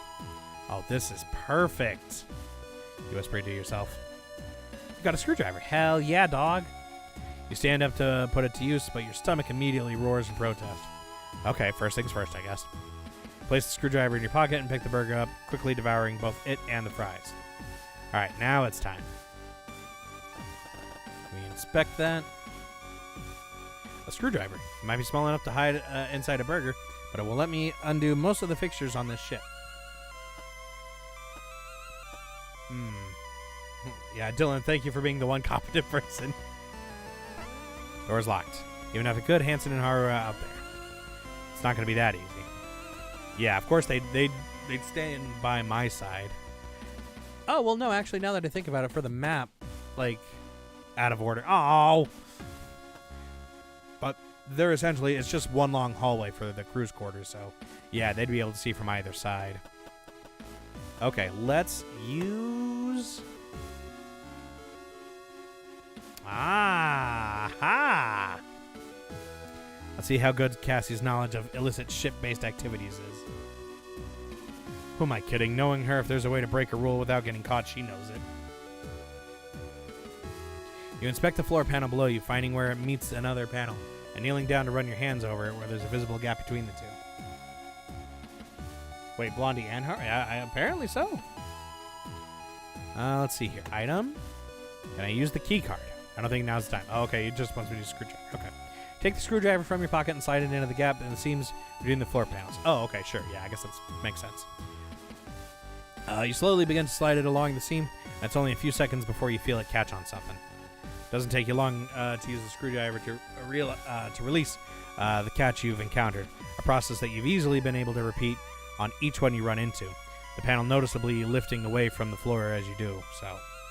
After a few minutes of work, you undo the last catch. There we go. Despite its unwieldy size, you're able to shift the panel out of its original position without creating much noise, revealing a 3-foot drop down into a small tunnel that disappears into darkness in both directions. Wiping the sweat from your brow, you dust off your hands as you look over the passageway you've revealed. Yeah, so can we get a good look on that? I don't know how she knew it, but she was right. There are crawlways that I need to use to get out of here. Should really get going. All right. Do not drop down. You don't think I should drop down? Ooh, okay. All right. Hold on. Don't drop down, huh? Can I look again? Is there something else in there that I didn't see? No? Okay.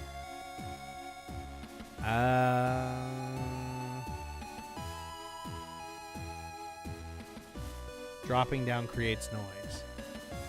So I should just use this then? As you stand above the entrance that you've revealed, you look around your quarters one more time. Let's see, is there anything else I need to do in here, or should I get going? Once I go, there's no coming back.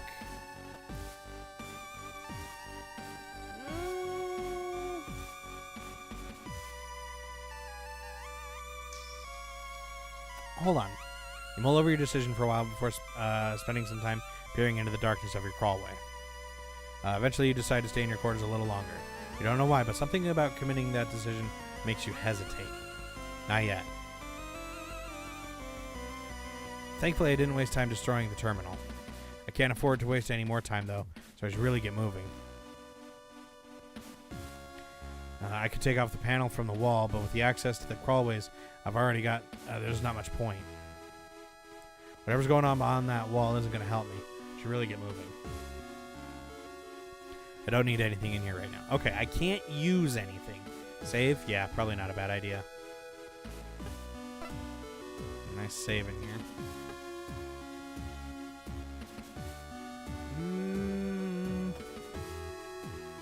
look that I can use.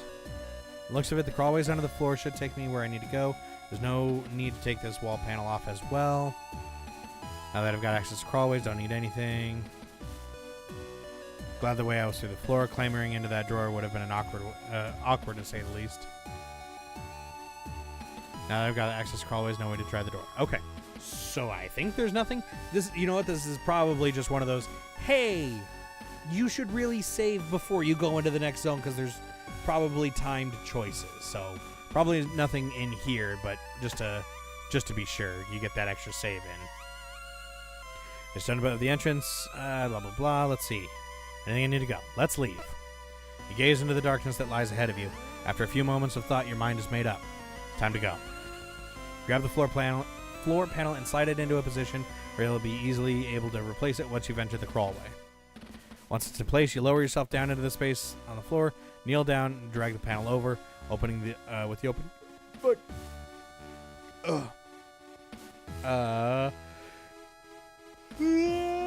And slowly drag the panel over the opening above you. It takes you a few attempts to get it into the correct position, but eventually you have it all, and the mounts slide neatly back into the catches that had secured it in place.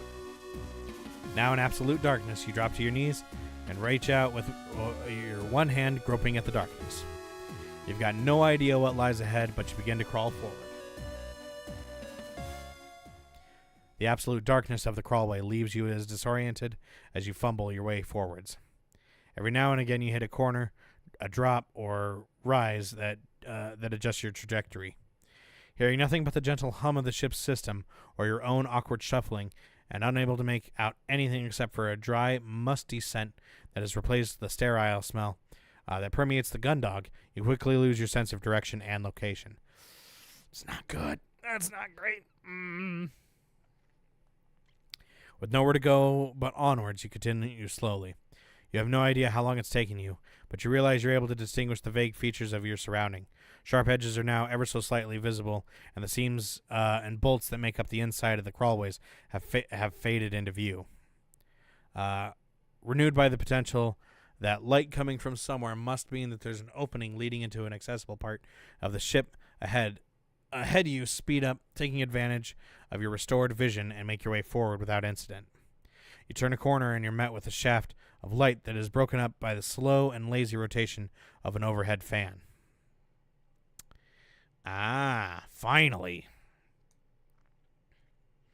As you continue toward the light, you see that a singular path is now divided with new routes branching off in different directions, albeit with no indication of where they might head. Ooh. Let's look around first. We got 4 pathways and the path up top. Let's look up top. You look up to see the source of light and shield your eyes as it dazzles you. Squinting, you're able to make out that whatever is illuminating the area of the crawlways you found yourself in sits on the other side of a large spinning fan blade, roughly 15 feet above you. Wonder where that is. You can't look at that again? Is there no other explanation? No? Nope. Okay. Well, let's look at some of these places. As you come level with the crawlway that branches off to your left, you notice almost imperceptible sounds echoing off in the distance. You hold your breath and angle your ear towards the darkness that they come from and focus, trying to identify them. Takes you some time being able to distinguish the faint sounds properly from the general thumb of the gun dog's systems, but as you concentrate, you realize you can make out the whir of motors, the sound of metal colliding with metal and tools being used. It's too quiet to be engineering, which means that way must lead to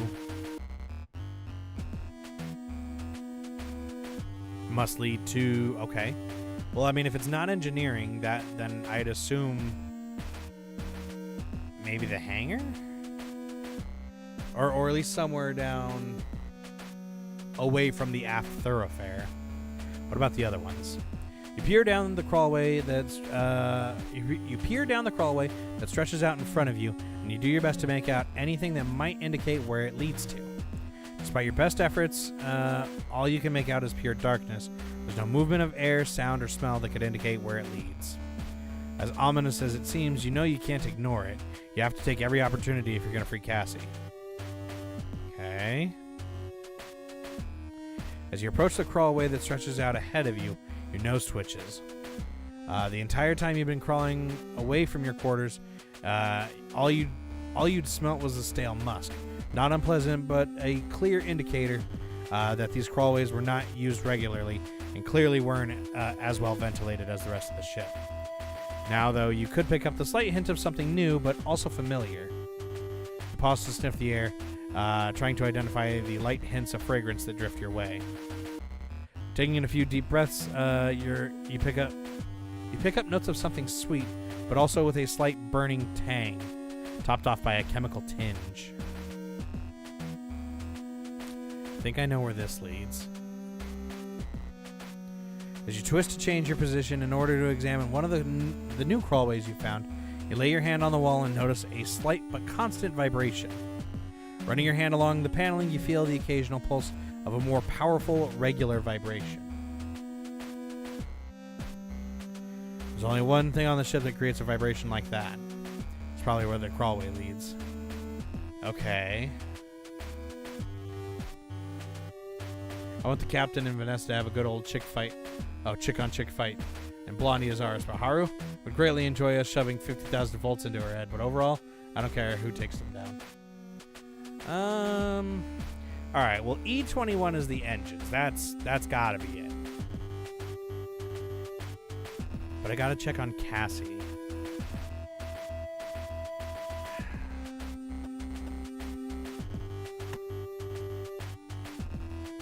Can I use this? Crawl underneath the light that's cast down from above you and take the opportunity to stand up and stretch, shaking off some of the stiffness that had been built up by traversing the ship on your hands and knees.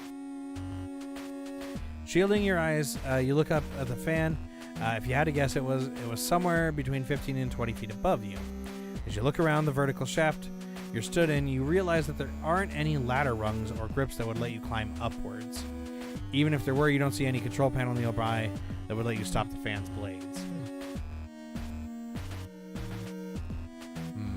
As useful as your pocket screwdriver was, there was no way you'd be able to climb all the way up and take the fan apart whilst it was in motion. You sigh and kneel back down to evaluate your choices amongst the other crawlways. Talk? One here.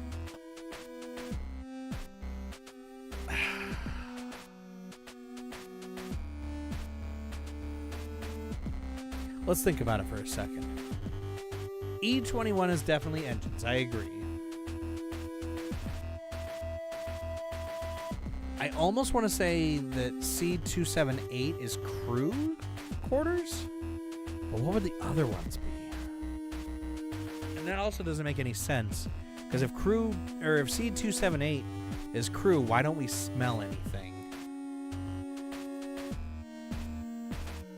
Let's make another save, just in case. You came from crew quarters. Right.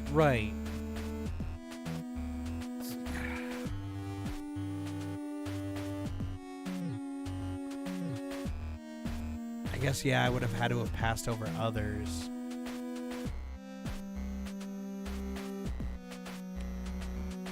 What did we say on HB 41?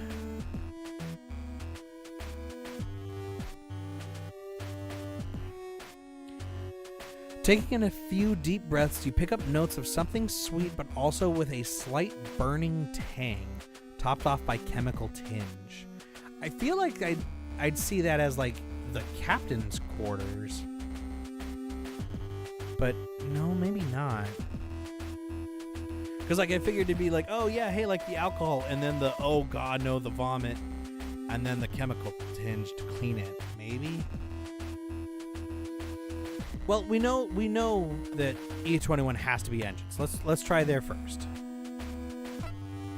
Confident that you knew where this path would lead, you resume your journey through the ship's crawlway, steadily heading away from the light towards more darkness. Within a mere 2 turns, you're once again enveloped by the blackness of the ship's inner workings, and you carefully shuffle forward, making sure not to let any sudden obstacles or shifts in direction catch you off guard. At the first, the constant vibrations were the only noticeable when you made a special effort to feel for them in the walls or floor of the crawlway, but as you continue to start, you sense them passing through you. Eventually, they turn from a physical sensation to a constant noise that fills the dark tunnels. Oh, lovely. You find yourself moving in time with the rhythm that pulses through you, inching forward with each beat you feel. For every length of crawlway that you clear, the sensation grows stronger and stronger, leaving you to wonder how the engines haven't shaken the ship apart yet. It's not long before you eventually turn another corner and are met with a shower of illumination. Shafts of light fall all around you from the grating above, all the more visible due to the cloud of dust you've kicked up in your travels. Moving forward and looking up through the grating, you recognize enough machinery to know that you're near the entrance to the engineering department. You tentatively test the grating above you by pushing against it with your forearm and find it lifts away freely, and there's no need to unfasten any screws, bolts, or fastenings. A welcome relief from the catches and clasps that you had to deal with so far. So why is the one in engineering immediately open? But there was also a bunch of dust, so maybe not. Because again, somebody's been fucking around in here. Like, easy, somebody's been fucking around in here. And I would have figured it would have came from engineering. Because that's where the central computer is.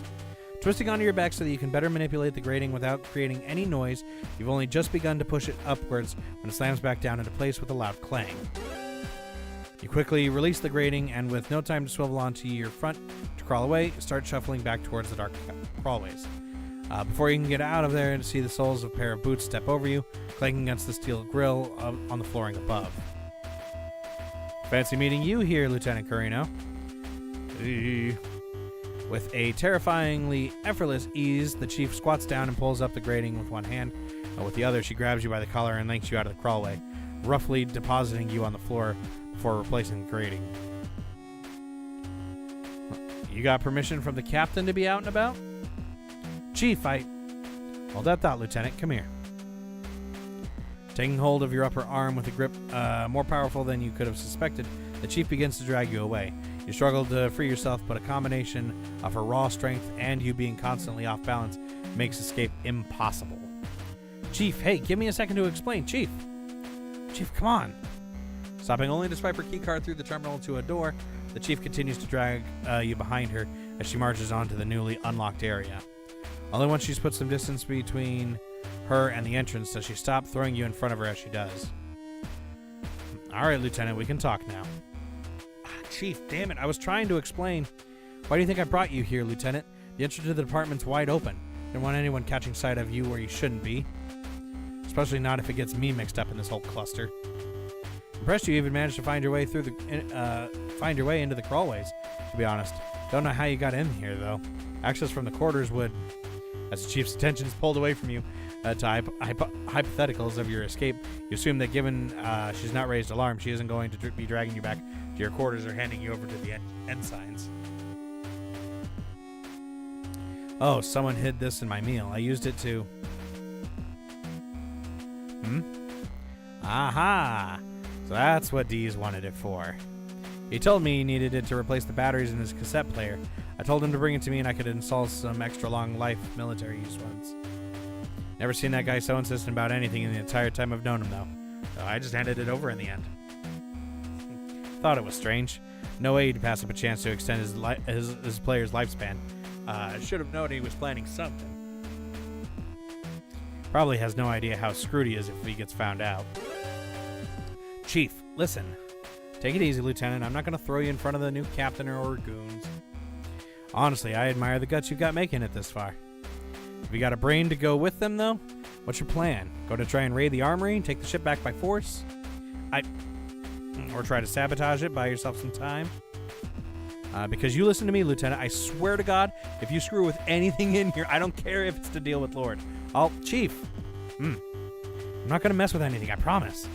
Good to know. I've got a job here, and that's to keep the ship running, no matter who's at the helm. And if you get between me and the smooth operation of this vessel, Lord's punishment won't be half as creative as mine. Oh, no. Oh, no. Oh, he knows. So, Lieutenant, what's your plan? Bartomeu and Quinn are locked up. Lord's taking control of the ship, and the crew's got enough skin in the game to put. And the crew's not got enough skin in the game to push back. Chief, I'll shove 50,000 volts into you as well, and I don't have any issues with that. Let's hear it. I don't have my shotgun.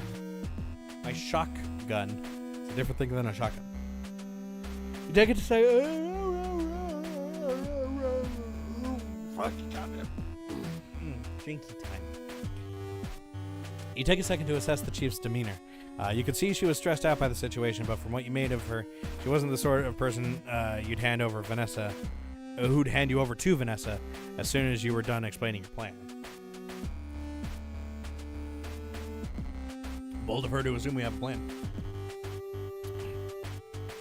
All right, well, the way I figure, everyone's only going along with Lord because they've got more to lose than to gain if they stick up for the captain. Her accusations, they kind of stack up if you don't look too closely. Both Captain Bartomeu and Commander Quinn were out of action when the Gundog went offline, and Quinn is the immediate suspect in the Doctor's murder. But I know there's no way Quinn could have done it. There's no way she'd have done any of it. And if the captain wasn't around, I don't think it was on purpose, not with how I saw her. If we can disprove those accusations with evidence, we could show the rest of the crew, and then it'll get them getting charged as traitors due to this mutiny. Once we do that, they'll side with us over Vanessa easily. Even the ensigns have more sense than to stick with her. Well, you might have a point there. As it is, Lord taking command could be seen by the JCF as a reasonable course of action, given what her actions are based on. But how do you plan on proving her wrong, Lieutenant? You're going to need some good evidence to undermine her arguments. Well, you'd thought your broad strokes on the plan through, but you hadn't really had the time to consider the specifics. You'd been too focused on navigating your way around the ship and finding out where you could access. I was hoping I'd be able to get some help with that one, Chief. From you. Please? Nice try, Lieutenant, but that's not happening. Sorry to burst your bubble there, but there's no chance I'm going to get wrapped up in Lord's games. If you want help, you're going to need someone else. Right now, I've got to make sure these engines keep ticking over. If I'm lucky, I can find a chance to get some long-range communication system back up and running before we get to Europa Colony. Chief, wait! Without giving you a chance to even try to convince her otherwise, the Chief has already turned her back on you and is striding out of the door she dragged you through earlier. Chief! You chase after her, following her through the doorway and grabbing her by the unyielding muscle of her upper arm. Chief, wait, just hear me out. In an instant, the Chief grabs your wrist, pulling your hand off of her and angling your forearm away from you in a way that almost sends you to your feet. I told you, Lieutenant, I've got one job, making sure this ship keeps sailing. I've got nothing against you, nothing against what you're trying to do, but keep me out of it. These engines are still touch and go right now, so if we want to make it back to Europa, they're going to need my full attention. I don't have time to get dragged into this stupid little personal grudges or power plays. Chief releases your wrist and you draw back quickly, pain from the awkward angle it had been held at shooting up through your forearm. I like Lord as much as you do. I'd love to see her get taken down a peg or two. Hell, I'd love to take her down myself. With that, the Chief turns on her heels and strides away towards the engine room. Chase after her, calling out to her to give you another chance to explain your pleas, but have no effect. You're being completely ignored. Eventually, she arrives at the entrance to one of the engine rooms, and before you can stop her, steps through and closes it behind her, leaving you stuck on the opposite side. Damn it, Chief. I need your help. There's gotta be something I can do to get her to listen to me. If I could talk to her one more time, I'm sure she'd come around.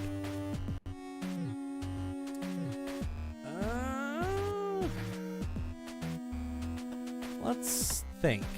Everything's gonna be running smoothly with the machine. I love how no matter how many times I look at this, I just go, "Oh yeah," with the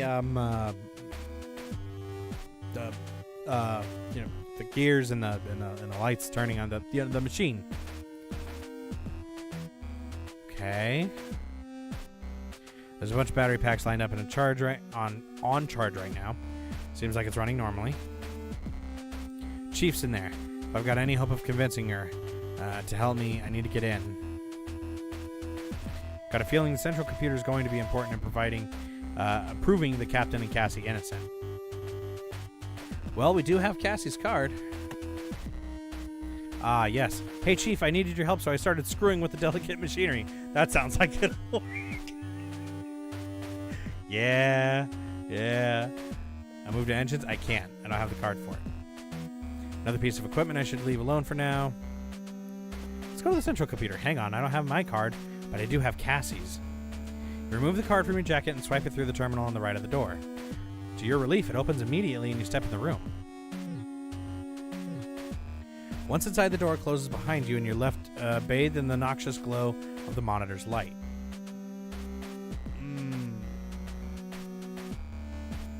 What can we find in this? This is the only place that the central computer can be accessed, right? You tentatively lay your hands on the keyboard and think. Right now, I'm here. I can... Step back with a sigh. I have no idea what I'm doing here. You dejectedly turn around and leave the room. Dude! What the fuck? Oh, at least I know I can get in if I need to, I guess. Okay. Move. Okay, so I can go back into the crawlways easily here. Okay. I feel like I need something to, like, convince her. Let's keep looking around. Let's go into... Oh, cool. Oh, I like that. Alex, do you remember way back when Lord was the only one I liked? Dylan is now the only... Dude, Dylan's been the best.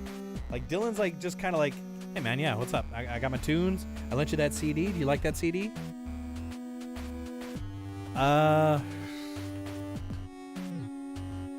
Let's see what's in complete silence. You slowly crawl through the cramped passage, away from the light being cast downward from the shaft containing the large fan. It doesn't take long for you to find yourself in complete darkness once again.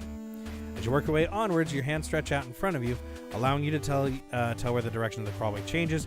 You eventually find yourself in what feels like a dead end. You run your hand to the right and left of the tunnel's terminus, but from what you can tell, there's no alternative route to take. Maybe you'd missed a turning earlier? As you start the awkward process of orienting yourself to head back where you came from, you reach up, feeling for the top of the crawlway to ensure that you don't bang your head. Instead of the smooth paneling you'd expect to place your hand on, you encounter what feels like a lever. You should probably update your save each time you get back to the central crawlway. Good call, John. That's really smart, actually. All right, then let's see what this does.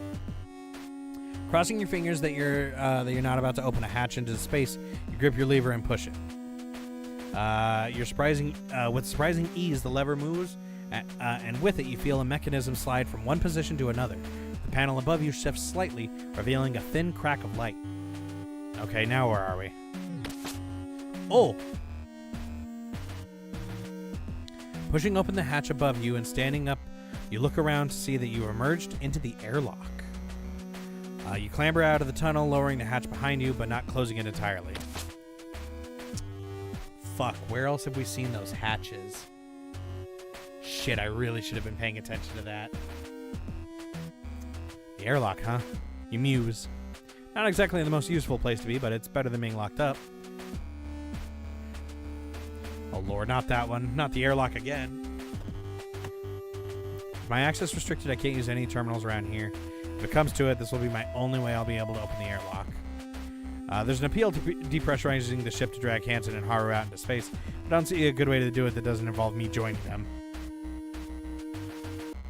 With my access restricted, can't do much here. I can't even stargaze. Wish I'd known that there were crawlways linking the airlock to the hangar when the power went off. Would have been a lot simpler going through them to get the hangar, to the hangar rather than going out into space. Well, yeah, but we didn't. Although those passages are like a maze, trying to figure out my way around them whilst the whole ship was without power, I'd have got lost for sure. Probably wouldn't be found until the ship was reclaiming its new crew started complaining about a bad smell. That's not good. That's not good. These are just standard emergency survival suits. They're good for surviving space, but they won't do much against Hansen and Haru's guns. Don't these have like a light or a radio or some shit on them? Hold on. Use. I'm not planning on going outside the ship anytime soon, and these won't offer much in the way of protection against firearms. It's not even worth trying the radios. Who knows who'd pick up? Might be Vanessa if I'm really unlucky. Yeah, that's fair. Can I grab one of the... Oh, yeah, okay. Same idea. We had the same idea. I made it this far. It's worth a shot. Access denied. Yeah, I figured.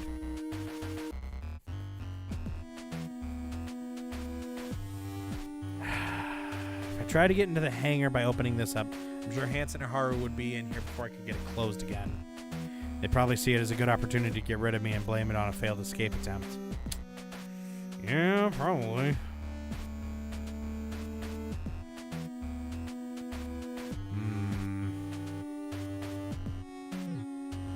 Now that I can make my way around the ship using the crawlways, I shouldn't need to do any more EVA. Main character, do not under any circumstances do that again. I really, really hope so anyway. Oh, where I access the terminal? Yeah, you know, that seems like it was a really bad idea. Of like, oh yeah, hey, just try this card. Which also doesn't make sense because I don't have a card to try. Except for Cassie's, but like that wouldn't make any sense. Let's go back into the hatch. Okay, so that was there. Let's update that save. Good idea, John. Okay, so let's move. Let's go to the sound of machinery. We'll leave the familiar aroma towards the end. Moving away from the illuminated nexus between the various crawlways, you follow another twisting path of identical, indistinguishable tunnels, and it doesn't take long for you to find yourself in total darkness once again. Unlike your journey from your quarters to the lit segment you'd just taken a break at, you were confident of where you were heading as the previously muffled sounds were growing louder with every corner you turned. Yeah, you're presumably trying to log onto the network using credentials. The issue is that logging into the networks using credentials can be tracked.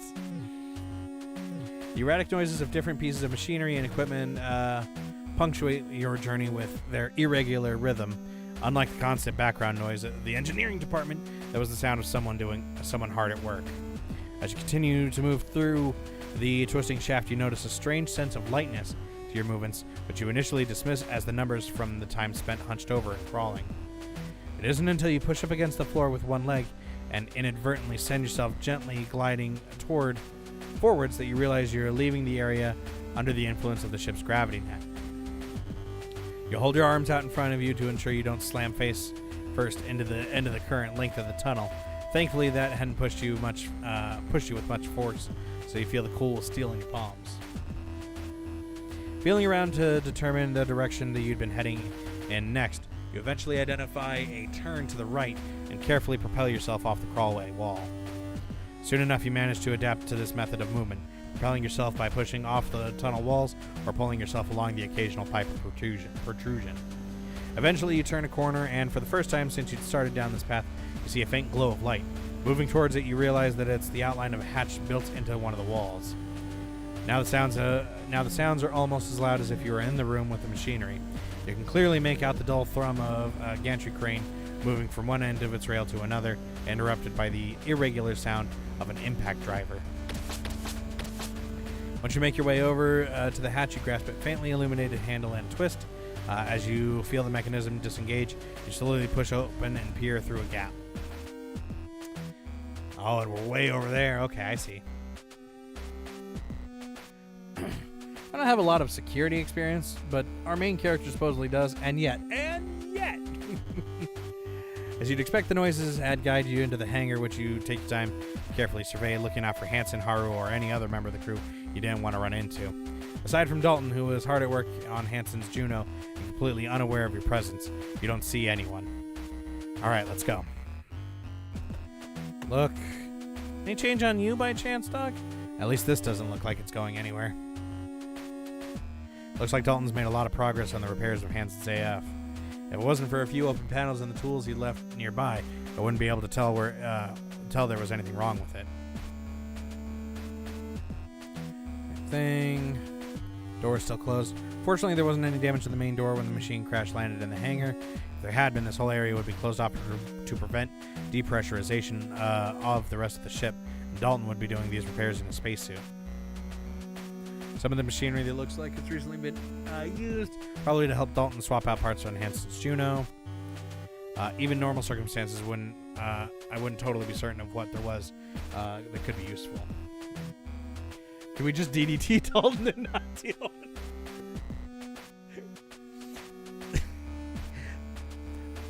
Did we use DDT as a verb?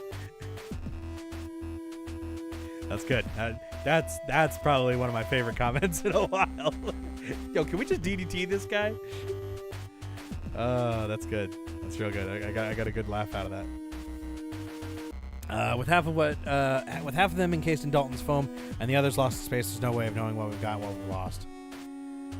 All right, I guess let's talk to Dalton. You perform another quick scan of the hangar to ensure it's still just you and the cadet who are around before kicking off a nearby wall towards Dalton. You can tell he's completely absorbed in his work, and it isn't until you lay a hand on his shoulder he has any idea there's someone in the hangar with him. Chief, I was just finishing off the final recoupling of the new bell nozzles to the directional... Startled, Dalton swivels to face you. The look of terror on his face instantly replaced by one of pure confusion. Oh, it's, you, Lieutenant. Wait. What are you doing out of your quarters? You're supposed to be locked up until we get back to Europa. They said you're a traitor.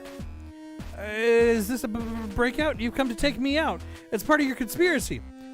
Oh no, help, help. Oh man. Dalton, bruh. In his panic, Dalton shoves you away from him and then turns to scramble away from whatever purchase he can find on the armored frame's surface. Once out of your reach, he kicks off the machine. Fortunately for you, he doesn't make a solid contact in his feet, instead catching it at an awkward angle which sends him drifting away slowly despite his writhing and thrashing. Dalton, shut up and get back here! You launch yourself after him and manage to grab his ankle, anchoring yourself to the front of the Juno with a free hand before he's too far away. Despite his loud protestations? Sure. At best attempts to free himself, you drag the cadet back towards the Juno. Help! Help! I'm gonna be As he continues to thrash around, it takes most of your strength to pin Dalton to the armored frame, a challenge that is made all the more difficult by the lack of gravity. Using your legs to brace yourself on a nearby safety rail until you pin him with one arm to cover his mouth with the other, making sure that he isn't going anywhere or alerting anyone. Dalton, please calm down. I'm not here to hurt you. I'm here to... Cadet, get a hold of yourself. I'm not here to hurt you. Yeah, that's right. Just take it easy. I'm going to let go of you, okay? I just want to talk. Apprehensively, you slowly release your grip on Dalton and remove your hand from his mouth. He slumps into the microgravity, remaining in place.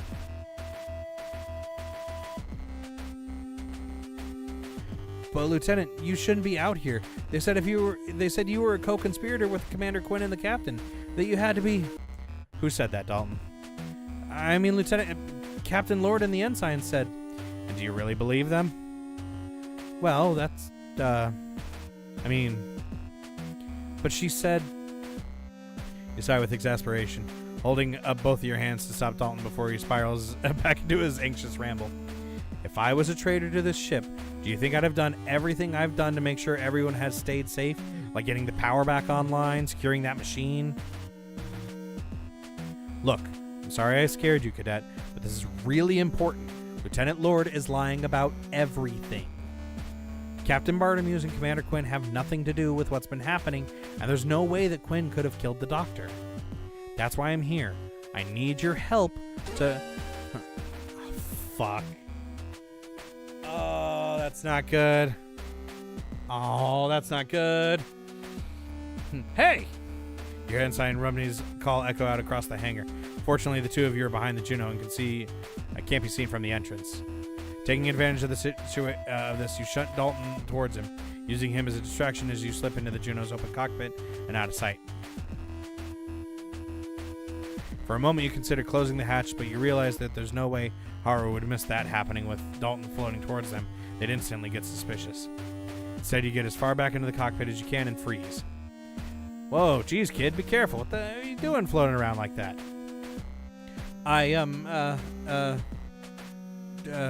What's with the screaming? Something happening here? Oh, I was just what? What's going on here, huh? Holding your breath and staying as still as possible, your grip tightens onto the back of the seat. All you can do is hope that Dalton doesn't give you away. Well, it was because I am, kid, spit it out. Is there something wrong with the AF? Oh, no. There's nothing wrong. Nothing. It's all fine. It's just, seriously, what have you done? Do I need to check it out? You hold your breath and grit your teeth. The sound of what you had to presume was Haru knocking on the frame's armor rings through the cockpit. It was nothing. I just got the impact driver caught on my jumpsuit, and then started going. It started going because I accidentally hit the trigger, and everything started bunching up, and I couldn't stop it because. All right, okay. Take it easy. Yes, Ensign. All good? Yes, Ensign. Thank you. I got it off by. Okay, cool. Just like stay calm next time. All right. Yes, Ensign. I will. Sorry. All right. Well, if that's it. Yes, Ensign. It is nothing to worry about. Take it easy, kid. You remain still within the tense silence, doing your best not to move, trying as hard as you can to not even breathe. As far as you could tell, Haru had left, but you had no way of knowing for sure. Remaining motionless, you stay hidden inside the cockpit until... Lieutenant, it's safe to come out now. Are we sure about that? You feel a little guilty for your paranoia, but wanting to make sure you're ready for anything, you assume Ensign Rumney is waiting to ambush and springing out of the cockpit. Fortunately, all that you're met with is in the hangar, is a still hangar and a fretful cadet Grange. Thank God. Sorry about that, Lieutenant. I didn't mean to get you in trouble. I just looking around to make certain you were alone with Dalton once again. It's a few seconds before you respond. Hey, don't worry about it, Cadet. Thank you for covering for me there. Yeah, no problem. But what do you want me for? Why are you here? I didn't want to believe what they said about you and the captain and the commander, but after they locked you up, I heard Ensign Cruz say that... Dalton, hey, calm down. It's okay. Sorry. Take a deep breath and close your eyes, sighing before you begin. Something about asking the cadet for his help seemed wrong. Although he was working on a JCF ship, he was basically still just a kid. But you knew that he had the technical skills you needed. I'm here for your help, Dalton. If I can get control of the ship back from Lieutenant Lord, then both the captain and Commander Quinn are going to be executed as... Oh, if I can't. Then they're going to be executed as traitors. I can't do it alone. I need the help of someone who knows all the systems on the ship, and that's you. You want my help? That's right. You know your way around the ship almost as well as the chief. You could really help me out here, Cadet. As you talk, Dalton begins to fidget with his glove, glancing around nervously as he does. I've just got to do something over there really quickly. Once again, you reach out to grab him, but this time Dalton manages to evade you. His feet firmly plant on the Juno as he propels himself towards the opposite side of the hangar, disappearing behind some of the remaining storage crates. Damn it, Dalton. You went and hid from me? Bruh! I really hope when we get to the bridge, we give Vanessa a Somalian pirate treatment. I am the captain now. Hey, Dalton's disappeared in there somewhere. I should go find him. Yeah, dude. You launch yourself from the armored frame towards the far side of the hangar, stopping yourself on the first storage crate you arrive at. You quickly glance over the mess of containers, but aren't able to spot the young engineer. Quickly but quietly, you begin moving from crate to crate, looking for any sign of the cadet amongst the disorganization. As you pass by the inconspicuous cluster of containers, you hear the rustle of a jumpsuit and a sharp intake of a breath. You pause and turn your attention towards some crates, the opposite where you'd heard the noise come from, giving them a few seconds to fake investigation before launching yourself towards the nook that Dalton had hidden himself in. Nah. Dalton, please calm down. I just want to talk to you, okay? Dalton. Okay. I promise, Cadet, I wouldn't be here if I didn't really need your help. But right now, with Lieutenant Lord in charge of the ship, we're all in a huge amount of danger. It's not just the commander and captain, it's all of us. We don't know what's going on with this, you gesture at the strange craft, thing, and we don't even know if it's actually deactivated. We could still be in danger. How are we going to deal with it if half our crew is locked up and the other half is on guard duty? All I need is a little bit of your help. If I can prove Commander Quinn innocent, then that's one major blow to Lord's justification for this mutiny. After that, we can prove the captain innocent too. From there, no one on board will side with Lord, and they'll know it'll be up to them to for execution as traitors. But I can't do this alone. That's why I need you. I know the chief taught you a lot already, and with your help, I can get this done before we get anywhere near Europa. Oh, well, thank you, but I... Dalton, you lay your hand on his shoulder. Please. Well, Why do you want me, Lieutenant? I mean, are you sure? I'm just a cadet. I don't really know that much of anything. Are you sure it's my help you want? Like, I just mean that maybe you should think about it is all. If that's okay. Dalton. What? You want me to think about it? Oh, Lieutenant, it's you again. Do you still need my help? I mean, no, it's and not that I won't help you if you need it. It's just that maybe there's someone else who could help you, someone who isn't me. I just think I might not be who you want. I would though if you needed it. I just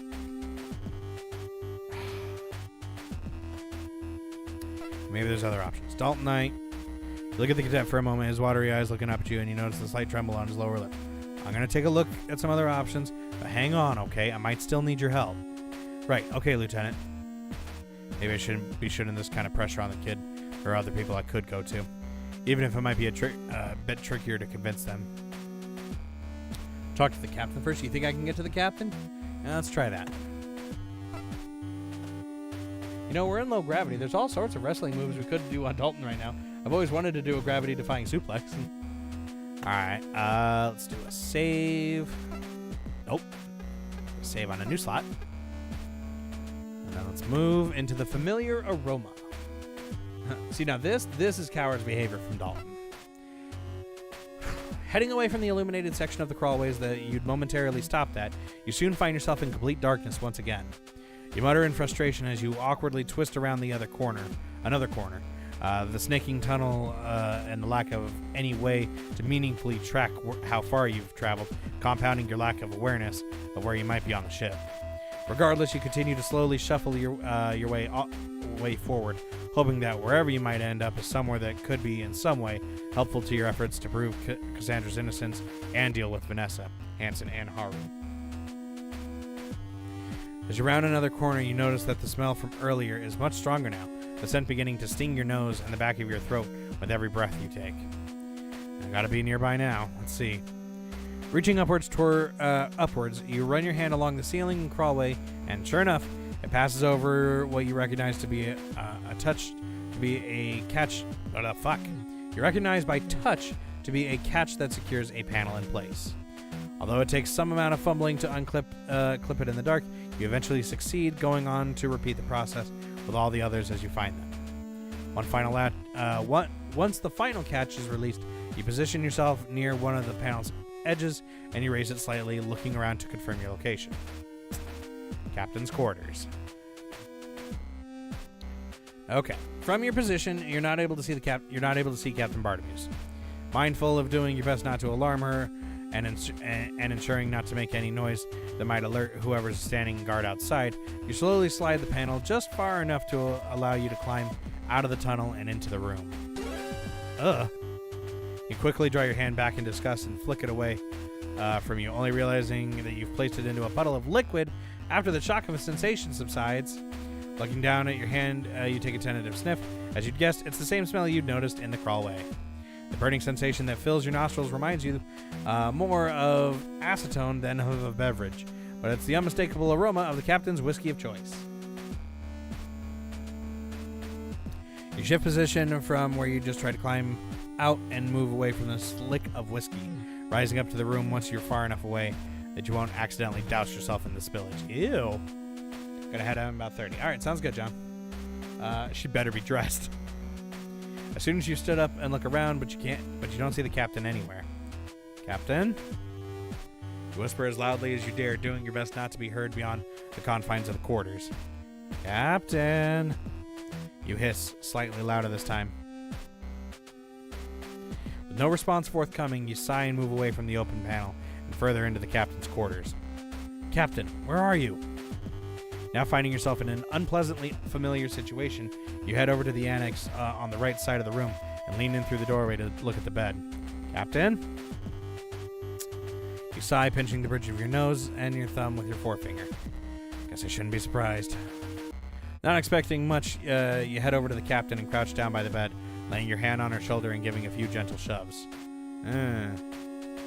Although you begin to push her harder, you still don't receive a response. Captain, come on. I like how it shakes the JPEG and the fucking PNG a little harder. At this point, you're all but shaking her. She still doesn't stir. That's how it is, huh? Gentle shoves. At this point, no, you slap that bitch. I'm assuming bitch or hoe, whatever you're gonna insert colorful thing here. With a deeply exasperated sigh, you stand up and look down on the captain. Although the air scrubbing system is now working, you still make out the powerful musk of the whiskey. Time to try something else.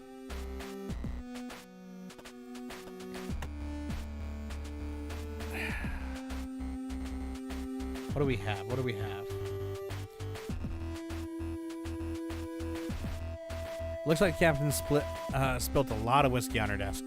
Some was running off the edge and pooling on the floor. That must be where I put my hand in earlier. Gross. Painting shows the first colony fleet to arrive in Jupiter's orbit. Quite a famous painting. Used a lot of textbooks. I think the real one is hung in Government Hall on Europa Colony. Copies everywhere. It's supposed to remind us of where we came from and where we're in the JCF to protect. Although I guess it has done much to inspire the Captain Bartimeus. Can you fill up the whiskey bottle with water and pour it on her? Maybe. Another empty bottle of Europa Special Blend. Stuff is so rough. Captain should be able to afford much better stuff on her salary. I've seen imported Earth whiskeys at department stores that even I could afford. If I wanted to eat nothing but synth noodles whilst on my shore leave anyway. Ship's captain gets a proper en-suite bathroom, whilst the rest of us have to deal with sanitation pods. Given the condition the captain is in, I don't think it's worth risking taking a look in there. Anything on desk? Yeah, okay, that's the same stuff. Alright, use bottle? Even if I wanted to drink any of this, which I definitely don't, captain hasn't left any. Looks like it half ended up on the floor. Now the captain is right now, I don't want to risk it. If this desk is anything like last time, all the drawers are probably locked, and I bet the captain's keyring, since it contains a lot of master switches on ship functions. Let's see. Like I thought, all locked. It's not getting up anytime soon.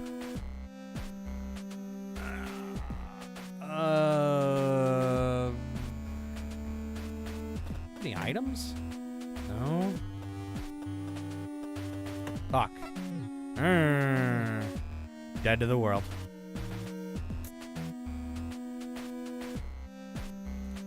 Okay.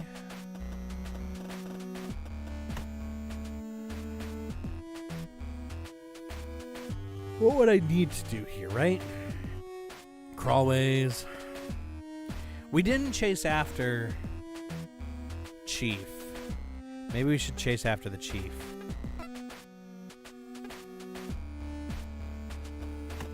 Move, engineering, move, engines. Although it's almost redundant given how noisy the nearby machinery is, not to mention the constant background hum of the engines. Approach the door quietly. Still smug at how Vanessa had handed you the means to get around your imprisonment, you swipe the card through the terminal next to the door and step into the engine room. Despite the vast size of the area, it doesn't take long for you to spot the Chief, who stood over a large control panel. Alright, let's try again. Just the one thing to look at, huh? Normally, I'd be glad to see this thing back up and running, but considering that right now it's bringing me closer and closer to the firing squad, I can't say that I'm happy. Use. Chief's at the control panel right now. I'd love to shut the engine down to buy some time, but I think she'd kill me if I did. Talk? Chief? You'd been surprised how quickly the Chief had dismissed you when you'd asked for help. Although you'd assumed she might take a little bit of convincing, you weren't ready for her to completely reject your request like that. As you approach her, you take a few deep breaths, slowing your breathing as you feel your apprehension grow. You knew by how forceful her rejection had been that this wouldn't be easy, but at the same time you also knew that you needed to at least try and convince her to help you. Without the Chief's assistance, carrying out your plan would be much more difficult. Nearing the control panel that she stood at, you You let out one final long exhalation and draw yourself up to full height. Your attempt at appearing confident more in order to convince yourself than the chief. Spatial distribution of the neuron flux shows reaction rates within parameters. Now that should mean energy releases.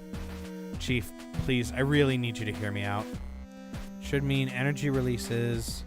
For a moment, you consider reaching out to turn her towards you, but you know better than try to assert yourself physically with the chief. Instead, you bring yourself closer than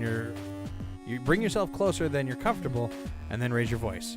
Chief, I know what you said, but please, I need your help. Lieutenant, I told you that I need to keep an eye on these engines. How'd you even get in here? Crews not take your key card? I gotta give you points for tenacity. I don't think there's any ducks or crawlways leading you in here since... Chief, that doesn't matter right now. I know you don't want to get mixed up in this, but I need your help. I need to know... But I know what I need to do, but I can't do it alone. I need you, Chief. Chief lets out a loud sigh that clearly communicates her exasperation at your persistence. You clench your teeth and you take a deep breath before continuing. If you push your luck too far, you know that at the very least you'll probably get physically thrown out of the room and the lock will be manually overridden. But at the same time, you're aware of how this isn't something you could simply give up on out of fear of upsetting someone. You're damn right I don't want to get involved, Lieutenant. I've got a ship to get back to Europa, and it doesn't matter who's on the bridge when it gets there, just that it gets there. Now, whatever's happened to these engines during the blackout isn't making that job easy. For the last time, Carino, get out of my way and get out of my way and do what you got to do, but leave me out of it. Or do I need to get you out of the way myself? With a single step, the chief is right in front of you, looming over you, her bulk filling the field of vision. You instinctively go to take a step back, but you stop just before you do, mustering all your confidence to stand your ground against the chief's imposing physicality. Squaring your shoulders and widening your stance to do your best to assert yourself. Chief, I want to get the gun dog back to Europa just as much as you do, but you know it's not about the ship, it's about the people on board. What good is getting us all back to Europa if half the crew is going to be put on trial for something they didn't do? What's the point of making sure that the engines are working if the ship could be ripped apart by the enemy machine, and all because our pilots are playing security guard on, and there's no one to stop it? You don't look after the ship for its own sake. You look after the ship because of the crew, Chief. You know that. For a moment, you feel a flutter of relief in your chest, but you focus, not wanting to get too far ahead of yourself. It looks like the chief is coming around on you, but you're not convinced yet. I know that you've got important work to do here, but if we don't deal with Vanessa now, we can't guarantee that there will even be a gun dog to get back to Europa. Besides, we all know your work is so good that these engines won't go offline if you leave them for a few hours. You'd have made sure of that. If I had better options, I wouldn't be asking you, Chief, but I need you, please. You're telling me you're doing this for everyone on this ship, Lieutenant, not just you and Quinn? That's right, Chief. Obviously, Commander Quinn is important to me, but I'm the ship's security officer. It's my job to make sure everyone stays safe. I can't let them down like this. I can't. Chief inhales through closed teeth and furrows her brow. Everything's stable right now. No sign of unusual output. I could. Why do this now, Lieutenant? If you think Quinn and the captain could be proved innocent, why don't you just wait until we get back to Europa? Bring it up at a tribunal. The chief raises a good point, but your intent was to prove Cassie, the captain, and yourself innocent. By rights of the tribunal that would investigate this mutiny would be the perfect place for that. But you knew it wouldn't be so simple. Have thought of that already. She wouldn't have done this if she thought she'd get away with this. That's a good point. Yeah, she wouldn't have done this if she didn't have everything covered. Pepsi Mountain Dew 2 liters were on sale this week at my local DG for $1.50. I'm so happy about that because I desperately needed the caffeine. Hey, Tribunal will be a lot easier to convince you if you already have proof of going into it. Yeah, and that's the thing, is if it gets to the Tribunal, she's already got to step up.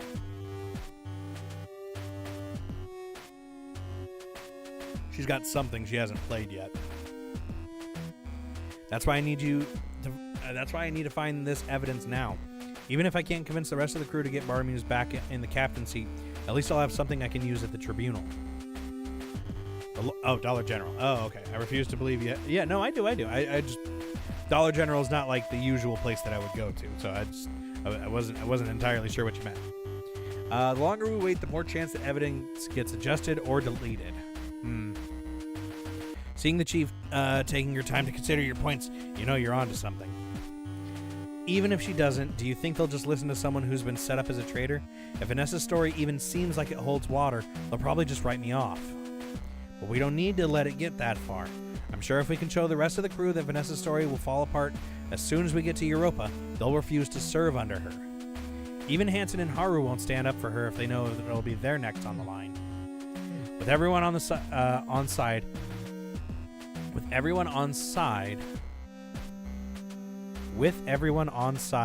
we'll stand a chance if that thing reactivates. Otherwise, we might never get it back. Make some good points, Lieutenant. The elation you feel at that response almost makes you giddy, a feeling you temper with pragmatism. You can't be sure you've convinced the chief yet. But are you sure you want to be doing this? What? Of course I need to. You're locked up now, but no one's going to blame security for standing up for their captain, especially after everything you've done. You're certain you want to be sticking your neck out like this? I wouldn't be here if I wasn't, Chief. Might feel that way now, Carino. But step away for a second. Give it some thought. Sometimes when you're trying to fix something, the only real solution isn't obvious till you take some time to think it over. Might be other options, you know? I want you to make sure you're serious about doing this, Lieutenant. You're serious, you know that. Part of you wants to tell the chief that here and now. But at the same time, you know that you don't want to risk pushing her too far. You've almost won her over, and it looks like you haven't thought this through. You might undo all that you've done to convince her. You breathe out and let your shoulders drop, letting some of the tension that you built up leave your body. Yeah. Okay, Chief. I'll make sure this is what I want to do. Thanks for hearing me out. No sweat, Lieutenant. Seems like your heart's in the right place. Just need to make sure your head is, too. That's a good line. I like that. Without hesitation, the chief turns back to the control panel she'd been working at and resumes whatever it is that she'd been working before you'd interrupted her. Maybe there were other options. Could any of them be as good as getting the chief to help you out? You'd have to give it some thought. Okay. So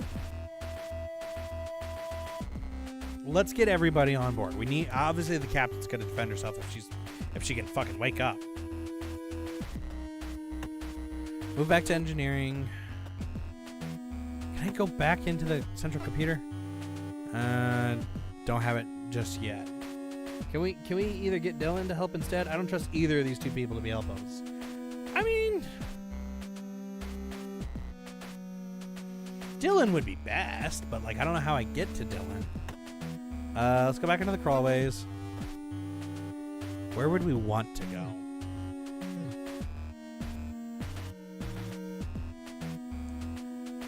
Let's go back to the airlock. Anything different here?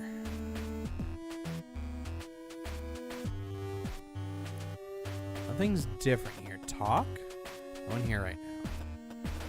No item. Right? And from here, the only place I can move is back on either of those. What is my task, actually? Stop Vanessa. Find an ally and explore the crawlways. So it's essentially going to be finding who's best, right?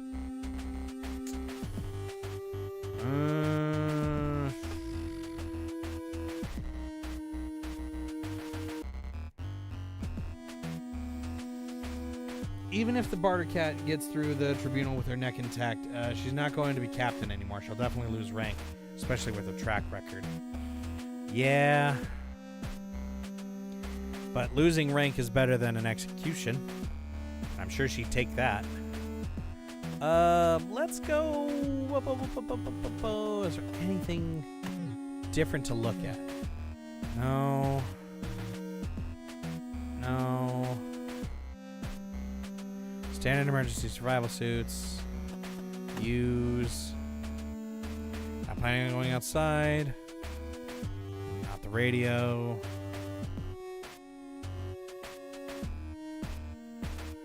I hate this because they gave me this room for a reason. Made it this far is worth a shot. Still access to 90, I figured. They gave this to me for something. What did they give me this for? Back to the crawlways. Captain's quarters. Captain, are you up yet?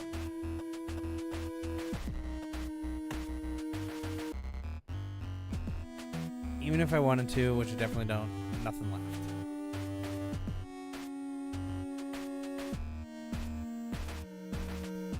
She's not getting up anytime soon.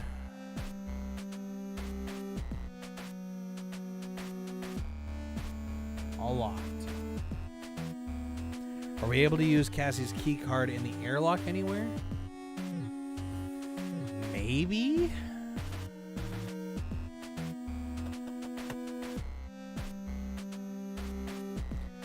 I could try to leave. That seems like a bad idea. Even if I could open the door, Hansen's arm stood right outside. Not worth the risk. Okay.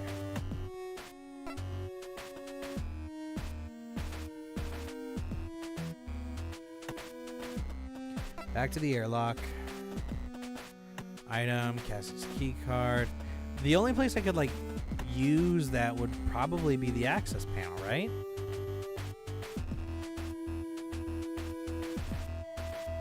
And it doesn't light up.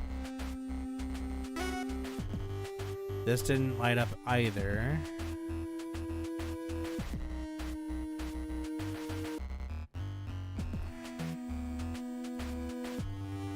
Like, it's pretty obvious if the item use thing comes up. Where can I move? Central hub?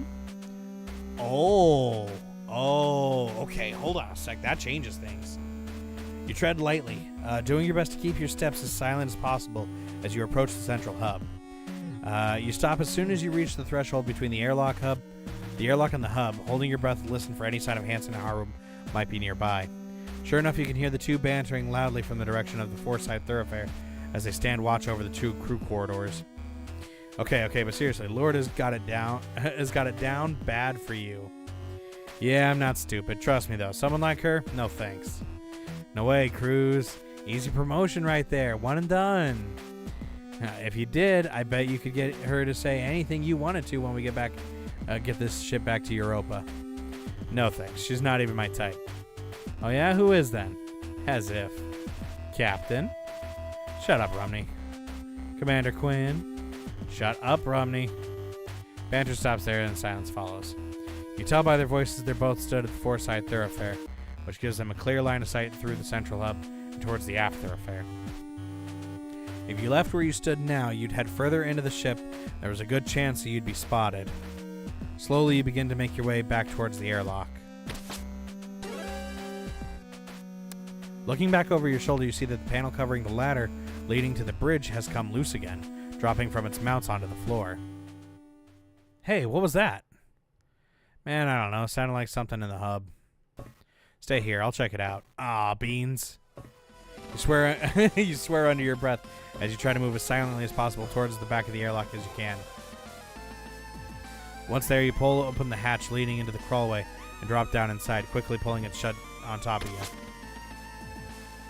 What was that noise? At least you attempt to. As you try to pull the hatch all the way closed, you find it catching on something just before it shuts. Each time you try to force the mechanism makes a scraping noise, and you realize it's loud enough to be heard from the hub. Hey, someone there? It's instantly apparent to you that the crawlway runs under the route from the central hub to the airlock as you hear Hansen's footfall echoing through the crawlway, growing continuously closer. With one final yank, you yank the one final heave. You yank the hatch with all your strength and manage to pull it shut, swinging the lever into its original position as you do so. You sit still in the darkness, holding your breath. Piece of junk ship falling apart. You wait until Hansen's steps have completely faded away, until exhaling in relief. You remain in the darkness for a few minutes, waiting until all sounds of activity from the central hub disappear, and you tentatively re-emerge into the airlock. Should probably stay away from the central hub for the time being. Okay. We sure, though? It's way too risky to go there now. Hanson and Haru could pretty much see from one end of the ship to another from where they stood. If they catch me, they probably lock me back up again, or worse.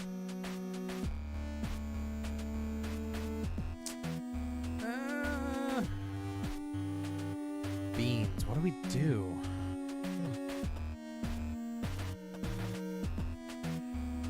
I can't move anywhere else. Looking at everything is gonna... Yeah, what the hell was that? It's funny, I never paid much attention to this hatch until now, but looking at it, it's obvious. It's even got hatch written on it in huge letters.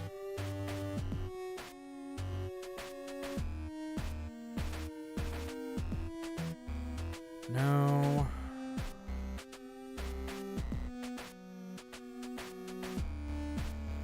Move back, maybe? Central? No, crawlways. Maybe enough time's passed. Maybe we can go back to the captain's quarters. Hey, are you awake yet?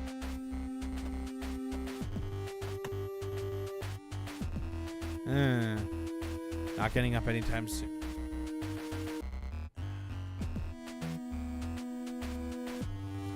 Nothing lights up. Oh, man, we're getting close on time, too. Man, I really want to finish this, but, like, I also feel like I'm probably going to be a good distance from the finale here. You know what? Let's go back. Let's move back into the crawlways. We've at least... Wait, hold on. Can I actually look up here? Look up to see the source of light. Dazzles you, squinting. You're able to make out whatever is illuminating the area of the crawlways. You found yourself sits in the other side, a large spinning fan blade. I wonder where that is. I really can't use that? No, same thing as before, right?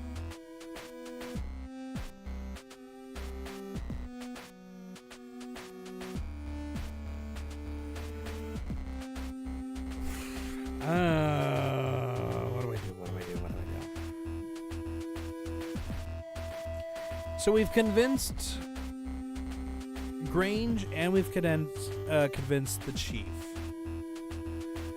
I feel like we gotta be able to convince the captain somehow, but I don't know where else to go. It is a good place to end it. Next time it looks like he'll have to decide between Dalton and the chief. Yeah, you know, I think let's just do that. Let's sit on it for a minute. The chief wanted us to sit on it, so we'll wait for a bit. All right, we'll call it there then. The next stream, I hope, is the finale. I didn't think we'd be going into the whole mutiny yet, but or I guess at all. But I guess I should have seen that coming, huh? All right. Well, hey, thanks for joining me, guys. Next Wednesday we should finish it. I hope. So we'll figure it out from there. But hey, thanks for joining me. I will catch you guys on Friday. Maybe we'll do or yeah, you know what? Maybe we'll do this on Friday. Use so many save slots. Yeah. Well, hey, they gave us a lot for a reason, right? Maybe we'll continue this Friday night, and since we're not doing Dead Space, maybe we'll do that instead of Plucky Squire. We'll toss it. We'll do a coin toss. We'll figure it out. Either way, I'll see you guys Friday night. Have a good day, everybody. Bye.